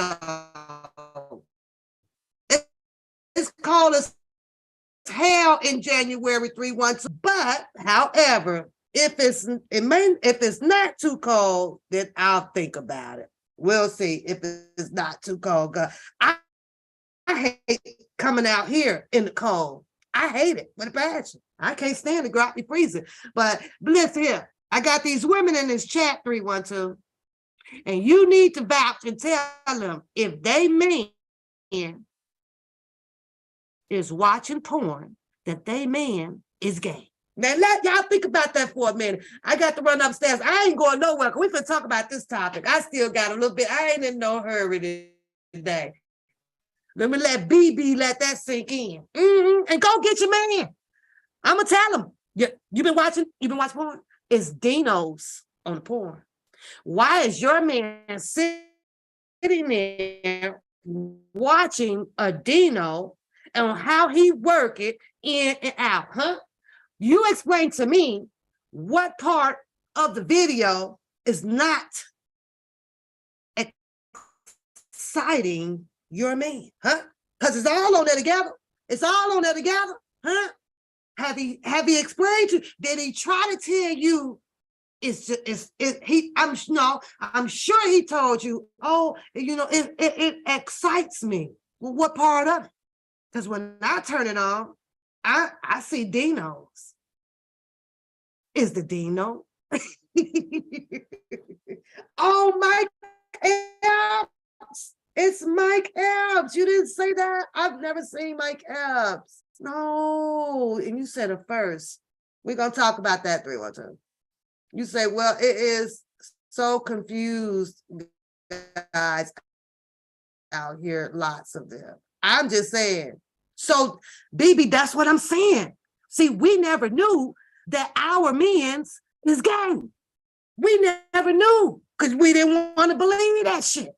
We never talked about that shit, BB. Hold that thought, though. Hold that thought. One second. I got to run upstairs. I got an emergency upstairs. That's what the phone call was, but hold that thought. Hold that thought. Because I promise you, I'm going to break it down for you. Yeah, I'm going to break it down for you. Down for you. Oh, wait a minute. Hold on, y'all. They all gay, BB. I'm telling you, they all gay.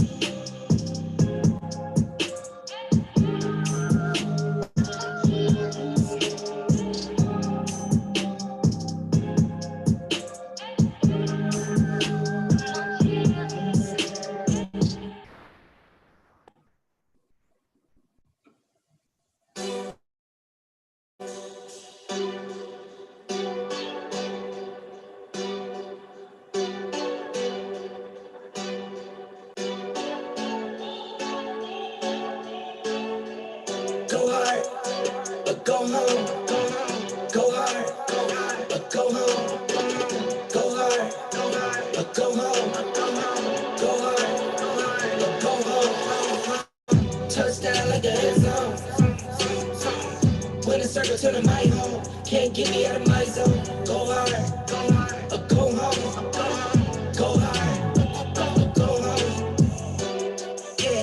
Championship rings on my hands now. In my head, I'm top 10, yeah, that's hands down. In the squad, know you're looking man down. Funny how foes to the friends now. Drive a race car like a Atari now. I'm filling up, I need product. Treat the business like a playground, might slide on you. Tell me what might sound. Do a backflip, cause I'm mad rich. I'm the definition of what that is. Go hard, go home. Go hard, go home. Go hard, go home. Go hard, go home. Touchdown like an end zone. Win the circle to the my home. Can't get me out of my zone. Go hard, go home. Go hard, go home. I'm a warrior, I go back to back, then go back to back. If I top the top, then I double back, and I'm topping that. Yeah, I beat my own records. Yeah, I gotta get money fetish. Same team, I'm centric. Never dull, this electric. When and put the bricks on my toes. Me and bro, that's the give and go. Stay 100, and so, keep them coming. I know. I won't flood my wrist, no, I'm not dumb like that. I just wanna give my mama 100 racks. Go hard. Go home, go hard, go home, go hard, go home, go hard, go home. Touchdown like an end zone. Win the circle to the my home. Can't get me out of my zone. Go hard, go home, go hard, go home.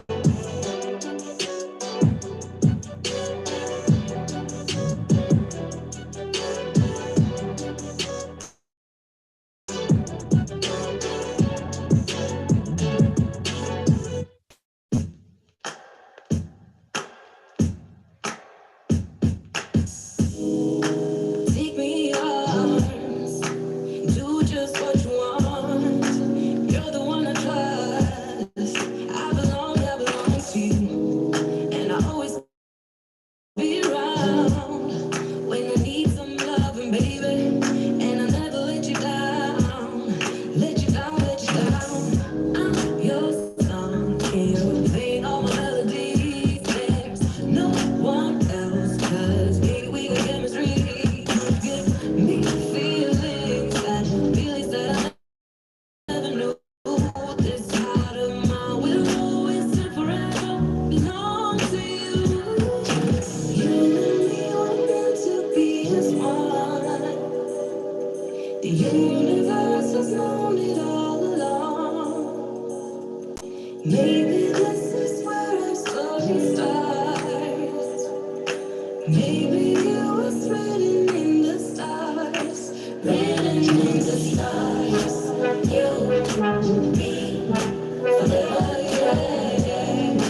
You and me written in the stars. You and me forever, yeah. You and me. Take me to your heart, take me to your soul.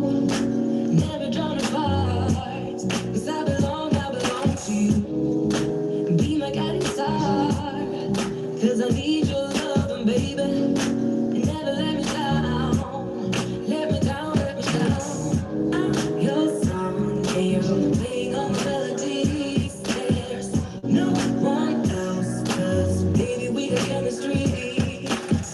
You gave me feelings that I never knew.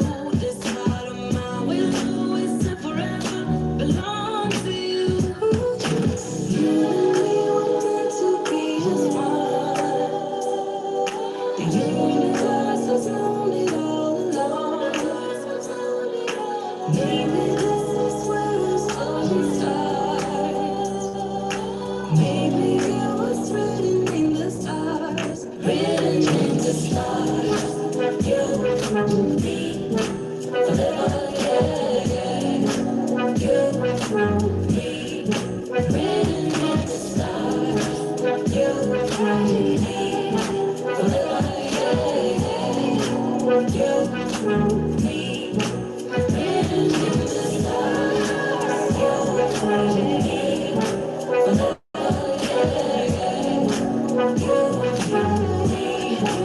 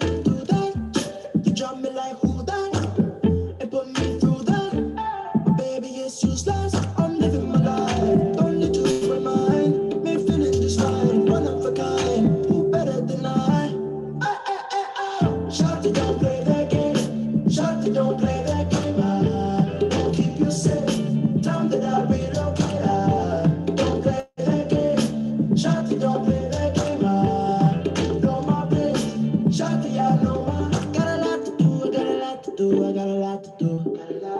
At the crack of dawn in the dark of night, what I got to do? I'ma make it loud, how I made you scream like a cockatoo. Turn the pussy wet, about to show the rest with the cockatoo. What you expect, how I forget, things start to do. Don't need no reps, I'm in the jet, gon' fly the coop, fly the coop. Oh my God. Yes, that's exactly what that means.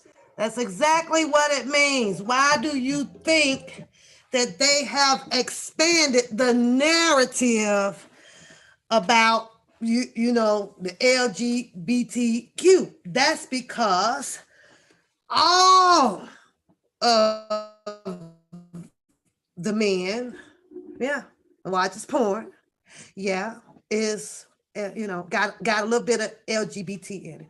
I know that if I was a man, I would be, oh hell no, because I feel like that as a female. I don't want to watch that. I don't want to look at another vajayjay. I don't think that I need that. Oh shit.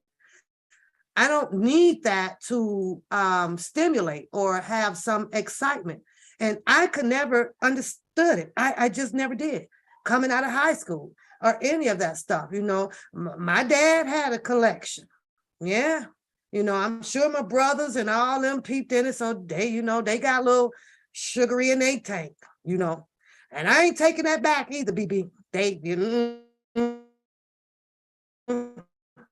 yours, Maz.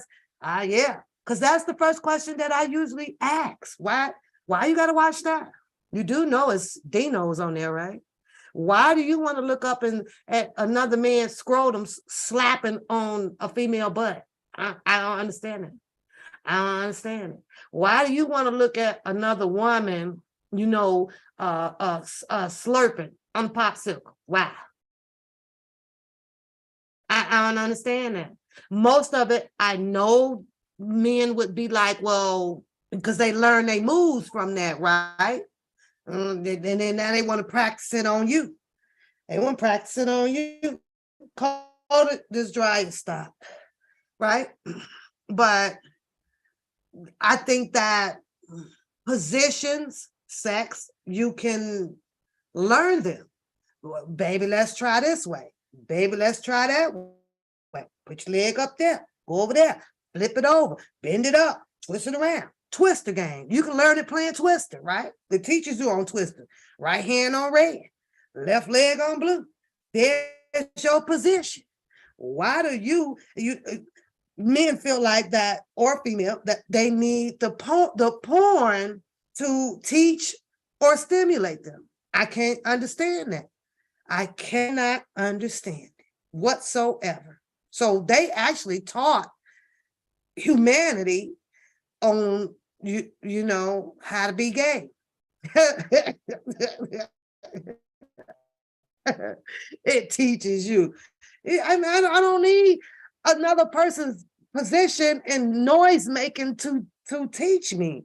I don't think that nobody should need that, but obviously that they do, because you know they put them in.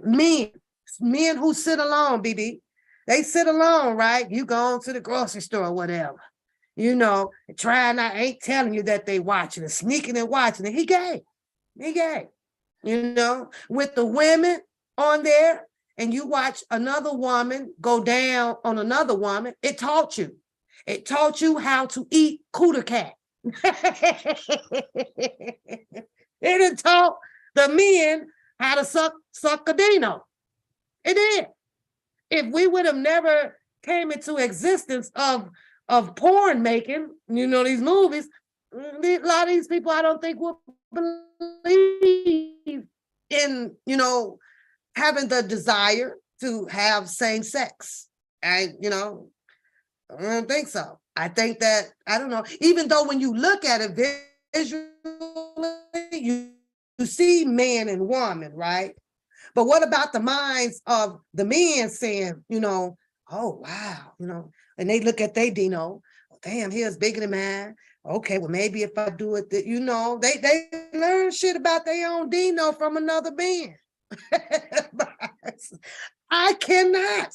I agree with you. You know, so I'll be sitting there like when I clicked on it, right? Visually, I'm trying to mentally block out, because I'm a female, the woman. I don't look at your shit. Mentally, I'm peeping in on it because, you know, I want to see exactly what, you know, what are you working in? What you got? Ooh, okay. Wow. That's a goddamn long John. You understand what I'm saying?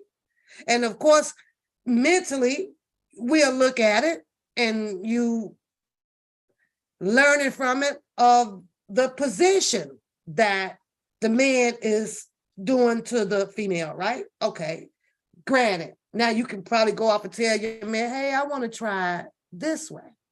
But a lot of us is not strong enough like that, BB. We're not.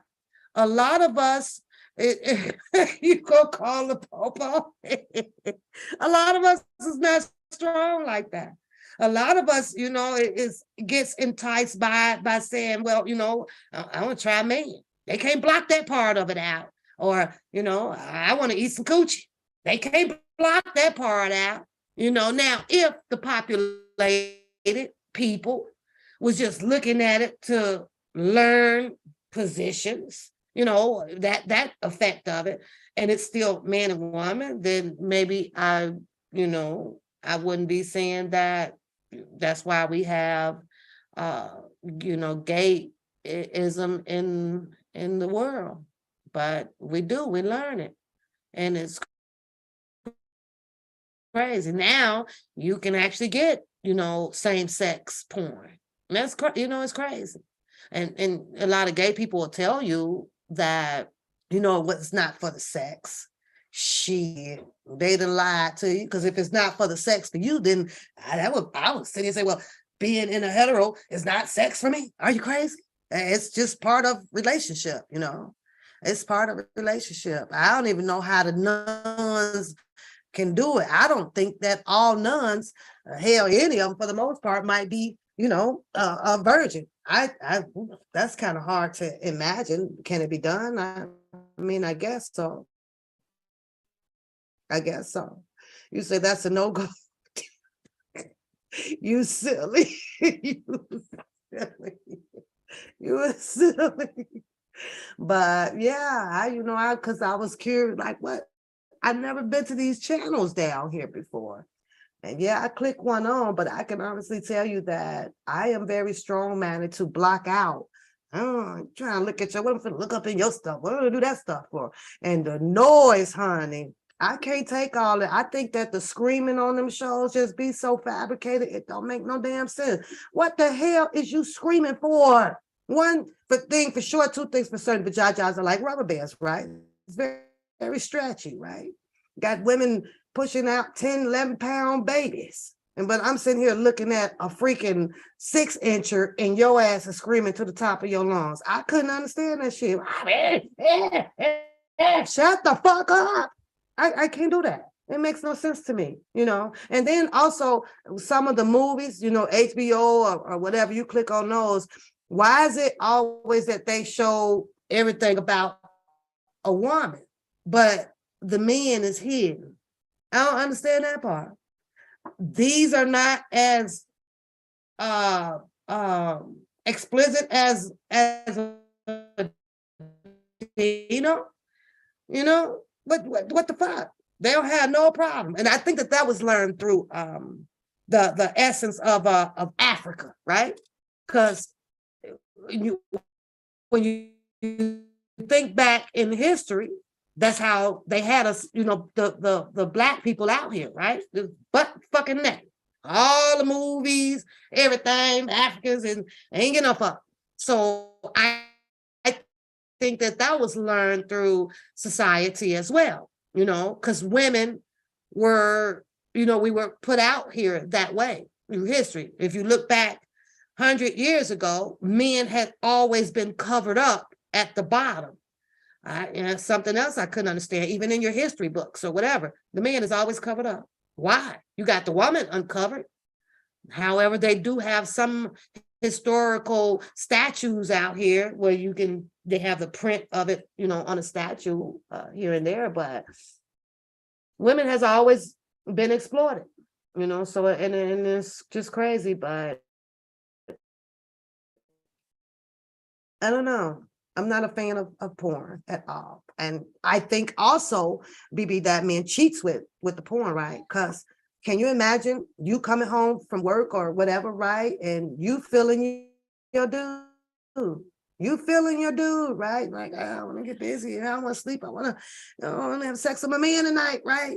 But now, Sister Mary, you silly. Oh, you silly. I like baby. I like you, Sister Mary, right? So can you like you ready for your dude? You know, you get home, it's gonna be on and popping, right? But all of a sudden, you know, he's tired. And it could be vice versa, but it's mostly mainly with the guys, right? He's tired, but maybe later on at night and all that stuff. The first thing you need to think about, BB, is he done already bust a nut. So he's exhausted from that. And well, you old enough, girl. You good. No, it's 18, you good. Right? So, because he been watching porn while you was gone. He done already blasted off. You can't get that thing back up no more. Especially if he's over 40 or 50. It's done for the day. He done cheated on you. Now you can't get done. And he can't get it back up no more. None of that shit. Take all your clothes off, everything. He done sat there and then caused all this friction on his Dino. He done soared up, S-O-A-R-D. He done got it sore, everything. And ain't no more in there till they maybe 4-5 hours later, something like that. You all think about that? Did you think about that? Because it's facts. Yeah, it's facts. So you need to check around your house. When he tell you, I'm gonna take a little nap right now. Well, what makes you think that his nap is any different from needing a nap after you the sex your man? Well, he just had sex with porn, so he need a nap. Releasing can be exhausted, right? What do we do after sex sometimes? Some people just jump right up. Well, at least the older people, the younger people, 17, 18, 19, 20, 25, motherfuckers just jump right back up. We gone shop. But baby, over 40 and 50 shit, it is nap time. Okay, well, he's napping. Think about why the hell is he napping at some goddamn 3 in the afternoon and y'all just slept all night, but you ran to the store. Mm-hmm. Yeah, you should pull your cheeks. BB, we gonna have us a late night show, just me and you, girl, because you and I, we crazy. We crazy. We crazy, girl. I can see it already. We got to slide Zoe in there with us too. But it's the truth. And sometimes though, BB, because you say you're 27. Well, baby, let me tell you, wait till you get 50. Wait till you look who popped out the bush, y'all. Look who popped out the bushes. So hey, Shannon Boo. But wait till you get 50, baby. You just wait, right? You got your guy, if they end up drinking or smoking or whatever for some time, throughout their lifespan, up until the age of 50 or so, whatever, what you call it, the blood restriction, yeah, then messed up his whole Dino. Yeah, Shannon done popped out, and oh Lord, now I'm finna get Beauty and Shannon started. You look, y'all, because these two here, I don't know what it is, but they got their own sign language. I don't know what the hell they be talking about in the chat room. They be going at, she pick at him and he pick back at her, and I be over here laughing. I be reading their stuff, but BB, so this is why sometimes what we're looking at out here, where you have a lot of the women continue to try to date, or with the young guys, 30, if you're 50, the women to try to stay within the age of 35, 40. The higher you go, the sex is bad. It's really bad. So don't let it fool you that you get 60-year-old and he's still humping like he 30. That ain't popping, BB. So I'm just letting you know, when you get into your 50s, you know, you mess around with you old 50 and 60-year-old girl, you might as well go on and get your bed called Archie and Eda. That's it. And you want to hop on over there for a few minutes. At 60 years old, they ain't lifting your legs up no more. They ain't doing none of that shit. They coming to bed with the towels and the wet wipes because they don't like that stuff on them like that no more. They turn back into little babies, you know. And they gonna be asleep in approximately 30 seconds after you're done. So I'm just letting you know at that age. Oh, okay. You say old men got no, they don't. I can't let you get away with that. Oh, I know all the old men ain't got no worms, girl. Stop. Stop. I'm just saying though. So they tell you, you know, we'll look at a lot of the marriages out here, including my mom, you know, including my mom, when my mom is 74. So she's up there, right? And you know, they're at that age. They may walk around, be smiling, and we've been married, you know, 50 years and 60 years. Baby, 20 of them ain't got nothing to do with sex. None. They bumping like that no more. No. However, there is a good thing about growing old or being with an older person. See, because their bodies are not in tip-top shape either, right? So when we're in our 30s and 20s and we're out dating and stuff, you got your younger guys now that it's important to them to have them somebody whose body ain't been through it, you know, with a bunch of babies, with the stretch marks and the thighs and stuff, right? But when you get older, which they will, every stretch mark, every saggy titty, every fat and curve ain't gonna make a difference because they gonna have those, okay, BB? So you're gonna be good about that. So anything markings on your booty, any cuts, your titties laying in your lap, you got the stretch marks and fat cells then came out and all that stuff. You ain't got to worry about it, boo.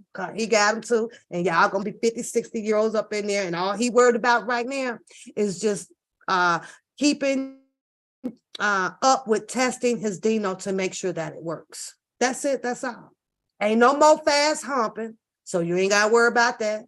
Now, you got to watch some of the older men though, baby, because they sneak off and be getting that medical pill and that, you know, the little medical shot.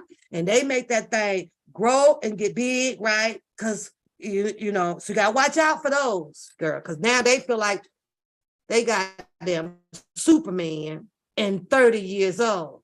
The only thing, though, BB, let me tell you, you might want to take the blood pressure machine to the bed, all that stuff, right? Because we talking 60 years old.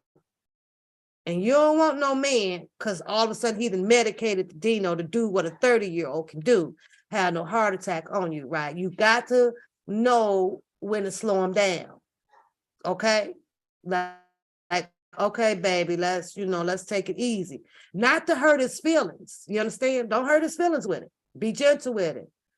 As a matter of fact, put it on you, BB. Pretend that it's hurting. You got to stop for a minute. I'm thirsty. But at the same time, you saving his life. You're gonna be saving his life, even though you're gonna have to fake it, okay? Like, oh, baby, yeah, that hurts, stop. You don't want none of that. Oh, I'm just saying. Old men eat bologna and it give them worms. They don't eat no bologna no more like that, girl. That was back in the day. That ain't today no more. That's when they was cooking it straight off the top of the stove. They don't eat it no more like that. No. No. That's okay, 312. I'm still talking to BB. I'm schooling her on older Dinos. She need to know because she's only 28. I just want to let her know what she getting right now ain't gonna be the same when she get in her 50s and 60s. Totally different, honey. Totally different. Some of them can, but it's a small percentage, honey. Like, for instance, the cool guy at the club, BB, 60 years old, walking with his cane, got on all his 5-piece suit. Them the ones you're gonna have to be careful about, okay? Because those are iffies. Those are iffies, right? I don't know if they uppies or downies. You don't know. You just gonna take a chance with it. I don't know. But then you get, yeah, she didn't know 312 that the stimulus would slow down, around 50s and 60s. She didn't know that. She thought that they were still all humping the same. And I'm trying to let her know. See, cause that's when you're in your slow years, you Archie Bunker and things like that. But however, there is some 60s or that's ready to go all the time. I'm just telling her that those are the ones that's probably getting a little medical help, the pill, and if he tell you, BB, I got to run the bathroom for a minute, hold on, I got to pee. Nah, BB, they finna go put some pump it up stuff in there or pop a pill or give it a little shot and, a little upper injection. I'm just letting you know. Okay. You're gonna be aware for that. Now, the only thing about a 60-year-old that is getting Dino enhancer that's helping or whatever. Now, you're gonna also have to be prepared because they are ready to go for about at least 5 hours. Because that's how long it's going to take for that medicine to wear off. So you have to be prepared for that, okay? Are you writing these notes down? Are you right? Other than that, you right. Just don't do the old men no more, girl. Don't do the old men. Keep them somewhere, even when you're 80 years old, BB, you want to keep them somewhere still between 40. I'm just saying, you just gonna have to make sure that he like a bunch of little wrinkles and stuff like that. So, don't fall for it. You see some of them get a younger. You have to. I mean, if your thing is you have to be pleased, a couple of times a week, you're gonna have to. And I believe that is up in the top 5 of the cause of relationships, arguments or going bad. Yeah. Now, you'll find that the woman will keep and make their relationship happy, sustainable, and grow because she's tired. She's 50, 60 years old. Couldn't wait till the man get done. Oh, also, ain't not into having 3, 4, 5 times a day, 4 days a week of sex. You got some women that's like that because their body is tired now, like early tired, it's crazy. So it's crazy, But a 50, 60-year-old girl, they can't do all of that stuff that they be talking. Just it's nonsense. And don't tell me when you get in the bed and you be disappointed. Tell that nigga, what the fuck was this? Huh? What was going on here? You can't spare feelings no more when you're trying to be, satisfied. You can't. Y'all in that damn rose. You have to be upfront or you're going to always have a miserable sex life, and then when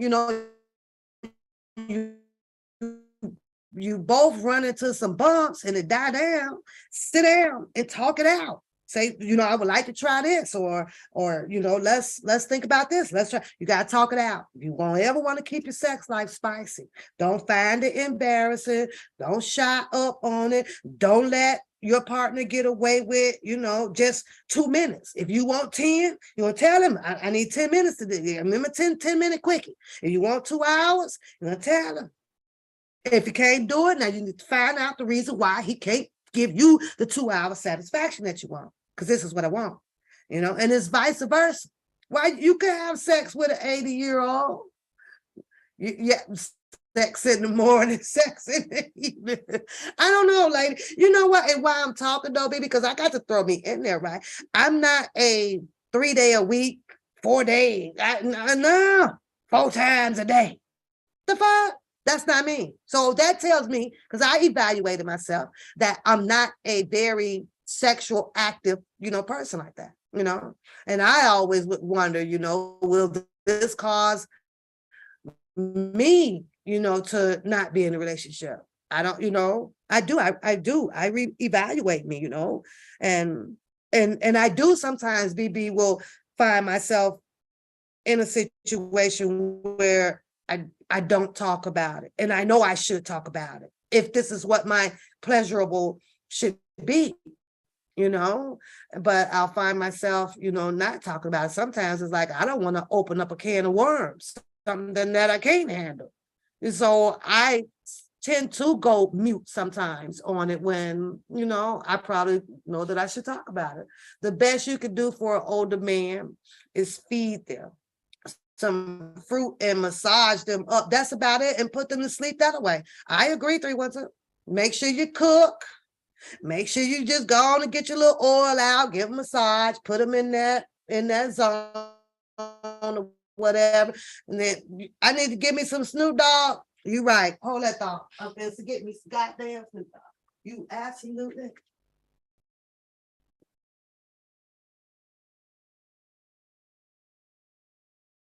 Hold that thought. You damn right I do.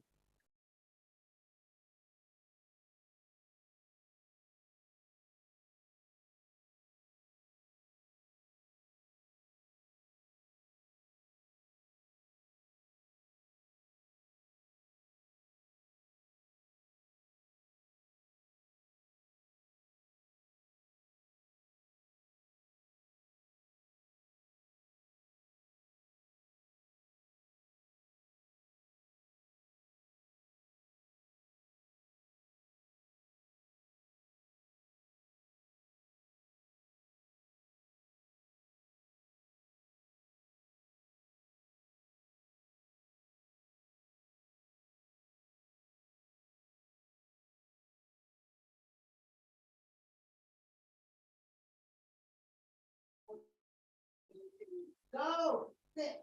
I'm up there in 30 minutes. 30 minutes.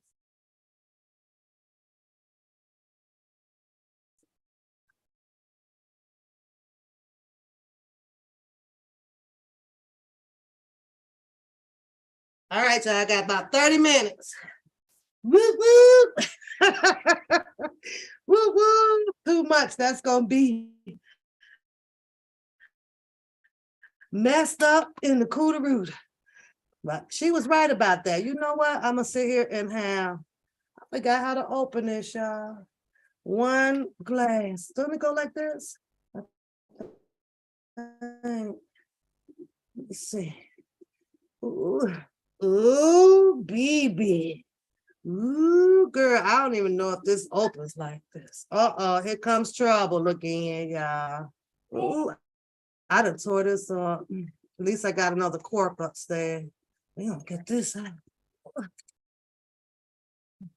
I don't know. Oh, I did that so wrong. I'm out of there. I got another cork. Ooh,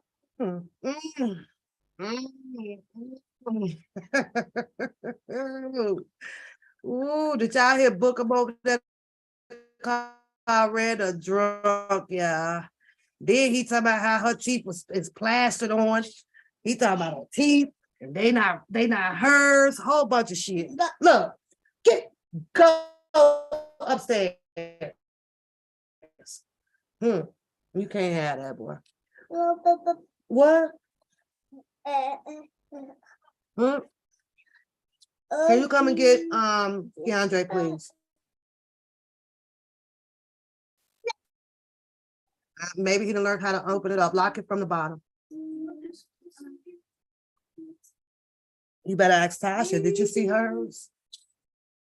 I'll try. I'm coming up in 30 minutes. Okay. You have to show me. Okay. So.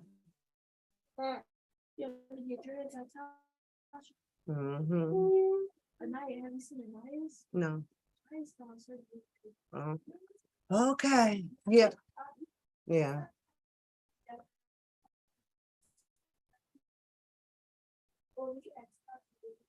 Okay, bye-bye. So, as y'all can see, I got to get some attention upstairs. You got some water? It's okay. How you gonna get some water and then you tell me to get some Snoop? That's crazy. Mm-hmm. Mm-hmm. Ooh, that's good, y'all. I don't know why, but I always have to have ice on any liquor. I put ice on it. So, I don't know. But yeah, it's different strokes for different folks, and I understand that, but I think it's about mainly talking about what it is exactly that you want, what they want, how you want it. I think that you shouldn't be mute in your bedroom at all. Tell about what you want, what makes you happy, what makes you happy. So I don't know. This all BB fault and Empress fault. She started this, y'all. Then she done left. She done left. So, but I'm gonna call and send her that goddamn thing that I found on my phone. But I really got to get these tickets ordered. So I don't want to go out in the cold. I hate the cold. When I really do not have to go out, I prefer to just lay low in the house. You say, Zoe, going to get some wine. She say, I'm on my way to Total Wine. She going to get her a bottle. That's right, Zoe. That's right.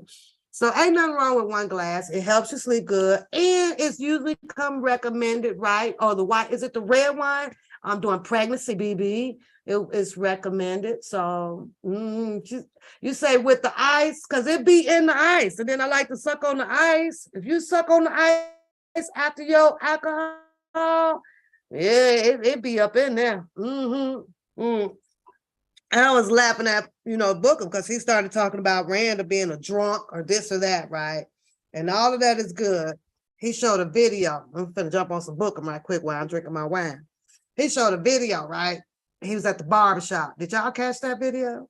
And he was trying to explain to the guy that, she was head over heels with him and so listen to the phone call. Well, he made the phone call first. He initiated that, that he was going to call or what you was doing or something. And then Randall replied by saying, you were supposed to have been doing XYZ, a long time ago, right? So apparently, yes, it was there that they was having some type of interaction via a phone or email or text, right? But he's made it seem as if this was Randall that was coming off onto him all for the longest, right?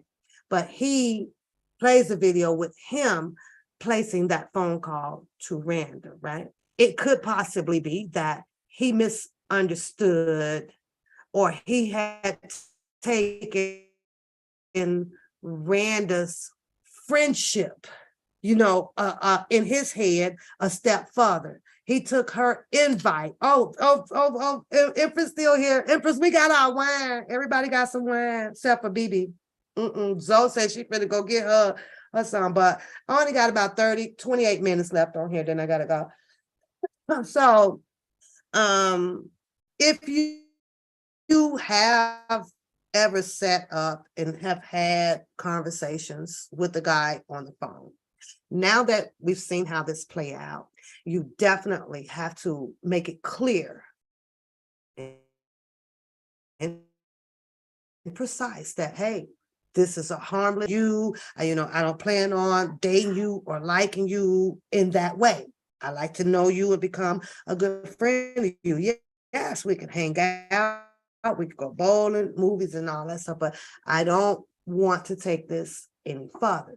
But if you listen to how the phone call was placed on there, because none of us know about any previous phone calls, I have to take it as he took their friendship or whatever for granted.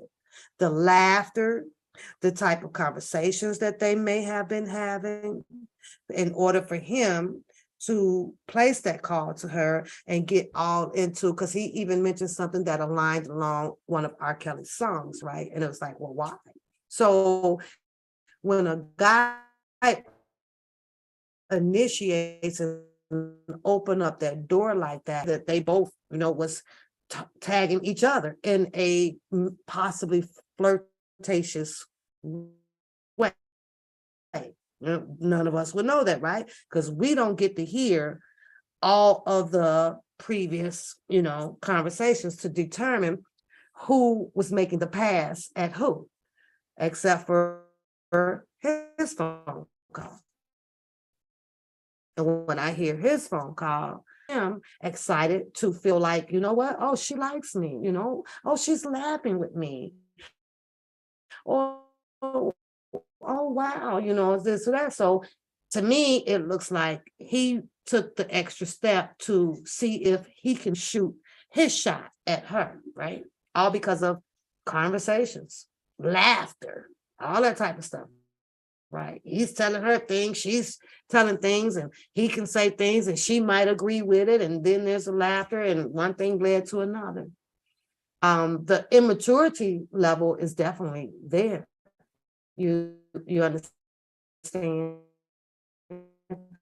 Because we expect for you have some Remy. Oh shit.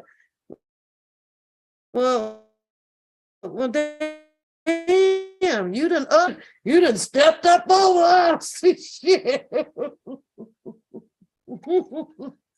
You said that he might be a little delusional at this point. If anything was going on, it's been over for you. You absolutely right. You're right. You waiting for the receipts, not the made up ones. It's the lady, it's the phone call be killing me. What point? Like, okay, you made your point. The point was, we get it. We know that you guys were on the phone together. It's okay, BB. Put some sugar in it, girl. Everybody act like they be. You can act. This boy is back downstairs, y'all. I'm about to go because, yeah, I have to put up with this. What? What? What? I cannot get the break, y'all. Catch a break at all. I can't catch a break. So, that's what we get out of it. But like Empress said, we're going to like 2 years now. It's over with. It's okay. Here's the question though, lady. Why isn't he producing a new girl? Huh? That's the question. Are you gonna show them or approve to the people that you didn't want her now? She big, she this, she got plastic teeth, the top is white, the bottom is right. She did. Now put it in her face that you got a new girl and you definitely don't want her. Most men be doing that. I got another woman, leave me alone. I have yet to hear him say that he has another one. I don't hear it at all. I mean, not like it's gonna hurt Randa's feeling, right? You say he loved, yeah, girl, this is ridiculous. He got all the TV in the world upstairs to be watching and cartoons and stuff. Something is going on with his tablet, with the charging port. So his mama could charge it. I can't never get the thing charged. She's like, you got to twist it this way, bend the cord. I'm not doing all of that. Get no damn thing charging. So I think he's going to be needing a new one for Christmas because it's an educational tablet. There's nothing on there but educational and children game, sounds of animals and 1, 2, 3 ABCs and stuff like that. But he knows how to operate this tablet, y'all, like genius. He matched the cow with the cow and the peach with a peach. So, but that's the only thing that's on his tablet. So we're gonna have to get a new one because the charging port is just whack. She can get a charge and I can't. So he's been without it for today. But so that was weird, and you can definitely see, if you look at it from a man's point of view, like you could see some hurt because it was like he wanted something to be there, he do. And the level of the output that he puts out with all of the defamation, you can tell. You can really tell. So you could tell. My Cash App is my name, One Papoose, and with the $sign in front of it. So Empress knows it. I'm holding the baby right now. I can't put it up. But if you're going to support, I appreciate that, girl. We get some more wine. And, you know, so I can keep you up on, 50 years old, girl. You drink cognac when I have a drink when I don't want nothing that gives me a headache. I really don't. You say, how many times I'm going to need you to quit asking? Well, I know, lady. I know. So, well, that's the day that I'm waiting on, honey. I'm like, okay, when you gonna come on out here? Like, get it, why he got a co-host, like with his girlfriend or something? That's called Trump down. Trump down. That way you get all the women to bag off of you. Don't nobody want you. Now you wouldn't have another story about this girl wanted to get with her. You kill that noise. Put another female on the channel with you. Do all of that. But you could see the anger that he has about stop it. He wanted something, something they, wanted to work and it did not work. I don't see Rand depressed about it, not having it working out. She doesn't seem bothered about it. Hell, she moved on and got a man and a baby in the 2 years, and he hasn't. So you have to ask yourself, like, who is more pressed about the situation? You say, oh, it's for the baby. Whatever. What you finna buy him? You hurt my feelings. It's for his birthday. You got a birthday coming up. It's your birthday. It's your birthday. It's your birthday, boy. It's your birthday. Say happy birthday to me. Happy birthday to me. I was born in a tree. Happy birthday to me. Yeah, his birthday coming up. Well, yeah, whatever. She BB says she gonna get you something, cupcake or something. You'll get you a cupcake or something. But yeah, that's the Cash App. One Papoose with the $sign in front of it. You should see me on there. Okay, y'all. But I'm gonna get off. Thanks for hanging and swinging with me tonight. I will see y'all sometime through the week. I got my notepad ready on the next episodes coming out so we could talk about those. I know y'all don't probably want to hear much about the old Tasha K's and Nick at Night, but see, I be over there getting me, laughing and listening to their stuff, following the Offset. I think that they're planning on getting more rest. BB said happy birthday. BB said happy birthday. So I think that they're looking to get more rest on that. The Shanquella case, I think that that's going to be stretched out for quite some time. I do. I think that this is going to go on for a while because basically to get a resolution in that case is going to take a lot of money, and I'm standing on because it's two jurisdictions that's involved in this case here. Another thing that I like to do is I do like to listen to Judge Joe Brown because he was a judge, right? And hey, stop now, stop that. Don't push. Put your butt down. If I'm going to want to hear about the law and how some things happen, all right, Charlotte Boo, you have a good night. I'd rather hear from a judge. So I'll be over there after a big narrative done popped out here and it's all around YouTube. Is that I go listen to what Judge Brown has to say about his goddamn judge. And he'll tell you if this person can be charged, or this can happen, or this can happen, or this can happen. X, Y, Z. So he broke it down, he explained it, how, this. But who else would I want to believe out here when it comes to putting out how the judicial system can work? A judge. So I just go and be in that Dana Bush's over there, DANA with Judge around, something, right? I'll be over there, y'all, because that's where the knowledge is at. If I have, if I want to hear how a case may unfold. He even did the what's his name, Daryl, the crazy guy and from Waukesha, with the parade guy. He had his opinions and things on how that was going to work out. And sure enough, pretty much that case ended up pretty much how he called it though. So Sean he's doing a great job. I watch him, but however, I know hair flip, I get it. I can't stay long. Let me just say that, lady, because of this right here. And because girl, and let me tell I just can't, it gets a little bit hard, and I don't want to be discriminatory, whatever. I can respect whatever anybody is, but when it gets to be long, drawn out, okay, I can't sit there and do it. So, but I watch his channel. Like I say, when it gets to all that extra, bye-bye. Because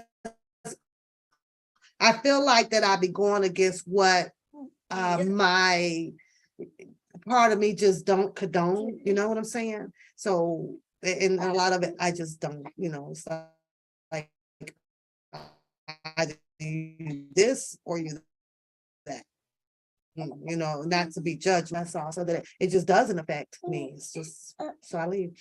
Nick at Night, I be in her bushes, I like watching her. Now that millionaire man, right? No, he do too much a little bit too, he gets some great interviews.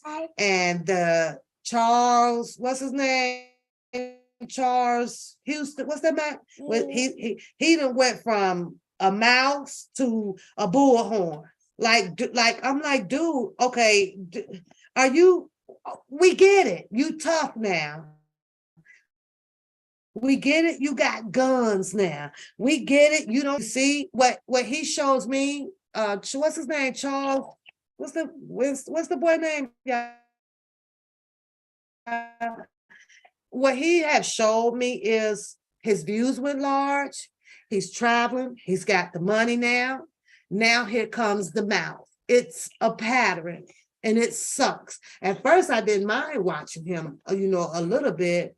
Now it's, I'll lay this gun down on you, or, this or that. What was wrong with just continuing to talk about who he wanted to talk about without the violence? Now I'm like, wait a minute, I got the side eye. You did all of this climbing up the YouTube charts, nice checks rolling in, donations coming up the screen. So now, I ain't scared of nothing, I shoot, and you pulling out guns and stuff. Oh, you're welcome, BB. That part right there just didn't sit well with me. I'm even okay with, I hear how he shits on Chi-Town, it's okay. There's nothing to take personal if that's how you feel. But granted, I've been to Memphis. I done rolled down the streets of Tennessee, or hell, they ain't popping work shit. Hell, looks like old country bunker side of Mississippi to me. Ain't shit down there. Nothing. Half of the people down there that grew up young is in the penitentiary or done died or whatever. It wasn't no different, but he really shitted on Chicago. Tennessee don't have all these flashing lights and big buildings and excitement like Chicago has to, with, especially when they bring in the revenue, I'm like, so I don't know, Charles Weiston or whatever his name is, right? So I was like, damn, what happened? He done lost his humbleness just like that. Charleston White, yeah. He was a lot humble when he came out. He was just, did his T.I., did the T.I. song, did this person, this, what people have been doing out here. But now he up that time now, so I ain't my guns. And I was like, oh, hell, you don't carry the guns? Hours. So he just initiated himself into, if you're gonna talk with shit, you talk it with respect, where it don't bring you that that type of problems in your life where you feel that you have to pull the trigger on the neck, that's just that. It should never get to that level. But when you pick up that gun and it's about flopping back and forth and beefing, I do this and I ain't scared of, that's coward shit, man. It's total coward shit. So I don't know if I can continue to watch him like that, you know? I don't know if I want to. It's not even fun no more watching him. It was okay watching him. Anyways, y'all have a good night. I'm gonna get up out of here. Say bye-bye. Say bye, everybody. Bye. Say bye. Y'all have a good night. Mm-hmm. Mm.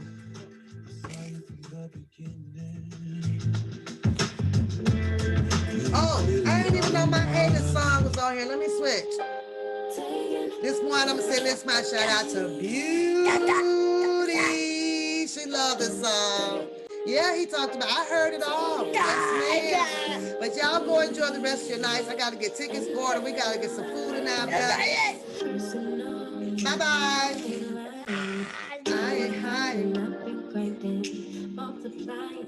I've been trying to get my weight up, staying prayed up.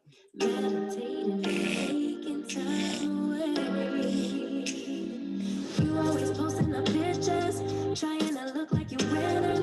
I'm writing rhymes in the kitchen, soaking in moments we live in. Yeah, you got the rest of me on me. Faking your life that I had you. If you got my number, don't add me. Cause baby, I'm on hiatus. I'm on hiatus. I'm on hiatus. I'm on hiatus. Baby, don't check for me. Taking time out to be and live my life off screen. Taking time out to be and live my life. Taking just a take it personal. We just building.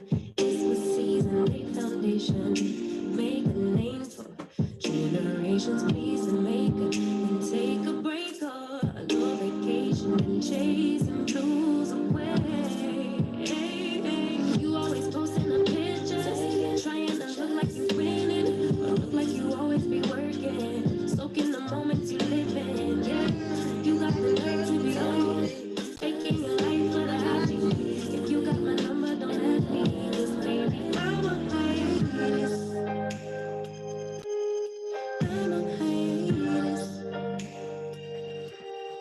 I'm on hiatus. I'm on hiatus. Baby, don't check for me.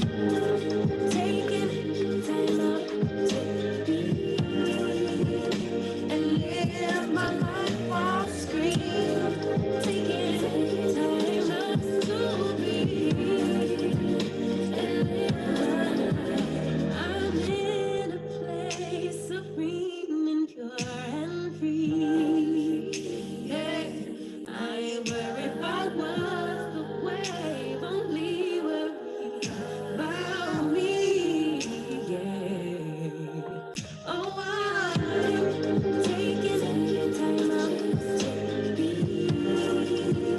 and live my life off screen.